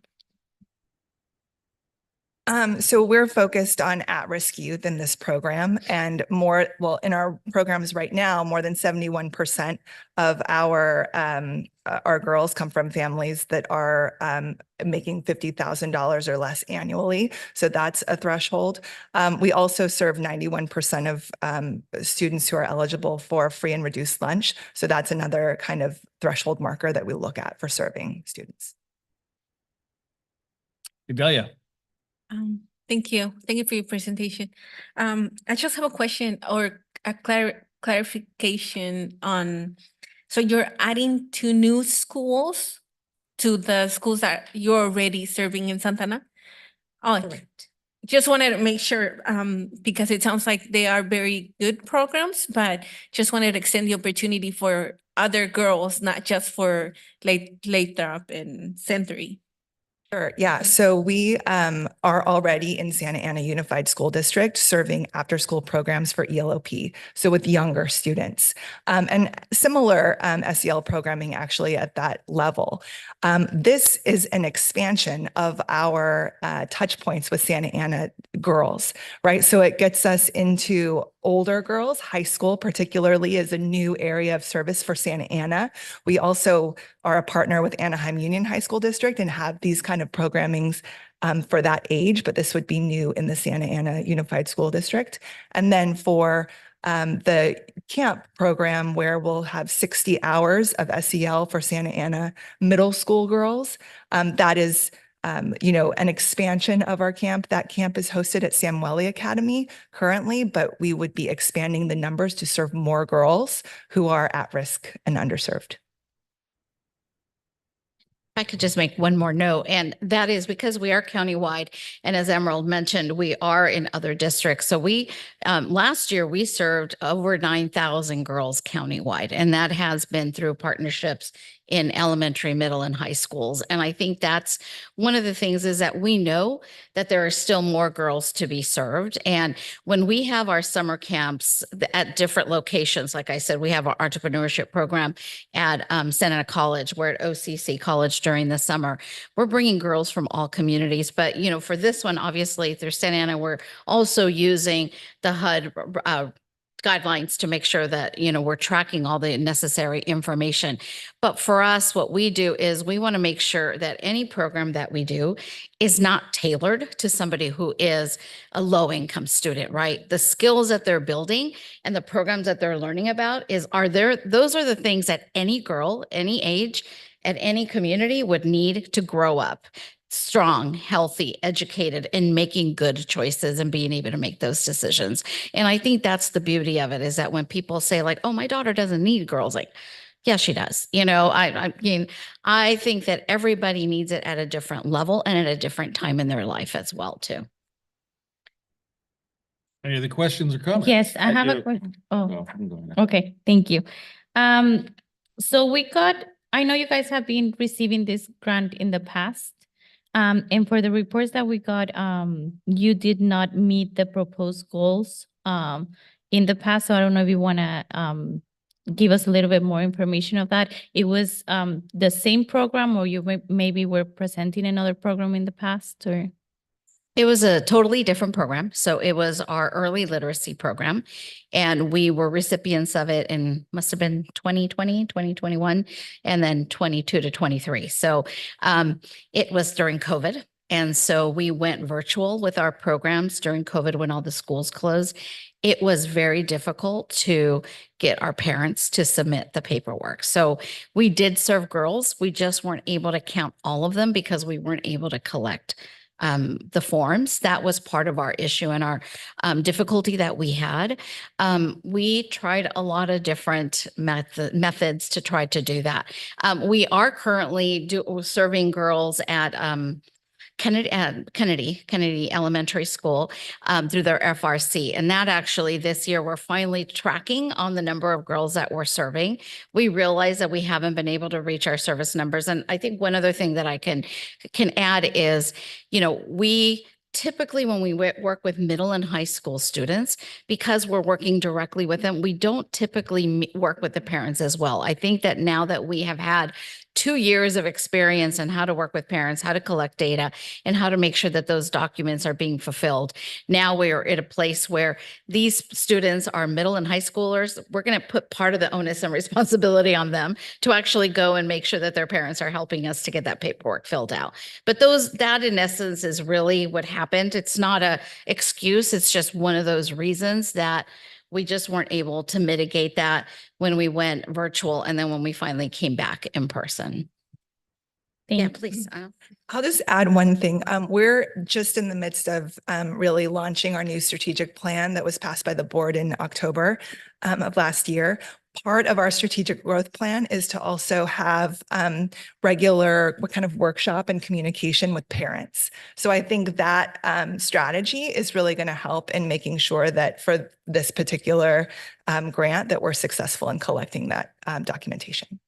All right, Daniel. Question. That was my question. So Got it. I just think that your motto, strong, smart, and bold, is great. I've raised 2 daughters. I think, Claudio, you have a daughter? Okay. It's a tough job. It really. 2-year-old, trust me. I've raised mine, and for a while during high school or even junior high, I don't know what it was, but I said, hey, look, I love you. I'll be here for you. When you're human again, let me know. We'll pick it up. And thank God they love me again today, but it's a tough job. So I compliment you on what you do. I think it takes a strong role model, whether it's a dad or whether it's a group like yours, to be there to help raise, daughters in this day and age the right way. So thank you for what you do. That's it. We're good. Thank you so much. Have a good evening. Our next speaker from Human Options, speaking on promoting community safety in Santa Ana by assisting domestic violence victims. Tell us who you are and your position. Yes, good afternoon or good evening. I'm Sarah Tienda, and I'm the Clinical and Outreach Manager for Human Options. And in that role, I oversee our community-based programs. And Human Options is primarily a domestic violence agency. We've been in the Orange County area for about 40 years, private nonprofit. And we have been providing services in Santa Ana for probably the majority of that time. Our services include a 24-hour hotline, a emergency shelter, transitional housing on our residential side. And on our community-based side, we have services out of several family resource centers. In Santa Ana, we're the lead agency for the Minnie Street Family Resource Center, and we are a subcontractor with Children's Bureau for the Corbin Family Resource Center. And we also have space and do a program with Santa Ana Police Department out of the Family Justice Center and with their domestic violence response team. And this program, we've had this program this round for the last couple cycles. Initially, it was primarily providing domestic violence therapy services for families, for residents of Santa Ana. And last cycle, we expanded it to include legal advocacy services. Domestic violence continues to be a large problem in the city of Santa Ana. In 2021, we were unfortunately, the number one city with the highest rate of domestic violence in the county. I think Anaheim beat us in 2022, but we were number 2. And so it continues to be an issue. And we have a program with Santa Ana PD where we have a domestic violence advocate that goes out on calls on the weekends with a domestic violence response team. And part of the job of that advocate is letting victims on the site know about services that they're eligible for. So through this program, we've been able to serve families, domestic violence survivors referred through that program, as well as community residents who just hear about that program or are referred to us through family resource centers or other social service agencies.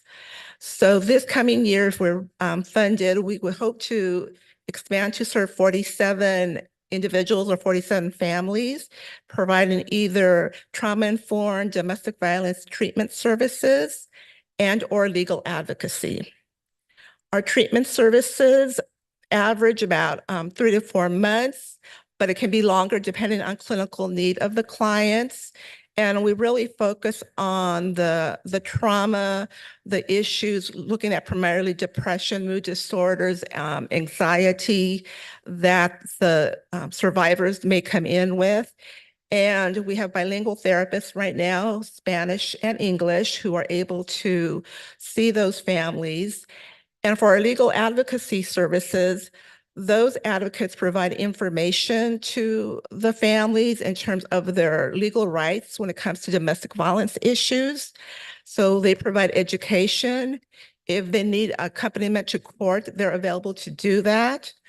And then we have a pro bono attorney program where clients who have harder cases or more severe cases who may need an attorney, we can match them up with a pro bono attorney, as well as those attorneys provide clinics on a monthly basis on both general domestic violence, family law type issues, and an immigration clinic.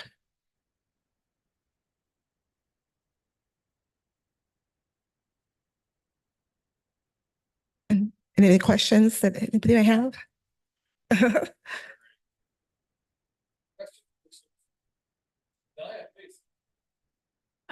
Well, thank you for your presentation.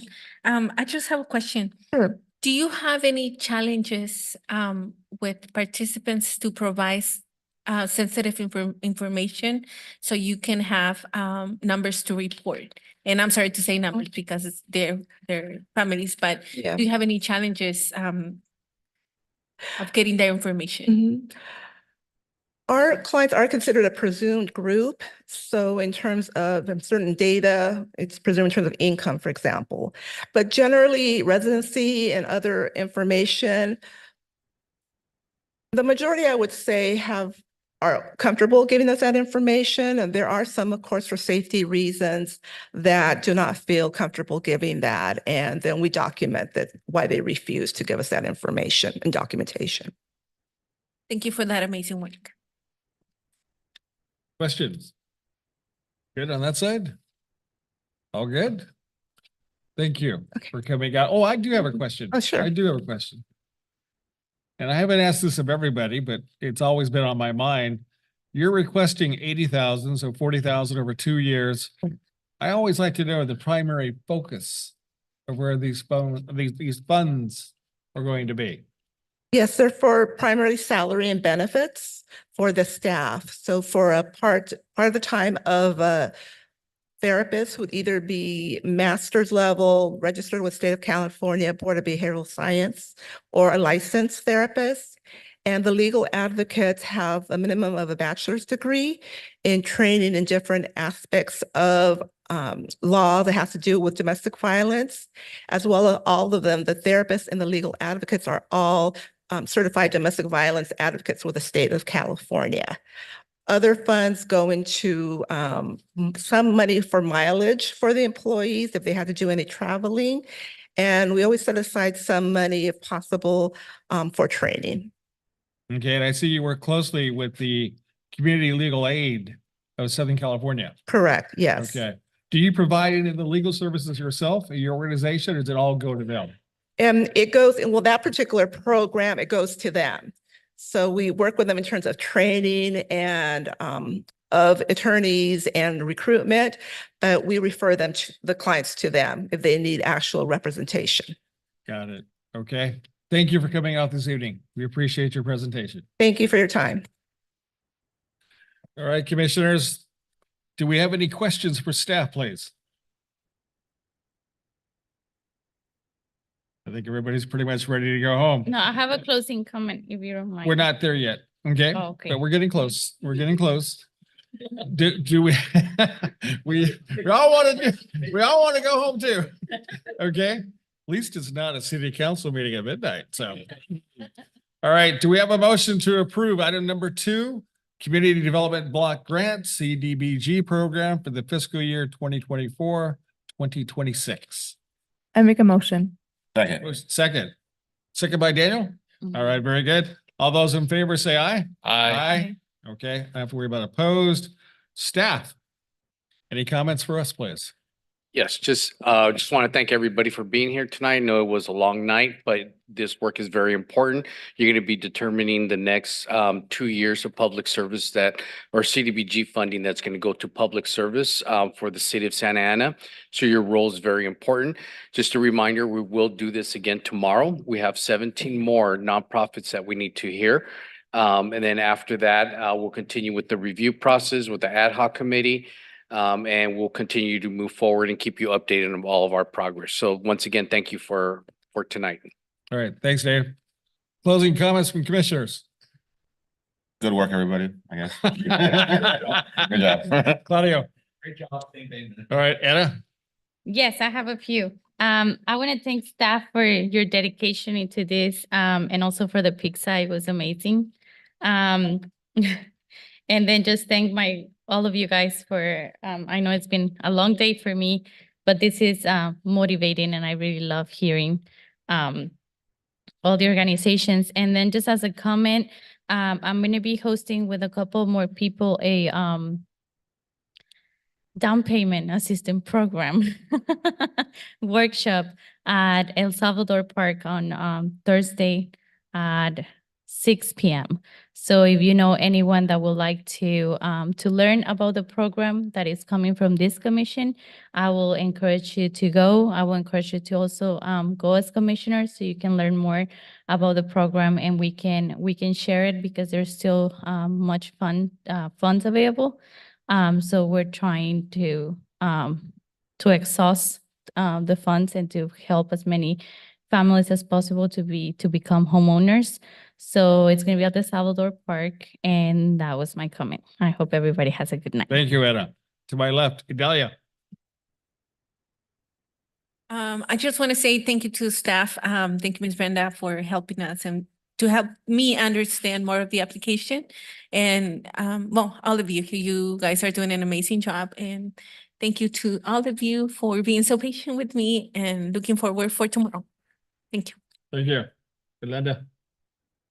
Yeah, also just thanks staff for your work. It's also a long night for you all, so I appreciate all the prep work. And also want to show some appreciation for the ad hoc committee because that's a lot of extra work. So yay.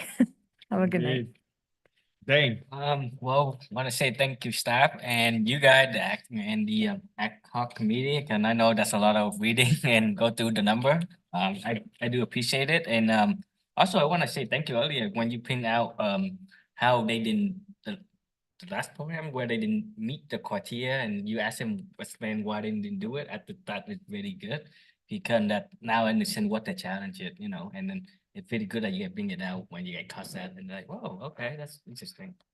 Yeah, thank you. When I was reviewing the application, that was one of my my surprises because I know I partnered with them in just bringing the kids. They always ask me to bring the kids to the restaurant so they can learn about how is it to become a business owner in that industry and everything. So I was very surprised because I know their staff, and I know Lucy does an amazing job by actually trying to always increase the number of people that they help. So that's the reason why I had that specific question to them, because I didn't know what happened 2 years ago that they couldn't meet their goals. So it was good that we had an answer. Great. Well, thank you guys. Okay, also, Gonna close by thanking staff, and I have to give credit to Bianca. My first email from her, I think, came in at 7:45 this morning. It's now 7:45 this evening, so it's been a long day for everybody. Special thanks to the ad hoc members. You could tell you guys did your homework. You guys could tell that you dug into these applications. You brought forth questions which generated information that was good for all of us to know. So bring it again tomorrow. We are adjourned, and I'll see you tomorrow at 3 o'clock.